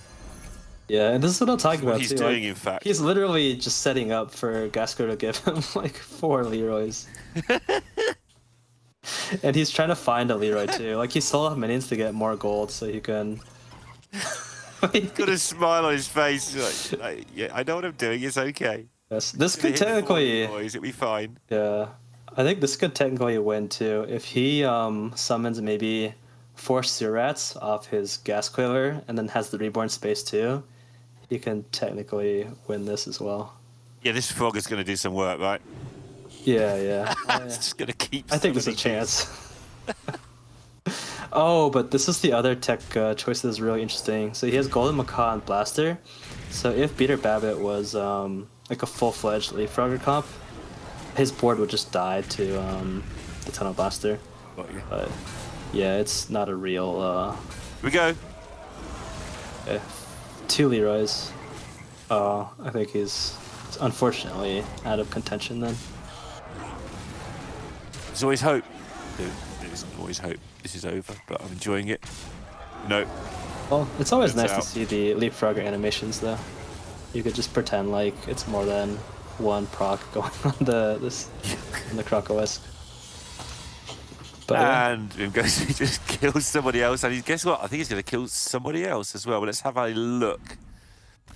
His kill count this game must be incredibly high.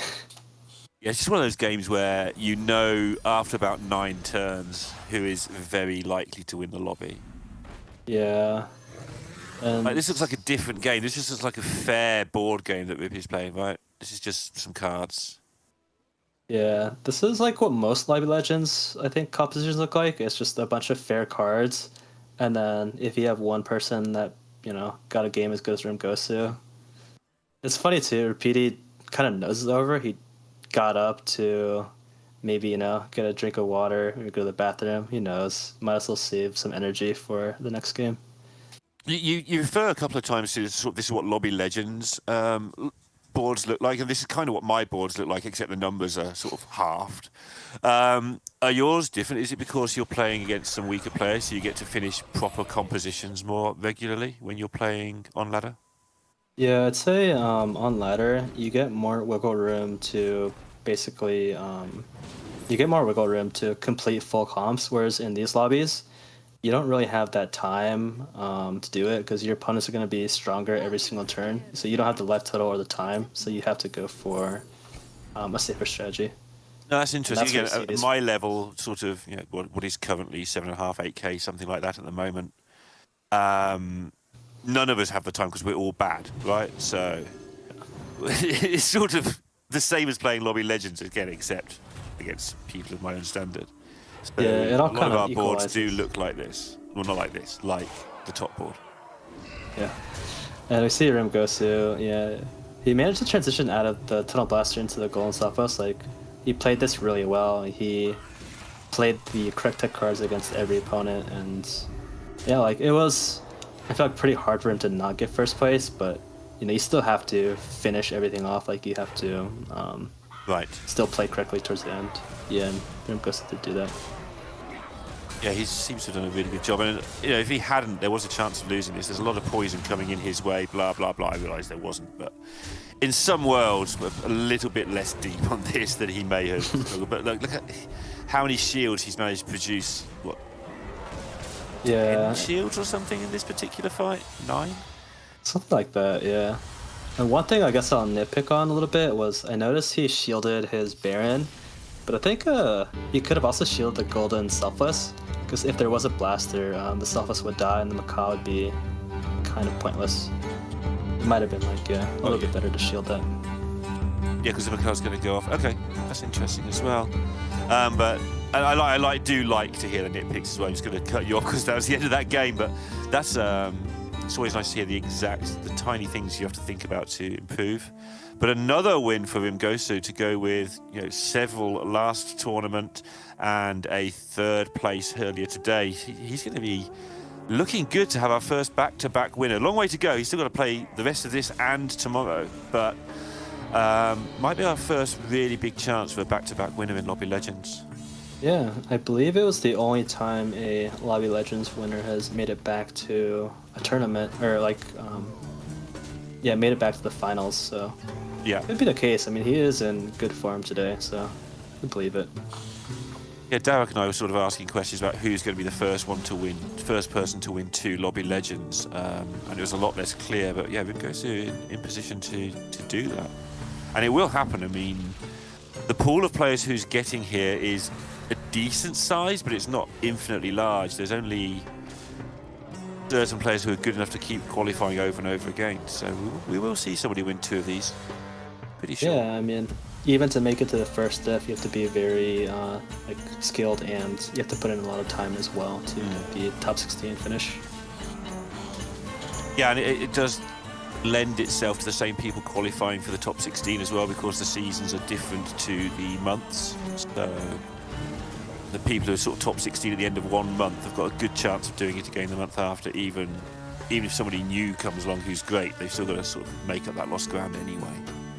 Right, yeah. Like, work put into 1 month will carry over, and like, I think right now at what Peter Babbitt's MMR is, he has like 14.5 thousand. If he literally didn't play Hearthstone or Battlegrounds again for like 2 months, I think he'd still qualify for the next 2 Oh, wow. Lobby Legends. It's just insane. There we are. There is that standings. Rimgosu, Better Babbit basically through.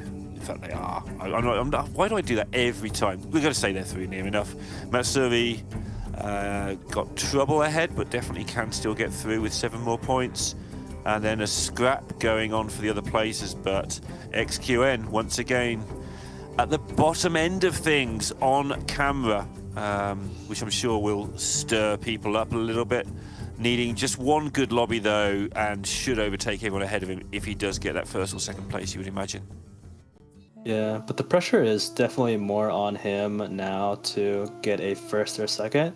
Whereas in the last lobby, I think Sleepy was in the same position as XQN, but the scores are way closer than XQN has. And Sleepy did end up making it through with, what was it, like a 4th place? Like, he didn't even finish particularly highly, but it was still better than everyone above him. So Sleepy was actually in a worse position going into it, but then the 2 people who were 3rd and 4th came equal last. They both top 8ers, so suddenly it was like, oh yeah, Sleepy's just got to finish top 4, whereas that's unlikely to happen again. So we are going to get that one set up for you, and once again, for the last time today, just going to take a short break, and we'll be back with the end of today's Lobby Legends, and of course, you people who are placing all your challenges and sorting out what you can do on the Tavern Buddy. Find out who's got the most points as well by the end of the day. So we'll see you all in 3 minutes for the conclusion of today.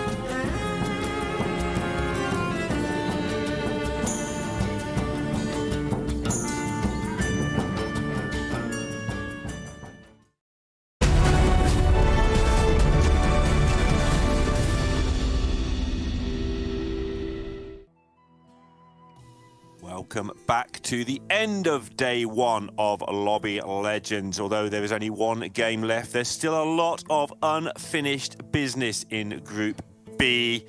XQN trying to repeat Sleepy's performance of having a couple of poor games and then getting through. Not sure he set out to do it that way, but that's the way he's going to have to do it. And here to continue dissecting the action for us is Lee. And Lee, I'm just going to do the thing where I put you on the spot. Is XQN going to get into the top 4 or not? So I watched a little bit of his qualifiers for this tournament as well. He was also in a spot, I think maybe round 1, where he was kind of in the bottom 2 or bottom 3, and then he managed to pull it out. But I don't know. So the issue, I'd say, at least with this one, is the points are a lot more polarized towards the top. Beater and Gosu are not guaranteed, but they basically have to do very little to guarantee their finish. So I think it'd be a lot harder for XQN to get a first here. But I'm still rooting for him because he was one of my picks as well. Yeah, and here we are with Gosu. An interesting selection of heroes here. I'm a big Omu fan, but Omu obviously has 0 armor, and Tess has the 7 armor. Yeah. Do you agree with this?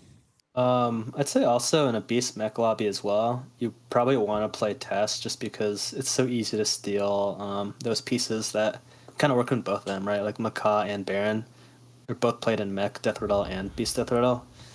And yeah, I just tend to favor Tess in a lobby where you just want to play like, you know, some cards like Baron and Macaw that you don't have to actually scale with, you just buy them. Right. And for the last time today, just going to remind everybody, get your bandwagon picks in. And you'll be pleased to know that's the last time I'm going to talk about that for today. Hope you've enjoyed playing with the Tavern Buddy. Obviously, direct feedback somewhere, but not at me. I'll find out where later on. I think I'm going to go for Repeaty here, just because Malygos is one of my favorites. The Tavish is a really interesting pick here that just noticed, actually. So you might not know this because you're good at this game, but Tavish is the rank 1, and it won't be for you, is the rank 1 best hero right now on HS Replay. Yeah, I've noticed a lot of You know the reason for that? I know the reason. I don't know the reason, no. It doesn't come 8th. Like, that's the reason why it doesn't come first, but it doesn't come 8th. But It comes first, you know, a reasonable amount of the time, because it's got 9 armor, so it gets good quests, so it can come first. It can do it. But it just doesn't come 8th. It's got like a really incredibly low 8th place rate, and the rest is kind of normal for everything else. And the reason this is something that you won't have identified with is obviously there's a lot more to high MMR play than not coming 8th. You have to actively come first, second, third. And Tavish doesn't particularly do that. But because it doesn't come 8th, it boosts the average position up for mortal players, like, significantly. So it's the most successful hero. There's like one other theory I have about it is maybe because Beast seems to be kind of dominant, at least in ladder. It hasn't really been dominant in this tournament. That because they're dominant, this hero power is really strong against that sort of thing. Like if you forget to place your Baron not right and they shoot right, they just kill your Baron or your Mama or your Bird Buddy. I like it. I like it a lot. Yeah, that makes a lot of sense too. Yeah. XQN here with the Zrella, and he managed to get 2 tokens and another really good hero power target with the Pup Bot, but usually you try to line up a triple on Zrella, but he opted to level up instead. I think probably partly because he didn't want to buy either of these other minions on the board. But it's going to be interesting to see if you can still find a triple while going up above tier 1.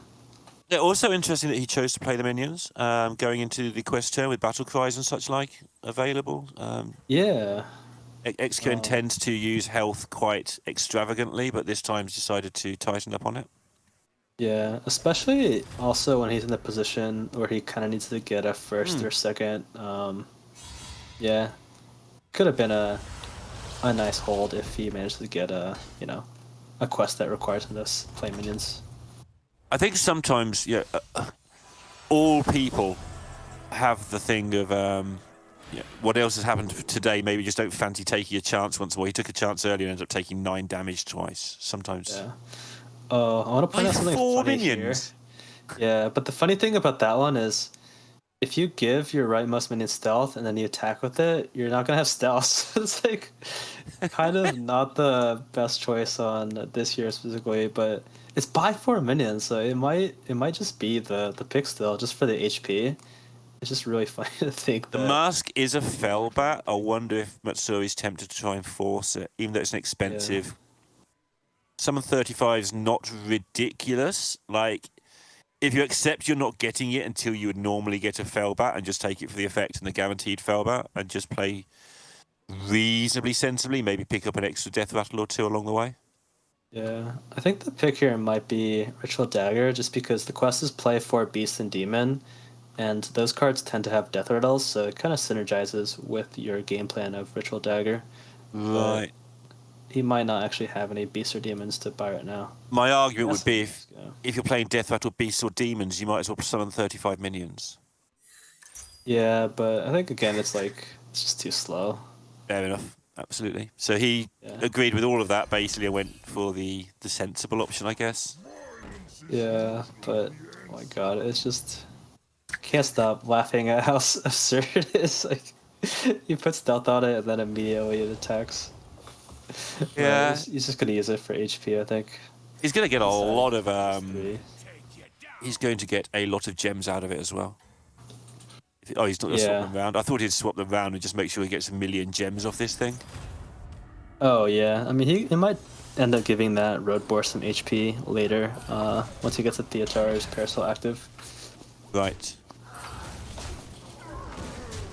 Yeah, it looks like yeah, I don't know. You can't really do Leapers with his hero power. He still can, but it's way worse. I might see him just like he might just play a normal comp and use it for HP. That's what I'm thinking. It's just like you complete so easily with just the buy 4 or whatever that you just get the +8 health on a few things early on and just be bad Pyramid. Yeah, I mean, you could technically even say it's better Pyramid because it's 8 HP a turn is more than Pyramid gives. Not too bad, right? And then just use that tempo to progress. Yeah, the one cool thing I can see about that combination is sometimes you want to buff up Trickster, but if you stealth it, then it's not going to die, but you can immediately unstealth it with the Parasol. And yeah, looking at the Fulgin here, he managed to pick up a single spellcraft, so he's not getting that much stats, but I think he's not going to have too hard of a time since his pup bots are already all 5 attack. He's got the stolen gold. We haven't seen stolen gold that much today, but I'm sure we'll see plenty of it still. Yeah, I mean, stolen gold is a really powerful quest for Beast in particular, but yeah, I don't know why it hasn't really been an option for these last few games. I've seen a lot of comps that would benefit from stolen gold, but they just don't happen to have it, so it could just be they weren't offered it. Yeah, I think it's got a lower offer rate than it used to have now. Thank goodness. Yeah, and hard to do as well. It's I think a bucket 3 quest reward most of the time, which tends to be the hardest one. Yes, yeah, I noticed that the buckets are different in my recording of it all, but I haven't worked out if they're always the hardest in ascending order or not of difficulty. But yeah. Yeah, but oh my gosh, so Rimgosu already has Ritual Dagger, and he got 3 buffs already. He's in, let's say, a very commanding position right now. And his all he needs to do is probably not finish top 8 or top 7, so he's achieving that that plan rather well. And yeah, I think he's a very smart player, despite the fact we've built up his risk-reward thing, and the reward seems to come up a lot of the time. But yeah, I think he's just very smart in general. Yeah, in this case, it doesn't really make sense to try to push for a first at all when, you don't have to. And yeah, we're even seeing him stay down to tier 2 for an extra turn just to secure some more death rattles.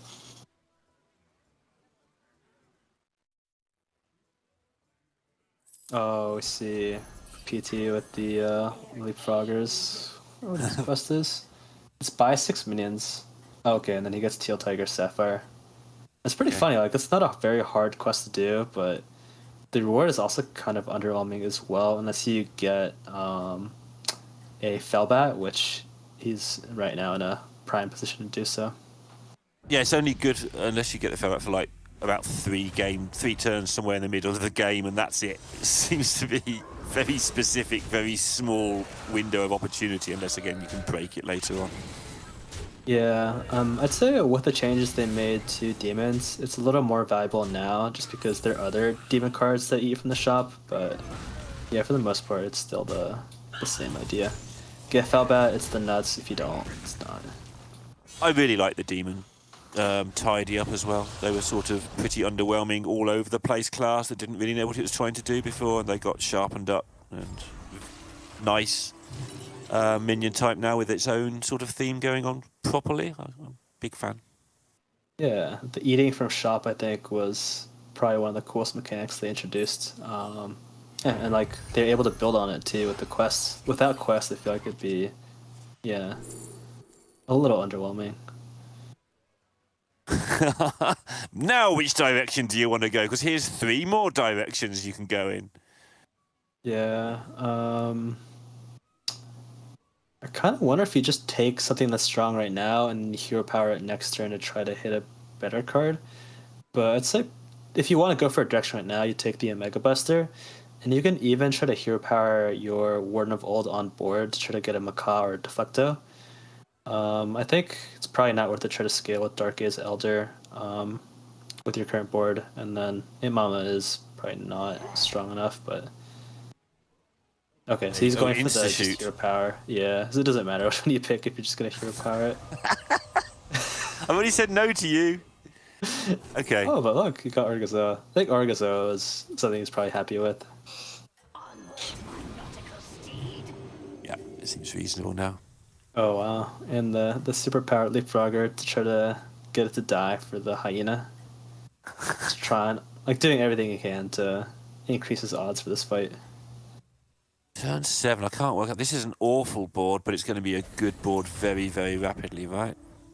Yeah, I mean, it's just kind of what happens when you go for a tier 6. Like, you're going to have an awful board besides your tier 6 minion. So that's why I think in most of these tournaments, like, people don't tend to go for a tier 6 that early because it's such a high risk if you end up failing. But in this case, you know, the PT kind of needs to go for a little bit of a riskier line. Yeah, and it's good to see it. I've seen players sort of not do that in some of these tournaments where they've gone, oh yeah, well, I'll just happily not win the tournament. It's like, okay, well, you do you. Yeah, and then interesting enough, so Beater Babbitt's quest is have 45 friendly minions die for Ghastly Mask with Charlie, and he's actually doing a really good job of staying healthy while taking such a greedy quest. And that's also part of the reason why I picked the Mama too, to help him with that. And now look what he's picking up. There's just good tempo stuff. This is going to carry him for a long time. Yeah, something I like about Beater's play too, like he just very quickly bought cards, so he has maximum time to position. Like he doesn't spend too much time thinking about it when he knows it's a good play. Oh, and we're gonna see the life thing here. That goes really perfectly with his quest reward. If he can get Life Fang and Charlie on board, his passive scaling is through the roof.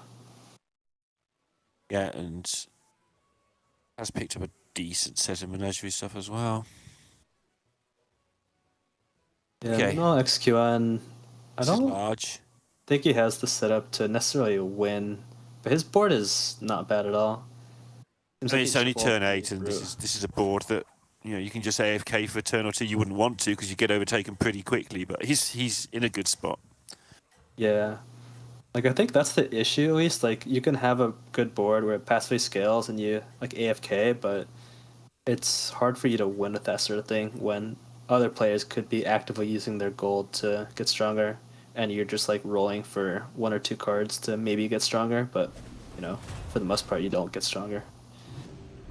And ain't nobody in danger of dying right now, which is, again, a feature of this current meta game. The length of games is pretty long at the moment. Yeah. And we see, Shot. Ouch. yeah, Repeaty found 2 Mama Bears immediately after, and then he hero powered his Orgazo into Mantha. It's a pretty good turn, I'd say.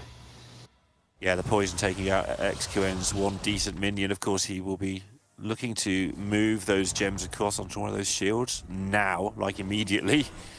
Gets the chance. Yeah.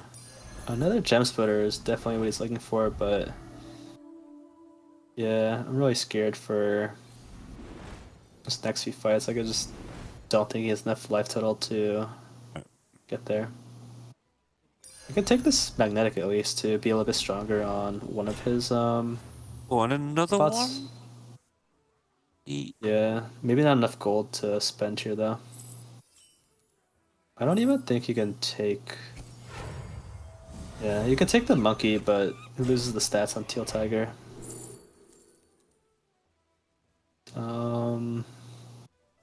I mean, We're still back Bright because Knight, it's best maybe. right now. Yeah. Yeah, and it's a Divine Shields, but you're still quite sad about this whole thing. I mean, at this point, you might as well just play the other gem Yeah, but splitter. which and one, right? hope. Yeah. Like, you put it on the... You've got to judge which of those, whether you want a large one or 2 medium ones. Is always a tough question in this game. I'd say, like, if you're trying to win the fight, you probably put it on the smaller one to make it more useful. But if you're trying to win and you think you're in a spot to greed a little bit, you can put it on the bigger one, because there's a chance you might sell off the smaller one to have space for something better. I'm not sure what's better here, this board or XQN's. This looks quite tight. Yeah, I'd say this is probably better just because of stolen gold. Like, he has a golden Crocolisk and a golden brick. Oh, yeah, that's plenty, isn't it? Yeah. Yeah, and I'll I take don't that down. think there's a cleave on his end. No, the stolen gold, I was overlooking that. I was thinking it was reasonably close without it, because the tank would shoot off some shields. But yeah, it's absolutely... This should be pretty large. Yeah, it's interesting enough as well that Lighting is opting to go for the Macaw after the Surat, so he only wants to proc the Golden Croc.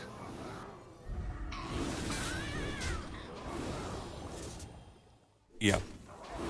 But yeah, it's maybe potentially still Lighting's victory here. I don't know. This Macaw gets really big though with this this proc. It gets an extra 12/12. Yeah, it's more about whether XQN can survive, I think. Yeah, but that hit. That's a really good hit. Yeah. It's still so close. No, not quite. And actually, XQ dead here, right? Assuming that he's on 5 on this... Yeah, I don't see why he wouldn't be. Then yes, he's dead. Yeah. Oh no. And XQN once again. Day 1 of the finals, but once again in the finals.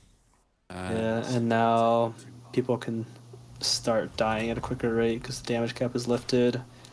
Don't know who would have the potential though. I'm kind of curious to see how Rim Gosu is doing later on, because he had the Ritual Dagger, and I'm wondering if he fell off soon. Yeah, Lighting in a pretty good spot to sneak into that top 4. Between Lighting, Hoff, Emo, and Rippy now, the 4 players really in with a chance of taking 2 slots if we give Rim Gosu and Beta. Pretty much guaranteed through now. At this point, like, I'd say it's probably guaranteed just from the game state and how well their heroes are doing. Yeah, but kind of same thing. This is like exactly what I see a lot of in my games when I play Richard Dagger. Basically, you stay on tier 2, you get tier 2 death riddles, and then you just level up and find a Baron and triple stuff. That's like exactly what Gosu's board. It's all 2 drops except for this Baron, and he's just trying to triple some of them, like the Selfless. And he's even in a position to make a Leapfrogger pivot if he wants to. That's why I imagine he's picked up the Leapfrogger and the Macaw. I mean, that's what we do with Nomi, right? Except on a different scale. You know, you make your big minions and you triple them. So, yeah, it makes sense to stay on 2 and get some good triples where you're getting this very early tempo card and then level up like a lunatic. Yeah, in this case, it's a little different just because you're only scaling for a turn, like it's pretty static. But with the Nomi, you can potentially scale like 10/10 on your elementals. Sure, yeah. But you're doing this so much earlier as well. So it's a yeah. Like, this is It's just such a good spot. Like, it's not only early game strength, it's also scaling. It's just gonna fall off, but like it's a trade-off you'd make a lot of the time, gladly. But yeah, Beater also, yeah, he got his Charlie, you know, with 35 life. I'm really impressed. So strong it's- once again. Might not be enough. This Harvest Golem doesn't have quite enough attack to deal with everything, but he still has quite a few minions on his board that can deal with. I think this fight bodes well for him, even if he loses it, though. Like, I know you're against a Tess, so that's not quite so straightforward, because Tess is going to hit triples and get big, but if you're holding Tess to this already, and now you've got your mask is active, I'd want to be in Better's situation here. Yeah. Like, Right, here's Hoff getting the ghost, and very appreciative of it too. The player currently in 3rd place in the standings, so really needs to survive as long as possible. yeah, and we see another Ritual Dagger board as well with a bunch of tier 2 buffed up minions. And he's also trying to transfer the Leapers, but he's a lot more committed to it with the Leapfrogger and the Baron on board already. So I imagine he'll probably just roll for the Baron and try to triple it with his hero power. You can also triple Macaw and buy Reborn Rattler for There we go. stuff, yeah. Has to decide whether he wants to freeze for it and just waste 2 gold because he's against the ghost. Yeah. If you're kind of ambitious, you could buy it, but the risk of dying is really high. I wouldn't risk it. Yeah. Like, the best card you could sell off, the worst card you could sell off is like the Bird Buddy, but that provides a lot of strength to this board. Yeah, and dying over 2 gold here is absolutely criminal as well when he's in such a good position. Yeah, it's a composition that also doesn't value the gold that much. Like, I feel like it's, you know, you either hit the cards that you want or you don't. Like, you don't need, like, the gold doesn't necessarily linearly equate to stats. It's like, you know. Yeah, it equates to chances, though, doesn't it? So if you waste 2 gold when you're cursing later on that you didn't hit your whatever, then you've wasted 2 rolls of hitting that whatever. But it's like a little less important, I'd say, especially when like that triple is Baron, which exponentially increases your odds of winning. Yeah, and I absolutely know that you are the person who at least originally knew all these stats off by heart, right, for different tiers and different chances of hitting things. So I know I'm talking to the right person here. Yeah, I did do a lot of just calculating those early on. I was learning Battlegrounds. But it looks like Beater is going to take down, who is this again? Lighting? Yeah, that's a big deal. Lighting in 6th place going into this, so that would put Lighting basically out as well. Yeah, so XQ and Lighting are out, and then Matsuri honestly probably is out as well. That leaves, what, Emo, Rupidi, and Hoff fighting for the last 2 placements? Yeah. Yeah. Yeah, we'll talk And again if they're- Matsuri wins the lobby, but for now we won't worry about that. Wow, don't take it. Yeah. At this point, yeah, even if Matsuri gets 7 points, I think it's impossible for him to make it because Rupidi and Emo will still Got it. surpass him. But yeah, Hoff with the Uther as well to play on Zap. I am glad that we're gonna see 1 Leapfroggers game today. Like, I think that's a good mix of compositions this day. Yeah, you said we'd see. In fact, we've seen sort of fewer than we expected to some degree, I think. We've seen a couple of people sort of get halfway there and then either change direction or just die. This is the first real go at it, and this isn't in the clear yet either. Hoff really struggling to decide between, do I want to survive 1 more turn or do I want to win this lobby? Like, Yeah. kind of a toughie. I think this this Rat Pack seems pretty good. You can go for that to get more Beast to summon. And then I remember this Rimgosu. Rimgosu is trying to pivot over to Frogs himself, so he's going to be very glad to see this board. And he also has the time to change over now as well. What's the purpose of the bot in first place here? Um, Going to be golden, but... oh, it's not going to be golden because oh no, he it's doesn't have yeah, wrong player. stolen golds. Yeah. Yeah, I guess maybe he wants to try to have the bomb die first to snipe something. It's like a pretty small difference, I'd say. Oh, also needs to get the death rattle out of the way and doesn't want to sell his 22-22. Yeah, I Yes. guess so. You could technically swap the Oh! bomb. Oh, not quite close enough to snipe the Baron. Oh! Thought he sniped it. Yeah. I still think Hoff is really favored here. Yeah, but is he favored next time when Rimgosu steals all this stuff? Maybe not. There could be a funny situation where Rimgosu ends up keeping this bomb and playing Macaw on the bomb, and then the bombs kill off the entire board. I would love to see that, because I don't think he's willing to sell this bomb anytime soon. The size of it. The monster bomb. Yeah. Oh, he did get a snipe on it. It could be Hoff's loss here. The rat 34. Yeah, not willing to call it. Beasts always go differently to whatever I say. Yeah. It's hard to say, is there? I feel like because the Rat Pack can trade twice with this, it's probably, yeah. No, Hoff wins this one then. Yeah, the rat had it covered by 2 health, and I think that made a significant amount of difference here. Yeah, it did. But, yeah, like, the difference between having your Baron sniped, like, one turn before or after is huge. This comp scales exponentially, so Yeah. even extra 2 turns could mean, like, hundreds and hundreds of stats. I swear so often when I get like 3 open shots at somebody's Baron and just miss all 3, I'm like, come on, that's not how 1 in 7, 1 in 6, and 1 in 5 work when you multiply them together. Why does it never, ever hit? All right, Yeah. Barov's blessing time. You know how this works by now. Take your pick on the extension and who you think's going to win this exact fight. So the things I look out for, at least when I play against Leapers, is like how many tech cards they have to beat it.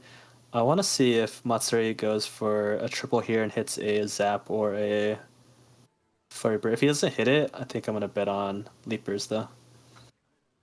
I'm going for Matsuri because I just want to see somebody's Baron get sniped. So I don't know how he's going to snipe it. Also, he's got a really massive minion on the right-hand side there. Looks like he'll... It's taking a while to take this. I feel like too long.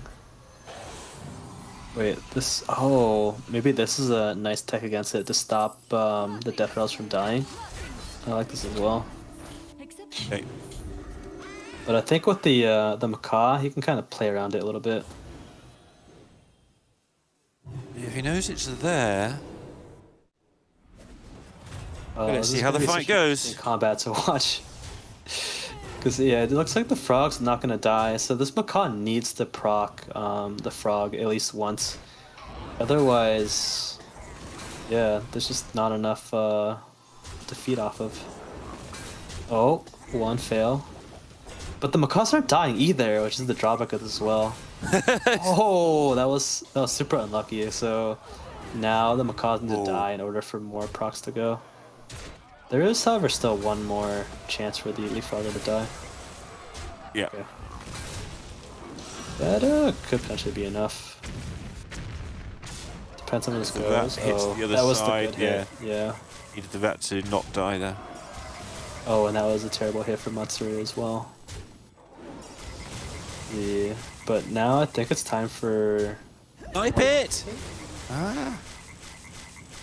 Oh. It might not be enough, actually. Oh, Matsuri got there. Oh, Is it a tie? let it be known. Oh, no, it is a tie, yeah. Tie, which I think in... Everyone wins then, right? yeah, everybody wins. We all get points. So, That was a weird fight. It felt like Matsuri had like 3 chances to win it, missed them all and still tied. yeah, I didn't expect the tie at all. Just always surprised at what Leapfrogger's build can produce. Yeah, that last death sort of went up by 40-40 or 50-50 to snatch the tie. It's like, okay, you've so really procced that many times? Sure, good luck. My god, and Matsuri has to play against yet another Leapfrogger build. But Rimgosu's a lot weaker than Hoff was, because he doesn't have Golden Baron. Yeah, I feel like he should have, but obviously he just hasn't had anything after the attempt to steals. And Yeah. It's also important to know he didn't level up to tier 5 even though it costs 4. He's just waiting to triple, I guess, into it with this Macaw, maybe? yeah, also it doesn't matter. It's another top 4, by the way, for him goes to whatever happens. His placement doesn't matter. Like, he's already secured, but maybe he wants to to win anyways. Oh, of course. At least those stats, yeah. The player, I don't know him very well. We had a short interview with him last time, but the sort of players that like to be all in on winning lobbies, they don't want to not win the lobby. They just want to keep going. Yeah, and there's no games after this too, so you don't have to like, you could maybe like just say, oh, I don't really care about winning this. I'm gonna rest up for the next games. Like, you can just go to sleep after this one. Yeah, absolutely. We see Beater here with pretty good tech against the Leafrogger's build. He has a Wind Fairy first, and then the Zap. The delayed Zap is the important thing to note here. It means he has a higher chance of sniping Baron, because the Beast can get buffed up by Leafrogger, and then the Baron can be exposed. But that's not what happened here. And Right. it might be the case that Beater loses if Baron doesn't get sniped, like, right now. Like, he has to get sniped right now. And it didn't. Okay, yeah, this is too much. They're all gonna be like 100 now. 'Cause it was also, there's only 2 minions left. Like, it's so much stats. Make it stop! Yeah. Well, Don't kill any more minions. I can't bear to watch more frogs. the good thing is Beater can easily tech around it though. Like, all he needs is a Cave Hydra, and I think he gets buffed up enough by Lifeng and Charlie to kill off the board. Like, he already has the Wind Fairy too, so he just needs to get that one card. No. You lied to me. You said there'd be 100, not 300. Yeah, but I said that like four deaths ago. That's true. I was just trying to be facetious this evening because I've seen so many frogs. We didn't see many at all actually today, but we may well see a lot more tomorrow, to be fair. Yeah, I hope we see more for the fans. Yeah. I'll get progressively more angry about not hitting Baron. But yeah, we see, I think Rimgosu lost the Matsuri, but he stays alive at 1, and now this is the mirror match. So I'm curious to see what'll happen here. I see Rimgosu picked up Menace and Module. I think maybe for the purpose of trying to stall the deaths on Hoff's side. So he wants Leafrogger to die as late as possible, and that's what the small taunt is for. And I imagine the 1/1s from the Menace. And he knows that he'll always find Baron. So yeah, that's exactly what he's doing. He is literally just delaying the hits on his stuff as long as possible. I'm kind of wondering if he could delay it even more then by putting the 2/4 first, but it might not necessarily die, and he doesn't have space to summon like another 1/1. So this seems pretty solid. The one issue I have with this is, are 4 beasts gonna be enough though, especially when none of them have taunt too. Like, it'd be a different story if maybe the Hyman was a sewer rat, but it's so easy for the Baron to get sniped here. Yeah, that was going to be my next question. Is sort of, I get the delaying to some extent, but you are costing yourself a lot of attack in the business of while you're waiting. Yeah, and unfortunately, he doesn't get the block here. This Macaw's gonna proc, and with it, actually no leapfrog procs in the first one, but he did hit the leapfrogger on the second proc of Macaw. What's the reasoning for only playing 6 minions on the other side? I think maybe he just didn't have another beast to play, because I think he tripled the Macaw late, and then maybe he didn't have any money to play anything else. Also, I think if you have another minion like that isn't helpful for your build, you might even just want to not play it, because it could take up a space of a beast summon from your board, so it's just better to play 6. And I think he also knows that he's going to play around Zap or Cleave, so he just, there's no need to play around that with a 7th minion. Ouch. It was the end anyway, but definitely the end there. Don't know why I ouched. Nice to see the Tess losing to the thing that Tess was trying to steal from, especially in a situation where it doesn't matter too much. And the good thing is, in a leapfrog or mirror too, you know, usually someone dies, so you always feel you'll feel a little happy. Yeah. Frogger's losing. I mean, I don't hate on Froggers. Like I said, I just don't ever hit the Baron. But you've already showed me things like I should be positioning my Zap in better places and trying to make sure I maximise my chance of hitting the Baron. So we'll get plenty more chances to see how people can do that over the next day or so tomorrow.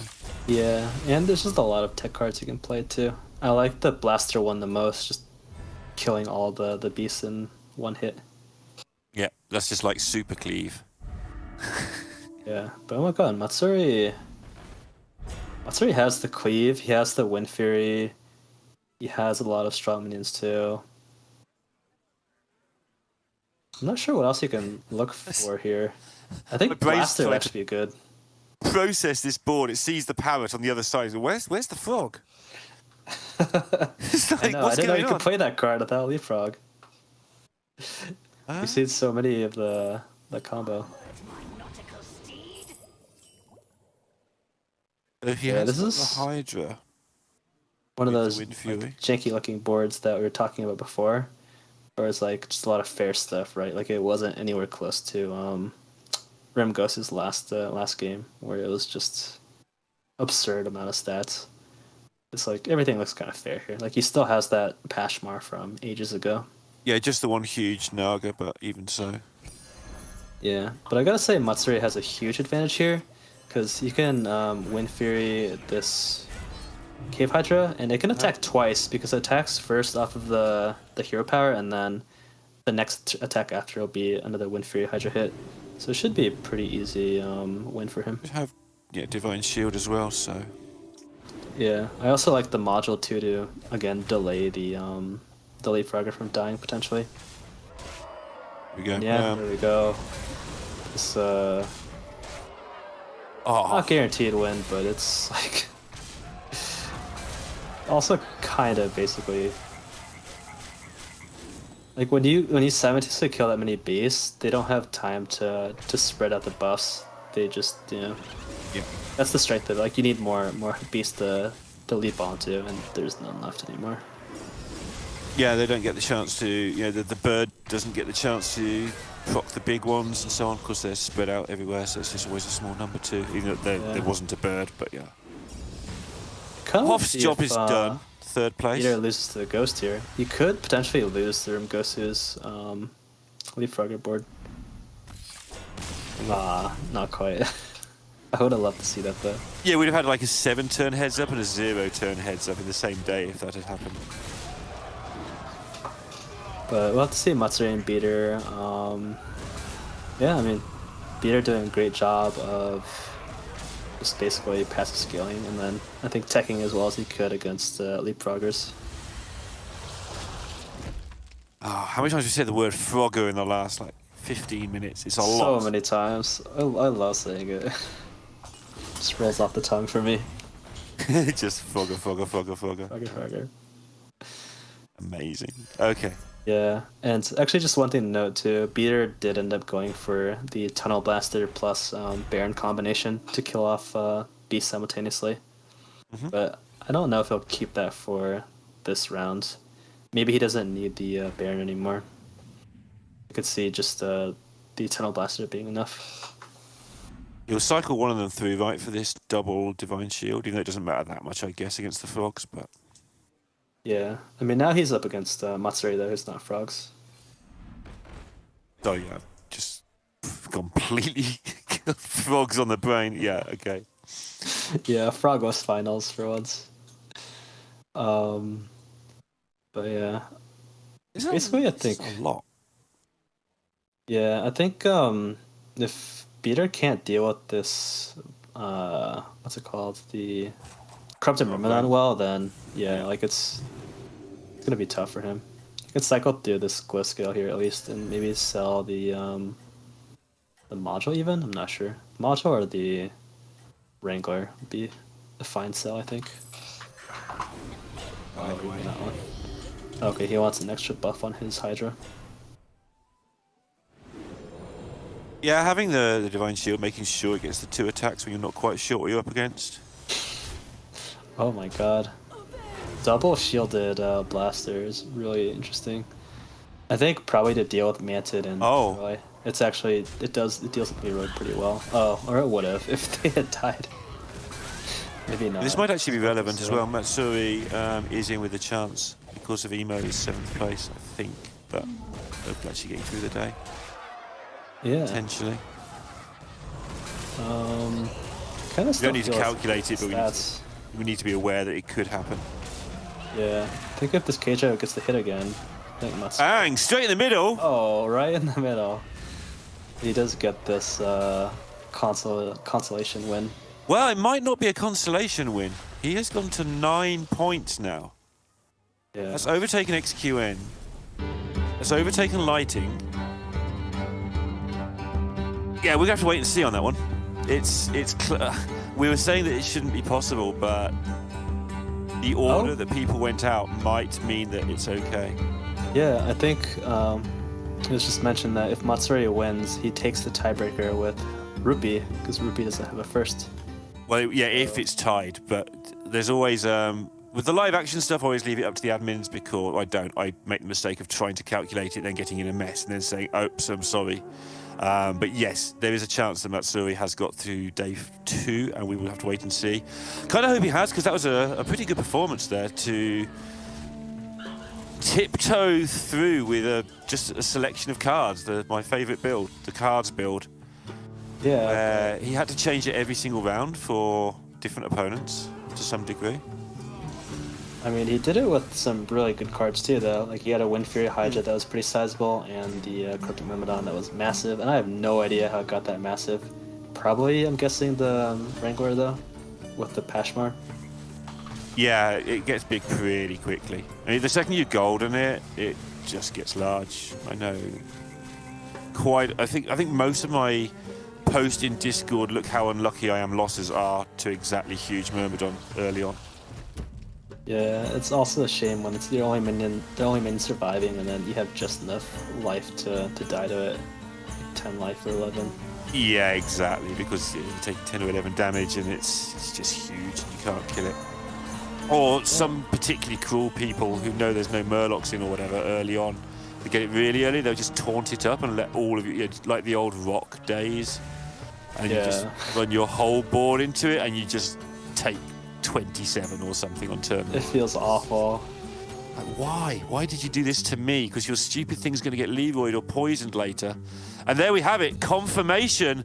Matsuri overtaking Rippi right at the end there. The tiebreaker being who has the best single game. And Matsuri with a win has the best single game. So finds a way to do the sleepy, I guess, and sneaks up after a terrible start into 4th place.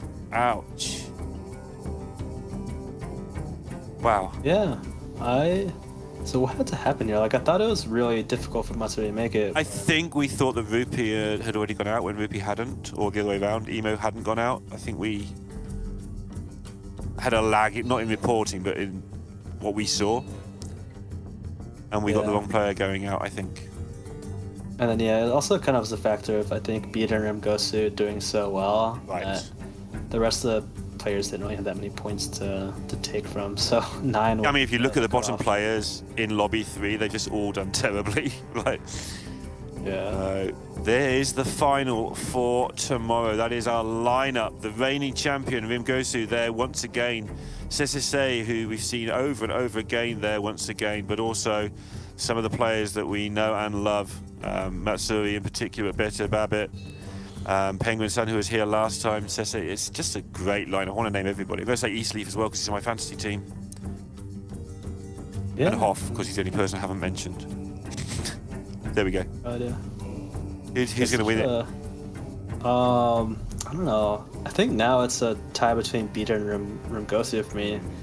They were just so dominant in this lobby, and they didn't really also like give up as well or coast on that last game when they maybe could have. They like just took it all the way through. I think they're both really hungry just to win it, and they had the skills to do so.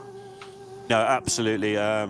Difficult lobby as well, and they just looked head and shoulders above the others, I think, throughout that lobby. Again, sample size of 3 is a terrible thing, but let's have a look how we did in our predictions. Well, you can talk about this. I don't want to talk.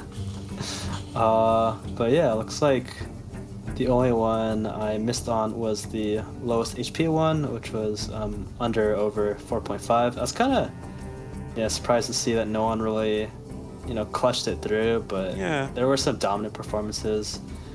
We didn't see a single Master No Win game, so yeah, like I said, I like Master No Win, but I think also the chances of it being picked and then winning is kind of low, but I really would have liked to see it played. It's such a fun hero. The Tavern Tier 6, we had that with, I think, just that one game, right? Just a beaters game with... Yeah, so this is actually pretty close. The last game, Matsuri won, but he leveled up at the last turn, so... Yeah, he just barely managed to get there in Tier 6. And then the Wisdom Ball, we saw, I think, one game, but it didn't quite reach its potential with the Dragon pick, unfortunately, from... I think it was Eastleaf, maybe? I think we might have seen it twice, but only once where it got going. I think XQM might have ended up with it in one game, but he was dying as he picked it, I think. Yeah, but we saw... I think we saw a lot of like Eastleaf, kind of grindy games. Yeah. Yeah. Don't forget you can check your scores as well on the app by clicking at the bottom of the screen, I believe. There we go. There's the scores. I don't look at what an absolute massacre. But it is only day 1, thankfully. Yeah, you can catch up tomorrow. And spoilers, like Lee forgot to click bandwagon about half the time, so I only won that by default as well. It's always so hard to remember because there's so much stuff going on, but yeah, the bandwagon is still a fun addition though. I like that one. Just gotta remember next time. Yeah, I think TJ picked us out some fantastic blessings as well. I think most of them were pretty down to the wire, especially the later ones when TJ sort of had a look at a few of them. They were pretty tough to call. I would say that because you got them right and I didn't. But yeah, let's have a look at your scores, see how you're doing compared to me, which would be like amateur standard. And if you're beating Lee, then I think you'll say you're pro standard, except you've remembered to click even more than Lee did. That's where we're at today. Yeah. And if you do end up winning, or beating either of us, definitely mention it in the chat and brag about it. Absolutely. So that is the end of the first day. Just very quickly, Lee, how have you found it? You enjoyed yourself? Yeah, I enjoyed it a lot. I feel like the games didn't actually go as long as I expected. There's only one game where it really took a long time for the heads up, that part Exodia and Murlocs. Most part, yeah, pretty... a lot of varied strategies. We saw Elementals win, we saw Part Exodia win, we saw Murlocs, we saw maybe not mechs exactly or beasts, but we also saw that weird build that Matsuri had at the end where it was Cave Hydra and Myrmidon. And yeah, I mean, I guess it just kind of goes to show that anything's kind of viable. Even the comps I mentioned that didn't win, beasts and mechs, they still did fantastic today in terms of guaranteeing spots for players. Yeah, and going to tomorrow, of course, we will have a look to see those comps that can win the lobbies. As soon as people get to 20 points, they will be having to win the event. So that will be exciting times. But that is us done for day 1. We will be back at the same time tomorrow, I believe, with some more extension questions for you as well, although I'll get that confirmed as we go live tomorrow. But thanks for tuning in, and we'll see you at the same time and tomorrow evening. See y'all tomorrow.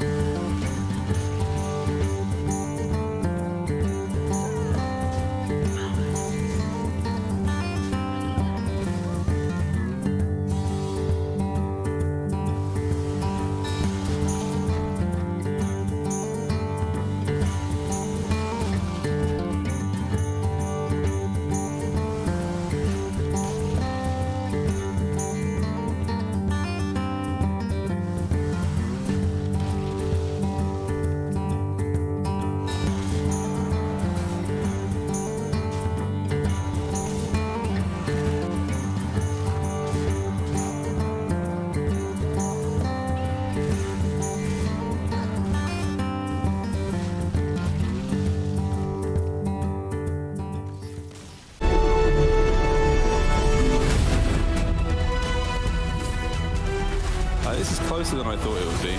Yep. Oh, is it one health? Health. No way! No way! Dude, I thought that wasn't even close. Oh, that's so sick. Need to fight it.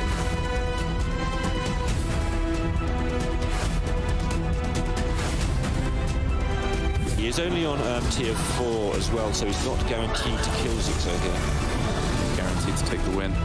Guaranteed to knock him out as well at 7 damage exactly. Man, Lights it having the game of his life now, turning it around.